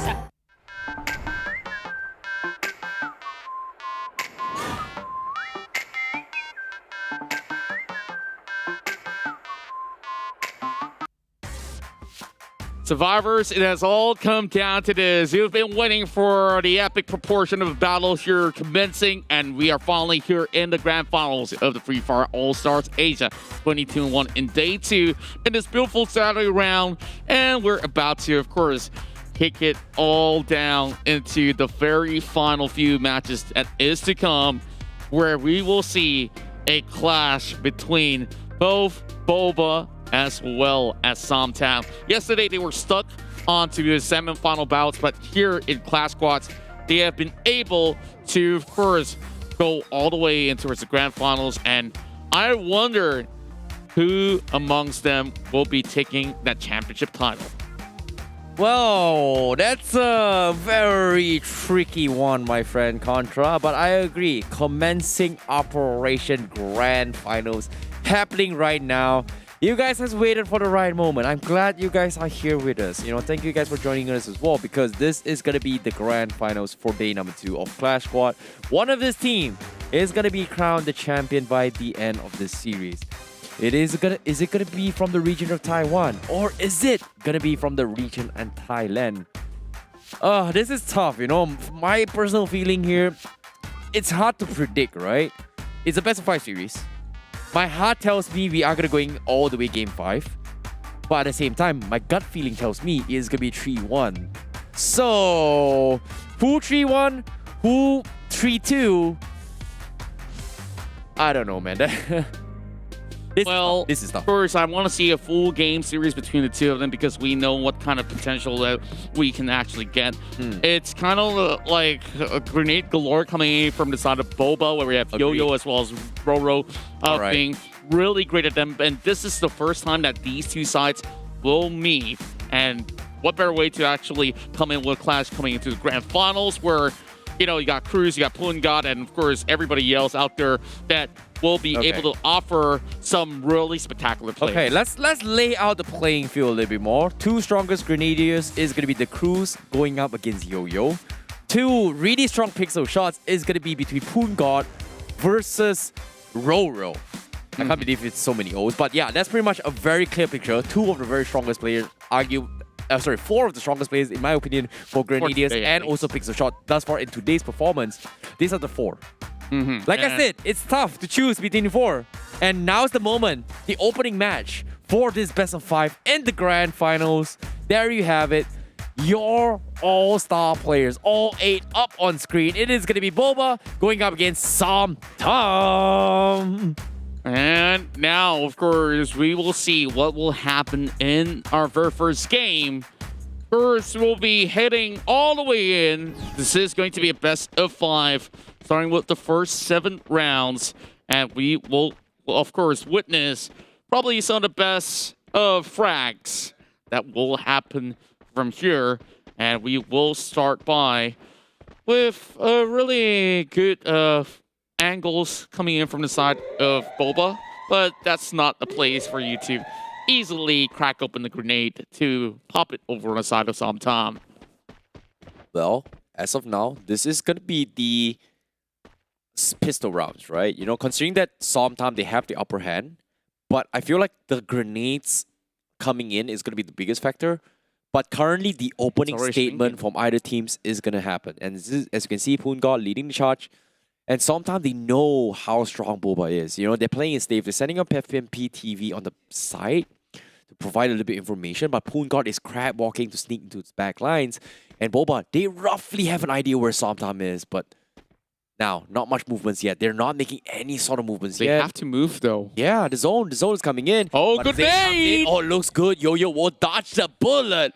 Looks good, but not good enough. But Yo-Yo now is going to get tagged in the zone a little bit more. Pungat going for a flank. You can see the suppressive fight. Wait a minute. Pungat, what the hell? Oh my goodness. He throws his body right in front of them to slow them down. They're tagging the zone. Yo-Yo who can finish him off just like that. And Pungat still survives. He finally gets taken down, but he drags so much time. And Jiang Ling, last man standing. 3v1. What a crazy play from Pungat.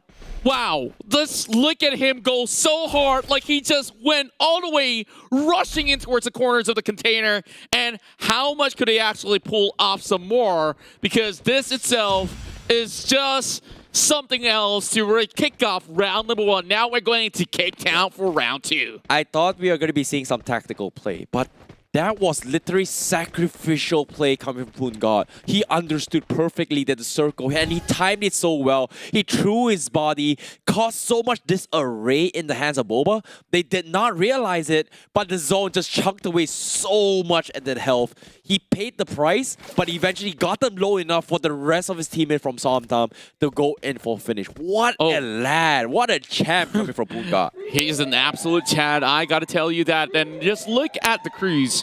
He's already going in for a setup. He spots out Roro, though. They didn't really expect this. Oh, boy. Bring him down to 60% of HP left, but the Cruise is going to just hold on towards this angle. Okay. 1-0. You know, a little bit of chip damage, but this time, Boba, they're saving up the economy, so this is going to be pistol. So logically, this is going to be an easy round from Somtam. Jasmine going for the M16, playing a little bit long range coming in. It seems like they want to stack their weaponry for this next round, but Yo-Yo hoping to make things interesting with the 5 Grenadiers. Does he get wow? But Poon God says, hey, I'm a better nader. As Roro is Youngling's going to get taken out. Yo-Yo not going to be able to use his grenades at all. He's looking for 3. He's looking for the finish. And can he get it? Looks good. RTMN, last man standing. And he gets it. It's a full team wipe for Poon God.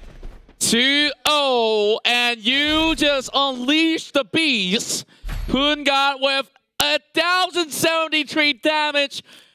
This is ridiculous. He's got 4, he's got 4, he's got them all. Poon God. Poon God. You can sing his name all you want.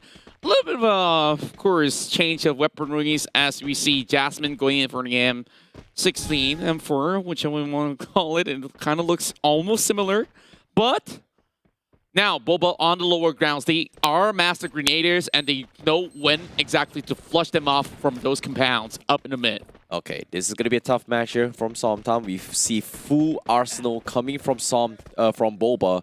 And this time, they have the nades. Yo-Yo, check things out. First nade coming in, does not connect. Somtam needs to back off. 3 seconds left. The zone will start to move away.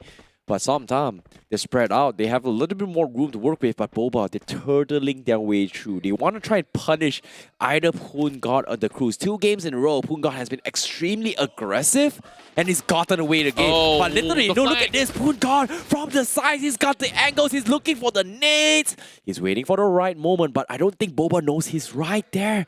What? Poon God playing it slow, playing patient. I think they may be able to spot them out. Roro. Oh, he dodged it. But the Cruise, though, he finds one. Okay, that's a good one. But it's looking a little bit more. Jiang Ling gonna be hiding from the cracks as well. But it looks like Poon God is looking for the wrap route. He goes for the push, and that's gonna be big. Toto comes in, but Roro is gonna be really small. But Poon God will fight it for. He takes Roro with him. But the suppressive fire coming from the Cruise does so much damage. They're just pinning out Somtam. Poon God is down. Roro is gonna be next. Jiang Ling a little bit too low. And the nades from the Cruise. Is it gonna be good? Yes, it's good. And Somtam takes 3-0. This is the first time I see Boba actually struggling, but there is still a little bit more room left for them to, of course, come in with some spectacular plays. I haven't seen those grenades flying that much out of the side of Boba, and that's their signature strength. Finally, they can utilize this inside of Observatory. Poon God's got 6 kills. The Cruise got 5 in the course of 3 rounds. That's got to be a record right now by this stage game.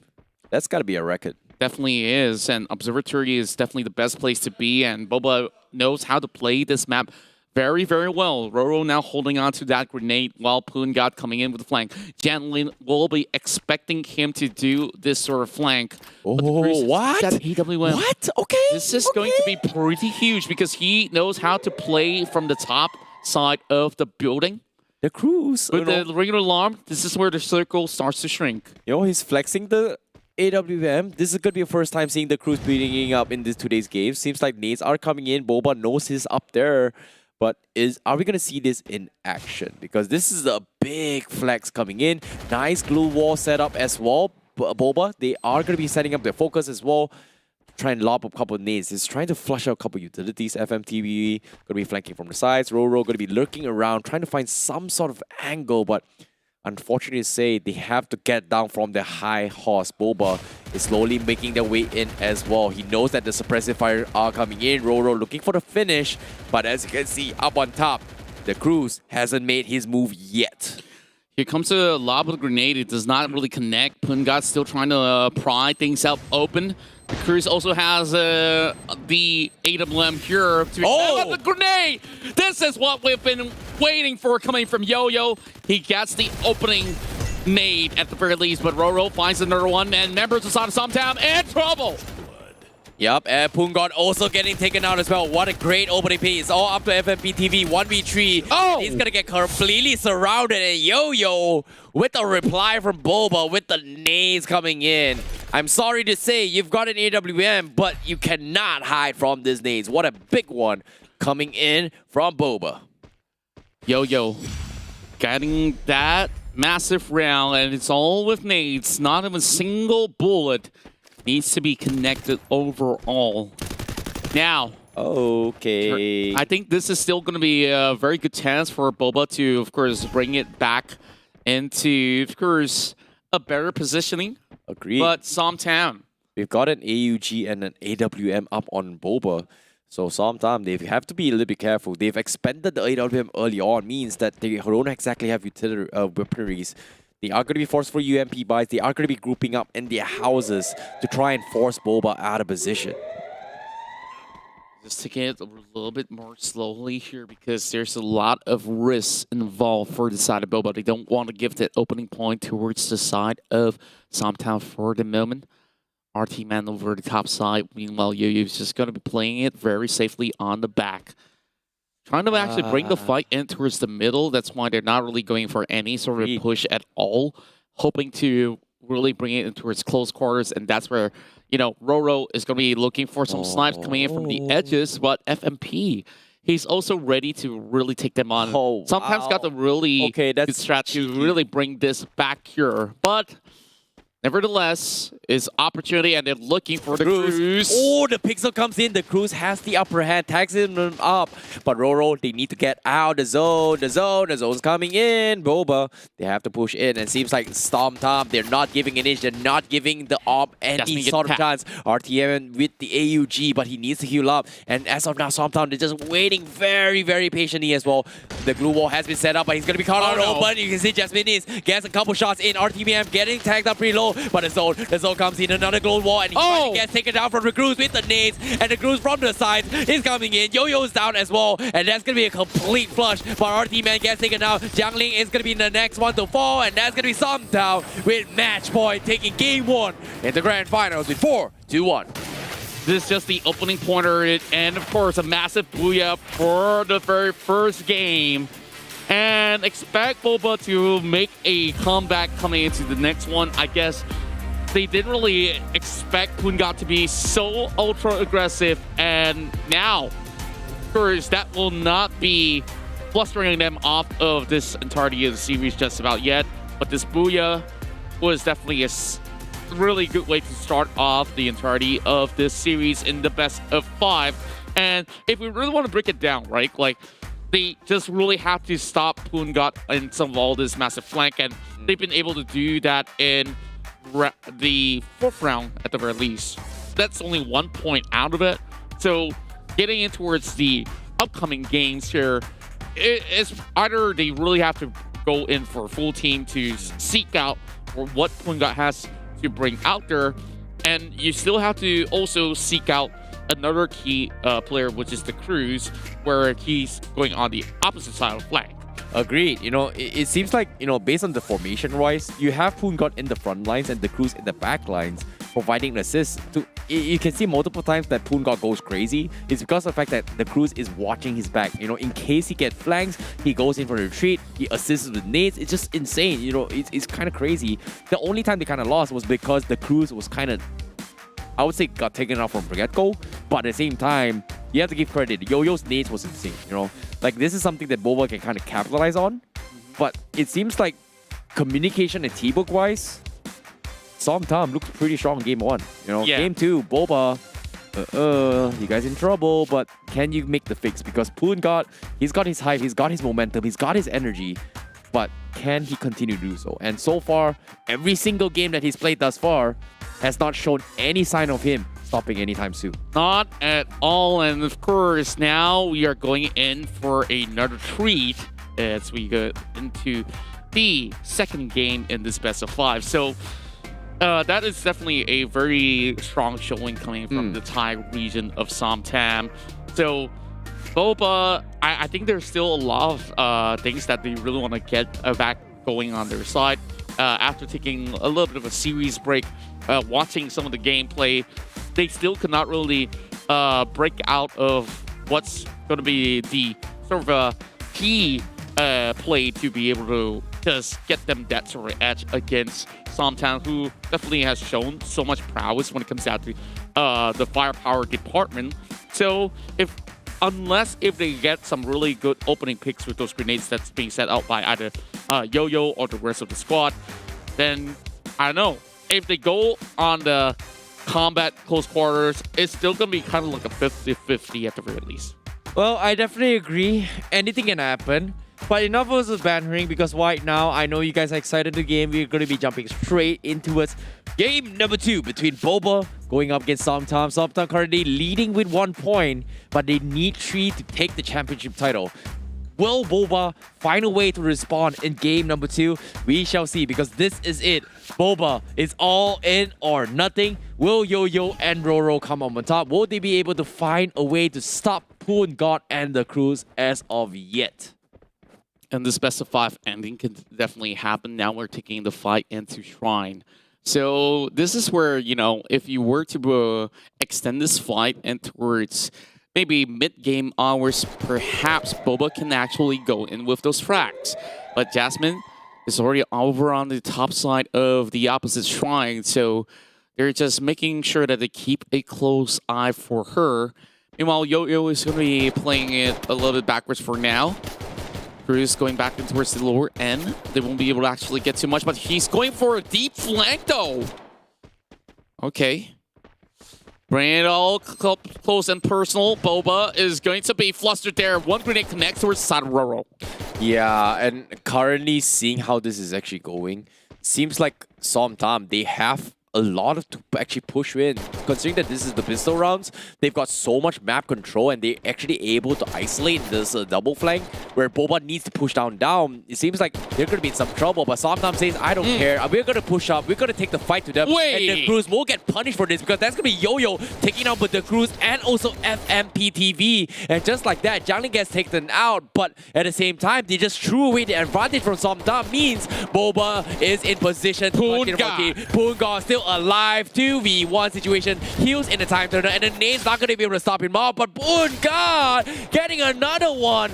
But now he's going to be in some trouble. He's going to get wrapped around and he won't get finished. Means Boba will take the first round. Magnificent start coming in from Boba here first. This will give them a little bit more of an edge coming into round 2 with more of the utilities to be expended. But to my surprise, they're only going to get 4 nades. Oh, okay. I'll take that back. 6 nades. Okay. 6 nades for Boba. Yeah, I definitely agree. But that first round, that should not have happened. Okay. Mistakes were made. But yeah, from my point of view here, that should not have went in the way of Boba. Like Somtam, they had the double flank with the angles. Unfortunately, they got a little bit greedy and the crews was immediately punished from Yo-Yo's nades. So I would say props to Yo-Yo in game round number 1. But can they continue to do so? Because as of now, Somtam, the 13 out of 4, they don't have a lot of weaponries, but we do see an SMG buy on Poon God. Seems like Poon God's got a statement to make here. Yeah, and I guess that all these initial nades that was opened up just to prevent Somtam from going up and towards this sort of corners. But now that they're pretty much stuck in the same sort of compound, it's going to be a lot harder to work with. And Boba could definitely punish them over on some of these corners, unless if they do get some initial opening shots over on towards Roro or even Jiangling. Now, RT-Man getting soaked up for a little tad bit, and they're killing with Poon God right now, so they really have to make sure that the nade come from Yo-Yo has to be pixel perfect. Yeah, RT man is gonna be first one to go in. Roro gonna go for a couple of suppressive shots. FMP is trying to stay alive, but I don't think there's a lot he can do. Poongard also getting the Scott out as well. Suppressive fire from Roro, making life miserable for the rest of the team from Somtam. The Cruz, it needs to back up, but Nate's already there. Jasmine makes it across, but seems like it is going to be it for Somtam in round number 2 because Boba makes it alive. Jasmine is going to be the next to fall, and that's going to be a clean 2-0 from side of Boba.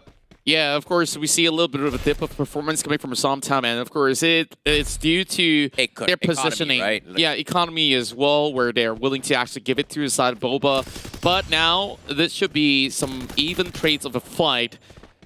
7 to 8 grenades now for the side of Boba, 6 for the side of Somtam. And we're bringing in all the SMGs in this scuffle inside of the commando camp.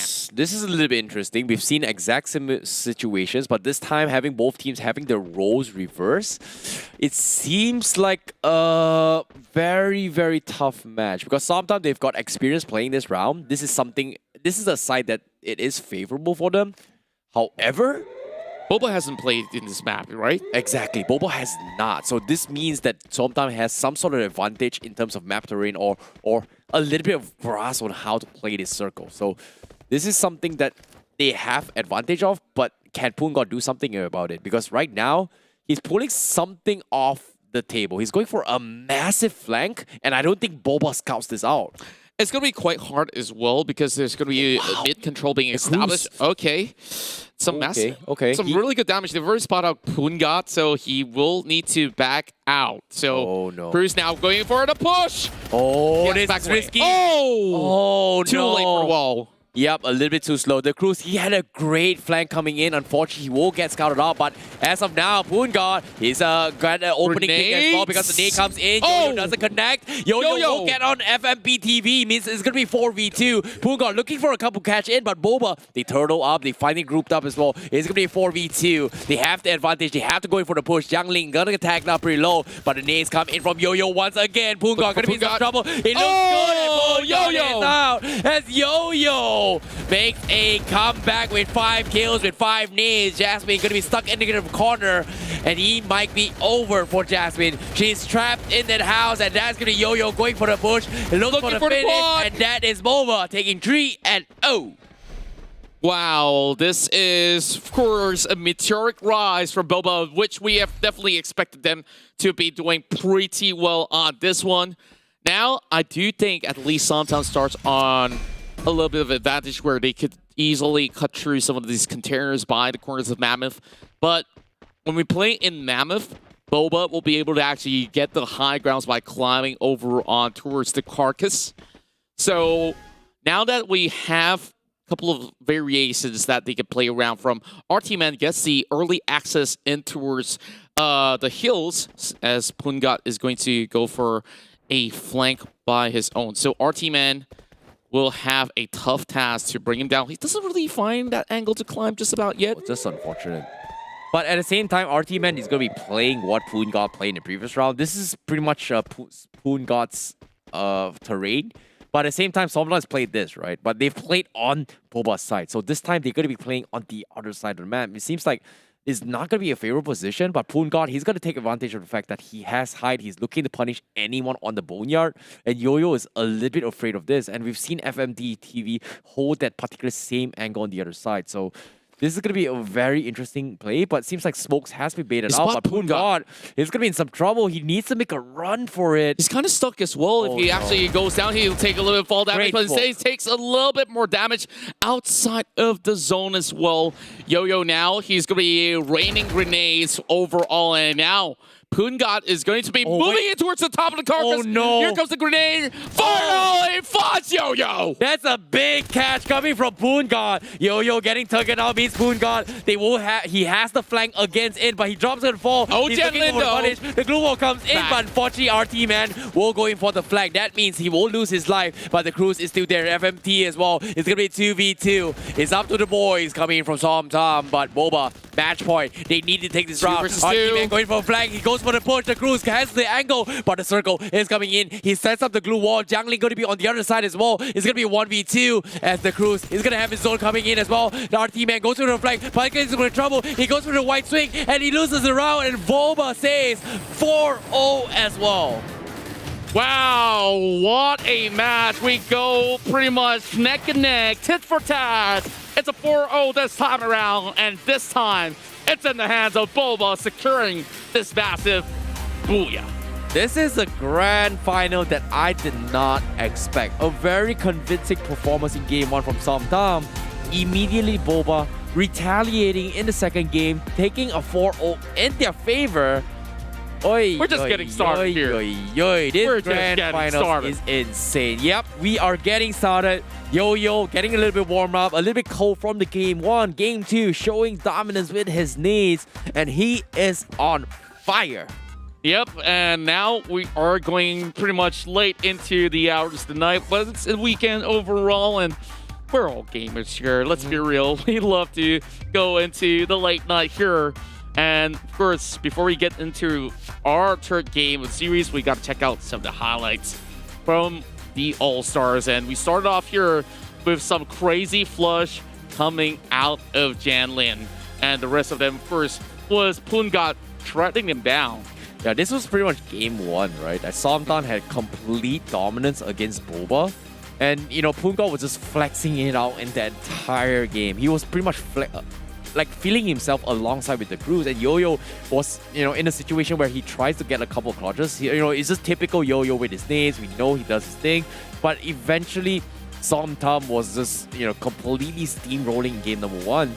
But when it came to game number 2, things had a little bit of different approach coming from Boba, because Yo-Yo this game was feeling himself. He's got some insane nades, and he arguably just completely shut down everyone from Somtam. Pungat, he was able to pick off in this final game. Unfortunately, he had to fall down. It's just something that he could not have done, you know, in that situation. I felt that maybe Pungat could have played a little bit slower because he didn't really have to make a jump just about yet. He could still play around the backbones of the Mammoth and then slowly make his way downwards, either hopping into sort of container. But with that sort of rash play, it definitely puts them in towards a really awkward position, especially when he drops down. He gets pretty much crossfired all upon, but Cruz trying to make his way across, and he's already utilized many of all these blue walls to first survive a little bit longer. But the Booyah went over the side of Boba at the very end with some really, really good defensive plays that has gotten them that sort of edge by the final game. You know, currently in this situation, we are going to be equalizing. You know, from a best of 5, you're coming down towards a best of 3. Each team taking 1 for the team. But now, based on this situation, you know, the difference between best of 1, best of 3, best of 5, best of 1, anything can happen. Best of 3, adapting. Best of 5, stamina and how much pocket strategies are going to bring to the table. Game number 1, Pungat flexed it out. Game number 2, Yo-Yo flexed it out. Game number 3, it's time to play it safe. It's time to play the strategy. I'm pretty sure Somtam, they want to close this out as quickly as they can. But at the same time, Mobile is also fighting for the championship title, because there only will be one that walks away as champion by the end of the day. And currently, both teams, they won it and they are going all out. I did not expect 4-0s in 2 games in a row, because it just shows you that both teams are good. It's all about reading. And in this case, outplaying with those kind of movements seems like it might be the meta of nades here coming from both teams. That's right, and I gotta say that it's not only the meta of nades. When we look into the way that some of all the players are actually playing, they have been able to actually pull off some really crucial close range combat fights and the long range. We saw a few of them actually purchasing the AWM, but haven't seen too much of a huge hit. I want to see more long range action coming out overall, and hopefully, you know, with different terrains being set up in each respective round, we'll be able to actually see more of that coming out, because you know that they have some really high firepower, and of course, we expect nothing but the best coming from Boba as well as Somtam. And now we head towards the circuit for the very first time.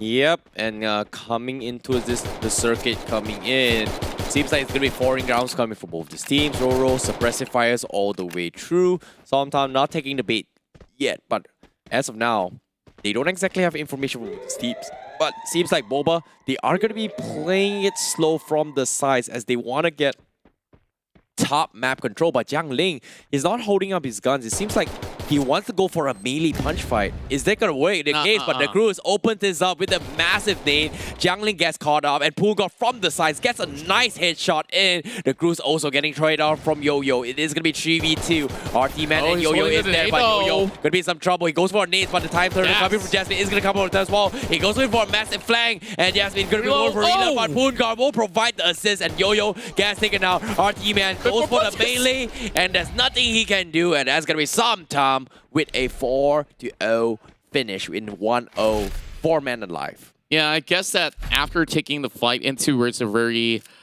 interesting terrain where we both see these two Titans racing for the top, and now there's going to be a little bit of a surge of electricity in Mars Electric. What? Oh, okay. No, I got it. You know? I got it. Took you a while, huh? Took me a while, you know? I'm a little bit brain lag for this, but it's all good, you know? It just shows you how crazy the game is, right? It's so hard to anticipate what is going to be happening, but Jasmine, almost she missed the mark. Okay, she missed the mark. She's second okay. time. Let's go. She's going to get the elevation, but at the same time, is she going to... Oh, no. Okay. All right. I pretend I don't see anything. Yeah, don't worry. I guess, you know, like... just a little bit of short jump. Maybe. Just pretty much all right. No HP being depleted with the fall. Meanwhile, Poon God is going to be playing by the corners, while Boba is all clumped up towards one edge over on towards the southeastern side. Now, the question is, will this grenade connect? Because the Cruz is going to be sending one perfectly towards the edge, but Ember's side of Boba is pretty much ready to take them on. Oh, great dodge coming from Cruz. They know where they are, and Boba, they've been in similar situations before, and Rora is kind of traumatized from this. He won't dodge it. Time tournament being set up as well, but the Cruz looking for the massive plan. He's going to go in for the push. He knows this is going to work in his favor, and that's going to be them completely destroyed as Poon God and the Cruz goes in for the push. They finish them all off, and that is going to be some time coming up ahead with Poon God and the Cruz going for the reset. Yo-Yo gets picked up. Jasmine is gonna go in for the flank. On top of that, Jiang Ling tries to go hold for him up. Poon God getting finished off. He punches off Poon God, but Jiang Ling getting flushed off as RT Man 1v3 will get taken out. What an opening coming from the Cruz and Poon God. Yeah, and of course, now it's back-to-back games with Poon God, of course, setting the tempo straight. And I gotta give credit to the Cruz out there because he went in expecting them hugging by the corners of the wall, and he waited and waited, and he knew that, okay, they've already utilized the time turner. Yeah, so waiting for that to expire or even just come in the corner, and that's where that flank was the advantage. That the time turner just works so well on the Cruz. You know, it just worked so well because he was able to sneak through the cracks, and there's nothing Boba could have done in that situation just because it's just tough to anticipate, right? Who pushes a time turner like that? Just like that, and he went in like a madman. It's crazy. Yeah, and it was just by the edges as well, and I guess that Boba was not even expecting them to actually come out of the warehouse. Agreed. To be honest. So Jasmine is going to play a little bit of a long distance of a trade out against members of Boba. Yo-Yo has been playing many other matches here inside of the observatory, so just taking time to observe and assess the current situation because Somtam has been able to take 2. Now they do have a few frags to at least expand. This does have a smoke as well. This is crazy coming from the Cruz. They switch up the roster by having Poon God playing the back lines and the Cruz. Oh, wow. Okay. And going for the exit cut as well. He's going for the glue wall to try and isolate Boba. That's a big play coming from the Cruz. However, Boba, they have the respawn. They've lost so much map control, but Roro gets a nice knock onto Poon God. The Cruz will respect this and back off, but they know exactly where Boba is. The Cruz, he's got to go to glue wall as well. He's going to try and isolate this as well. The Cruz, he needs to back off. They know Boba's pushing in. He's going to run for his life. He's going to be surrounded, and Boba is pushing in. He goes for a wrap around. He's playing ring around the roses, and he's gonna go for the heal, but he's going for a side. Yo-Yo gets caught from behind the Cruz. Can he do more? No, he cannot. And that's gonna be Boba taking the W. And finally getting their first pointer in the bag. I gotta say that it's absolutely impressive. Okay, Neo Terrains, I love what the Grand Finals is offering right now as we are, of course, getting schooled here in the Academy. Yeah, this is gonna be the Bermuda Remastered Academy, a complete new look coming in. Means that anything can happen. Oh no. Okay, so we have pretty much of an even symmetry. And in the middle of the bridge, that's where I think a lot of all of them will be throwing books at each other. In this sort of sense, I think it's going to be grenades. So, of course, books don't explode. But our they team could make a cosmetic playing for on it, the outskirts. They could make a cosmetic for books to explode. Explode you with knowledge. That works, I guess. Doesn't make sense, you know. But, you know, books don't bounce like grenades do. So I guess maybe we got to look for different alternatives. But Pungat, as well as Empty, they've opened up with a very wide flank. I'm not really sure if this is going to be the best type of play that they're looking for. And now they're already on the bridge. They might be able to spot out Jasmine. She's been hiding over on the lower grounds. Meanwhile, Roro on the other end as well. RT-Man.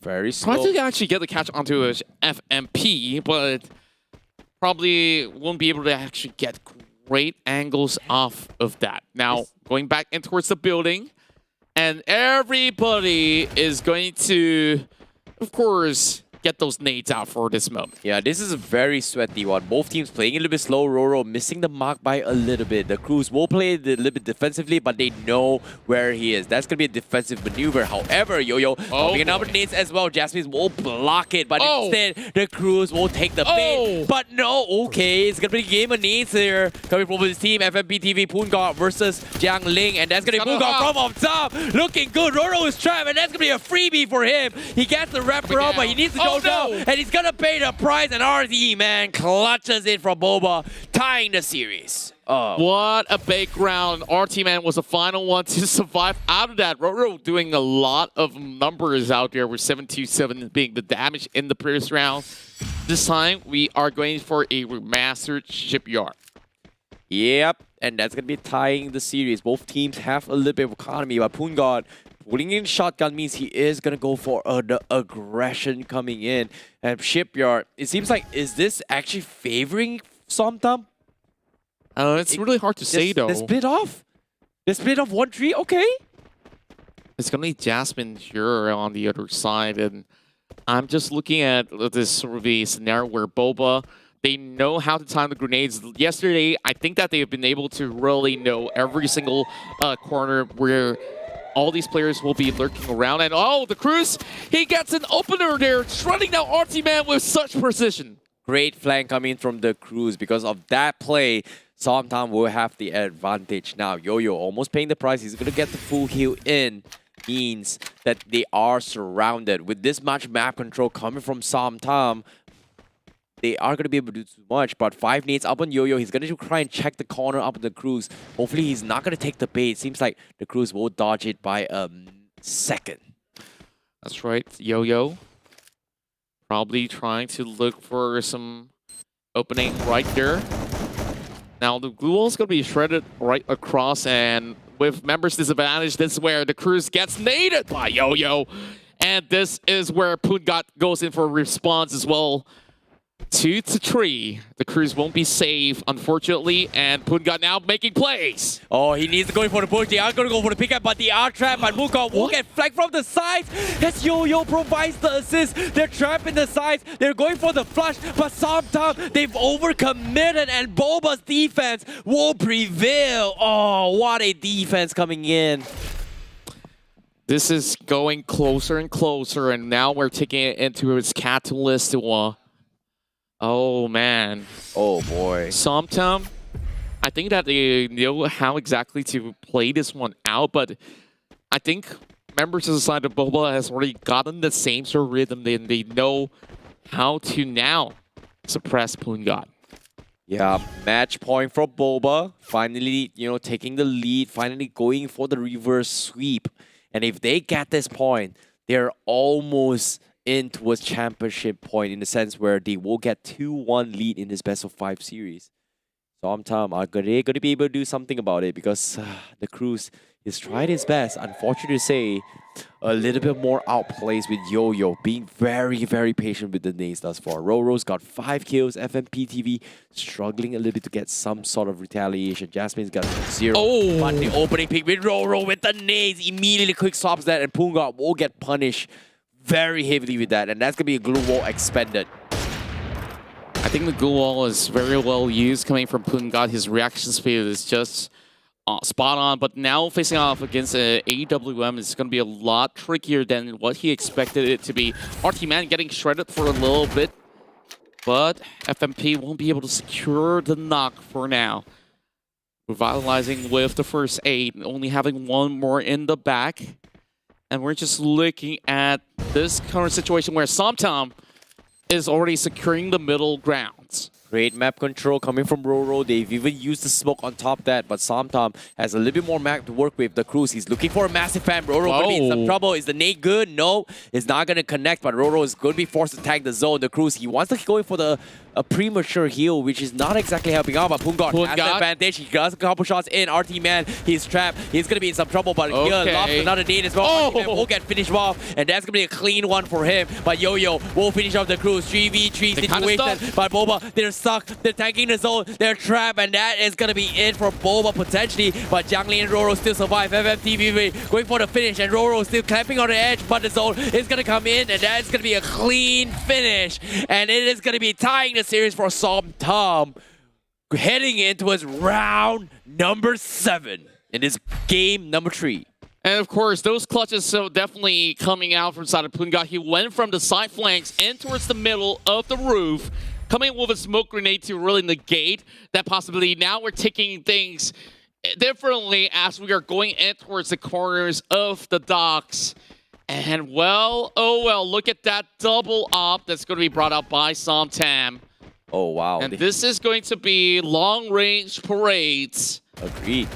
This is going to be the first time we see Pungat bringing the op coming into the table, whereas Boba going to be having AUG up on RT-Man. Pretty standard plays, but the op has revealed his position, has been made aware coming from Boba. As Somtom, they're pretty much flexing it for the team. However, they're losing a little bit more map control from Boba. As you can see, Pungat is so far ahead with this operator play. FMBTV, they have to make something work. However, Boba, how do they respond? They've heard the op. They don't want to overpeak this, but seems like they need some sort of map control. The nades are coming in. Look, coming from Roro. Does it connect? Bounces it off. Whoop. Nope, not going to be okay. FMPTV having the op. Is that a triple op coming from Somtom? Honestly, I'm not too sure at this sort of point, and does it matter if they're going to be going into a close combat battle because the circle is already shrinking. Now it's all about who gets the control, and RT-Man! He bites the dust. Cruz knocking him down with the grenade. And now taking up notch. It's going to be Pungat here trying to wrap himself up. Going for a little bit more healing. And that's where Boba, they try to fend them all off. Roro comes in with shotgun shells. The Cruz, he's going to be able to find a little bit more leeway. And that was the very crucial rock. And all the walls are blocking him up. This is not looking good. They have to clear this out. Coming from Boba, they need to go for a push, but the crossfire is dead. And Yo won't get the nice knock on the FMP, but it's going to be 3v3. They're blocking with the glue walls. They try to trap them out of the zone, and Roro is trying to find an angle, but they're trapped, and the Cruise blocks them with the glue wall on the sides. They go for the wraparound, and they get completely outplayed with the glue walls from Somtom. The op was a scam. The true MVP is going to be the glue walls, as Pungat with your MVP in game number 3 from Somtom. This is a massive booyah out there, and you know, it was so much back and forth going on, and they both know that this fight eventually will go shrinking all the way into the middle of the bridge, and that's where they just completely block it all off. And I'm just looking at this sort of situation where, you know, Somtom is now on the championship point already. it could have been Boba's one to take, but they didn't really find any sort of room to capitalize because they're holding in towards the back. And with that one grenade coming from the Cruise, taking on the RT man, they were really scrambling to even get in towards the optimal position. Agree. You know, it feels like the operator, the arm play coming in from Somtam definitely scared them all off, and it gave so much leeway for Somtam to actually push up forward. And as soon as they got the upper hand, you could see the 4 crossfires being set up from Somtam, anticipating that, hey, this is where Boba are gonna be in. Let's set up a couple glue walls in, and eventually, as soon as they try to zip around through the labyrinths of glue wall, they did not realize they're actually getting completely isolated from the side of Somtam, and I would say that was insane. That was really some smart plays coming out of Somtam, and you know, in a minute or so, that's where, you know, Boba really has to pull off their best game in order to make it in towards the 4th game between the two of them. So in this 4th matchup here, it's extremely vital that they, of course, prep carefully or just really go double or nothing. I definitely agree. It as of now, you know, anything can happen. It is going to be the championship point coming in from Somtam. But currently, they pretty much demonstrated themselves. They are able to pull some pocket strats. And I love the glue wall strategy from that play. And that was something that I did not expect. Like, it's a great theory, but to be able to execute it in Boba with the fear factor, the fact that, hey, we're bringing operators. As soon as they fire the first shot, everyone from Boba just completely backed out and say, okay, that's an arm.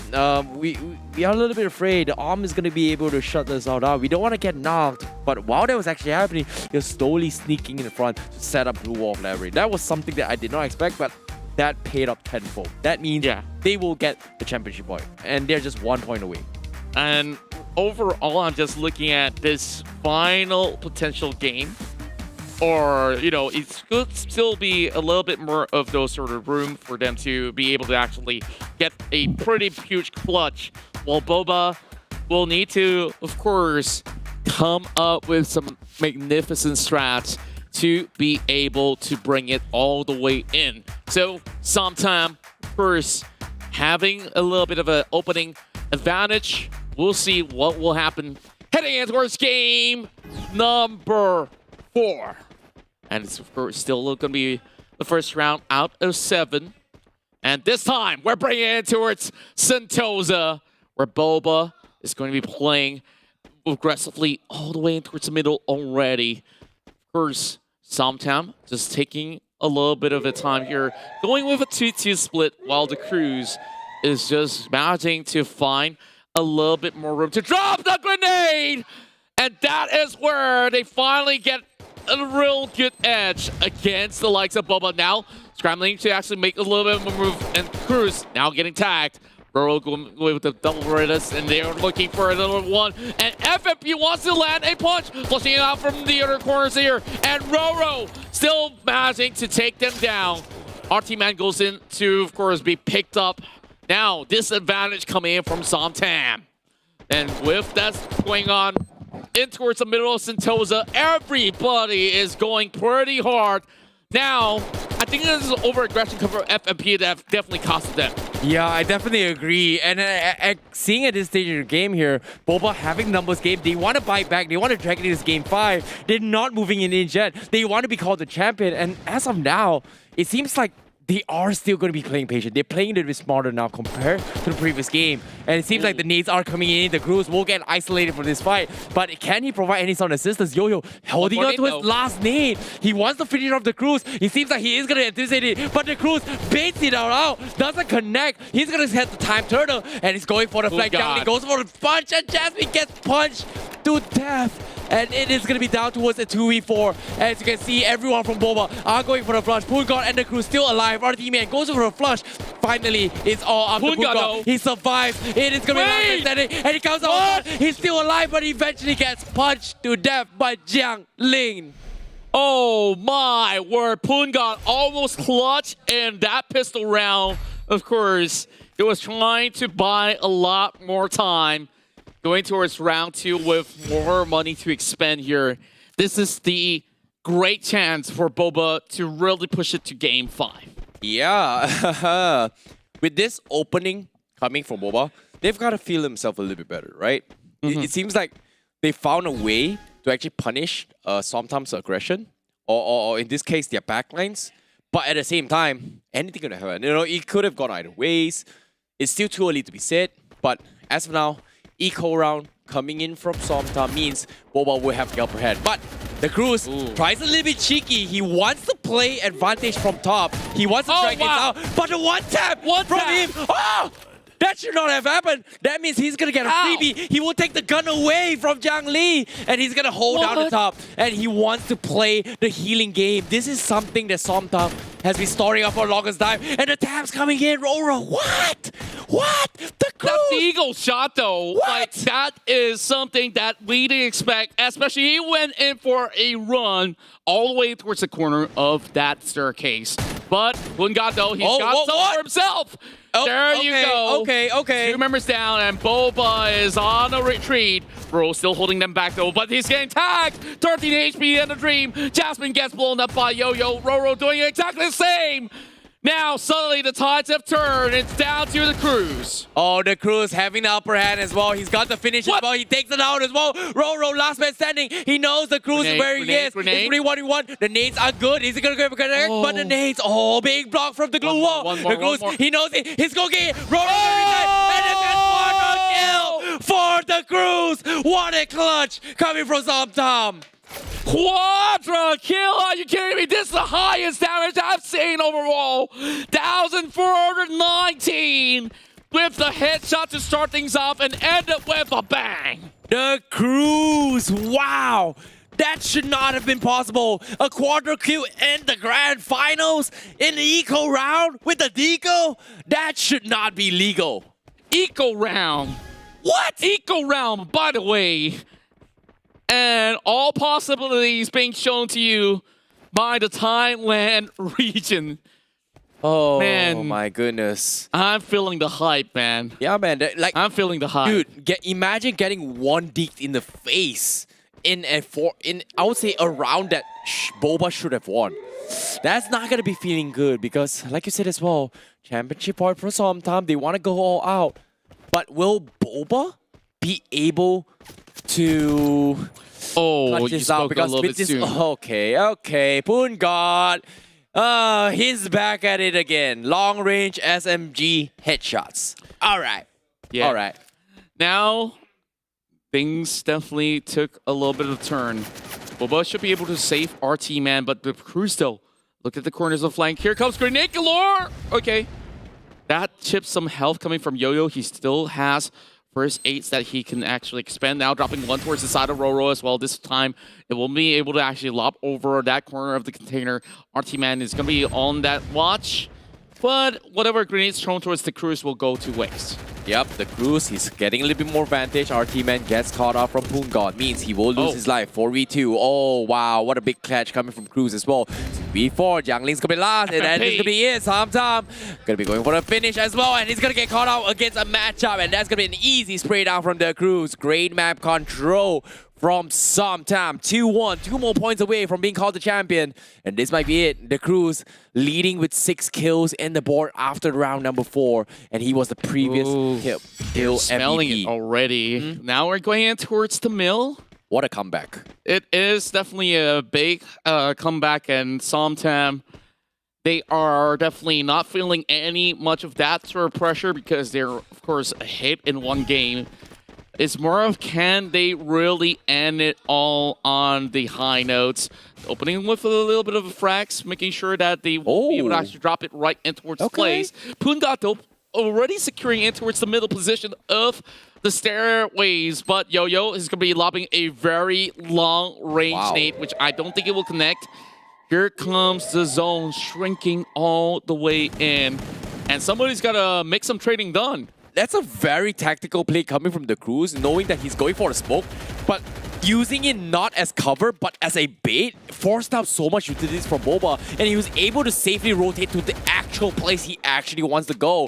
And you can see Boba, they're getting paranoid here, expecting that the Cruz is pretty much pushed up towards the stairs. Yeah, and Boba, they are making sure that they make not a single mistake from Huron, or Oh, else no. It's- next round's economy is Get going to out, be get pretty out of bad. there. And now this is with the Cluel that Oh, they're has stuck. been blocking them in Swole. So now running in towards the open grounds here, they will prepare everything they've got against Somtam.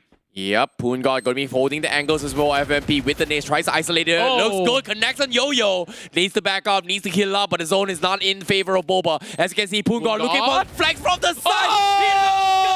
He catches Jiangling, he heard his step, and Poon God going for the suppressive fire. They're taking down and tearing the defenses of Boba. But Poon God gets the heal, but he gets punished from the side, and that's going to Cruz, provided the CC. He needs to make a run for it, and he's going to be forced to heal himself up. But Boba buying so much time from the side of the Cruz. Boba needs to get down. no. The Cruz needs to go for the heal. Boba Yo-Yo gets another one. Poon God. They need to jump down. Boba in some trouble. The Cruz is holding the angle. They have the whole wall in their favor. Boba, they need to jump down. There's something is not good here. The wall comes in. They're trapped. They have to come down. They're getting sprayed down. And the Cruz flushes them all off. Sometimes just hugging the wall, kissing the wall, and he helps them. Oh my God. Championship round happening right now in round number 5 for Somtam. Boba needs to go in back to back in order to snatch away this match point away from the side of Somtam. And it all has to happen here in Cape Town, where both sides have shown some really top quality plays in this respective terrain. That is that is the craziest round I've seen thus far. But currently, like you said, championship point for Somtam. With this one round, they will be your champions by day 2. However, Boba has something to say about that. AUG up on RT, man. He's got no kills thus far. He's got no nades on top of that. He needs the opening pick. The Cruz reveals his position, but RT, man, not going to be able to get the capitalize with the right hand advantage because he is going to be picking from the left side. Somtam now, being a little bit slow. Boba as well, a little bit afraid. Yo-Yo does have 5 needs.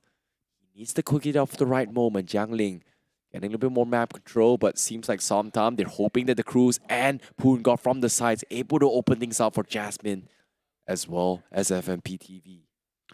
FMPTV just making sure that he keeps his eyes closely on towards the region of Boba. Boba now getting pretty much stuck though. And just look at this sort of the area of coverage coming from Somtam. This may actually look pretty good. And Pungat now spots out Yo-Yo moving in towards the corner as well. He's going to be sliding right in. Now, question is, can he actually land some good nades into the same sort of compound? And they're all pretty much cornered up. I don't know where could they actually go. Boba needs to react. The Cruz, lobbing a nade is going to be a big one. Our team gets caught up as well. The Cruz goes around flank. They're going for the trap. Here comes the glue walls again. They're going to try to zone them out of the zone. Look at Oh no, the Cruz with the nade. It looks good. If they are stuck, Boba, they're getting completely shish kebab. But now the push comes in. He's going to get finished. And just like that, ladies and gentlemen, Somtam are your champions. Your champions for the class squad right here. And they hail from the Thai region. Somtam coming up hot here, fresh off the oven. And the Cruz has to be that match MVP. And these are your winners, FMPTV. Jasmine is Evos the Cruz. On attack all around. Poon God. What a play coming in from Somtam with the Cruz, with the aggressive flag, the support coming from Gemini's as well as FMPTV. That was a teamwork at its finest here at the All-Stars.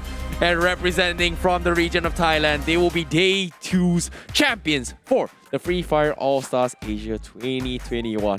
What a way to have the grand finals for today.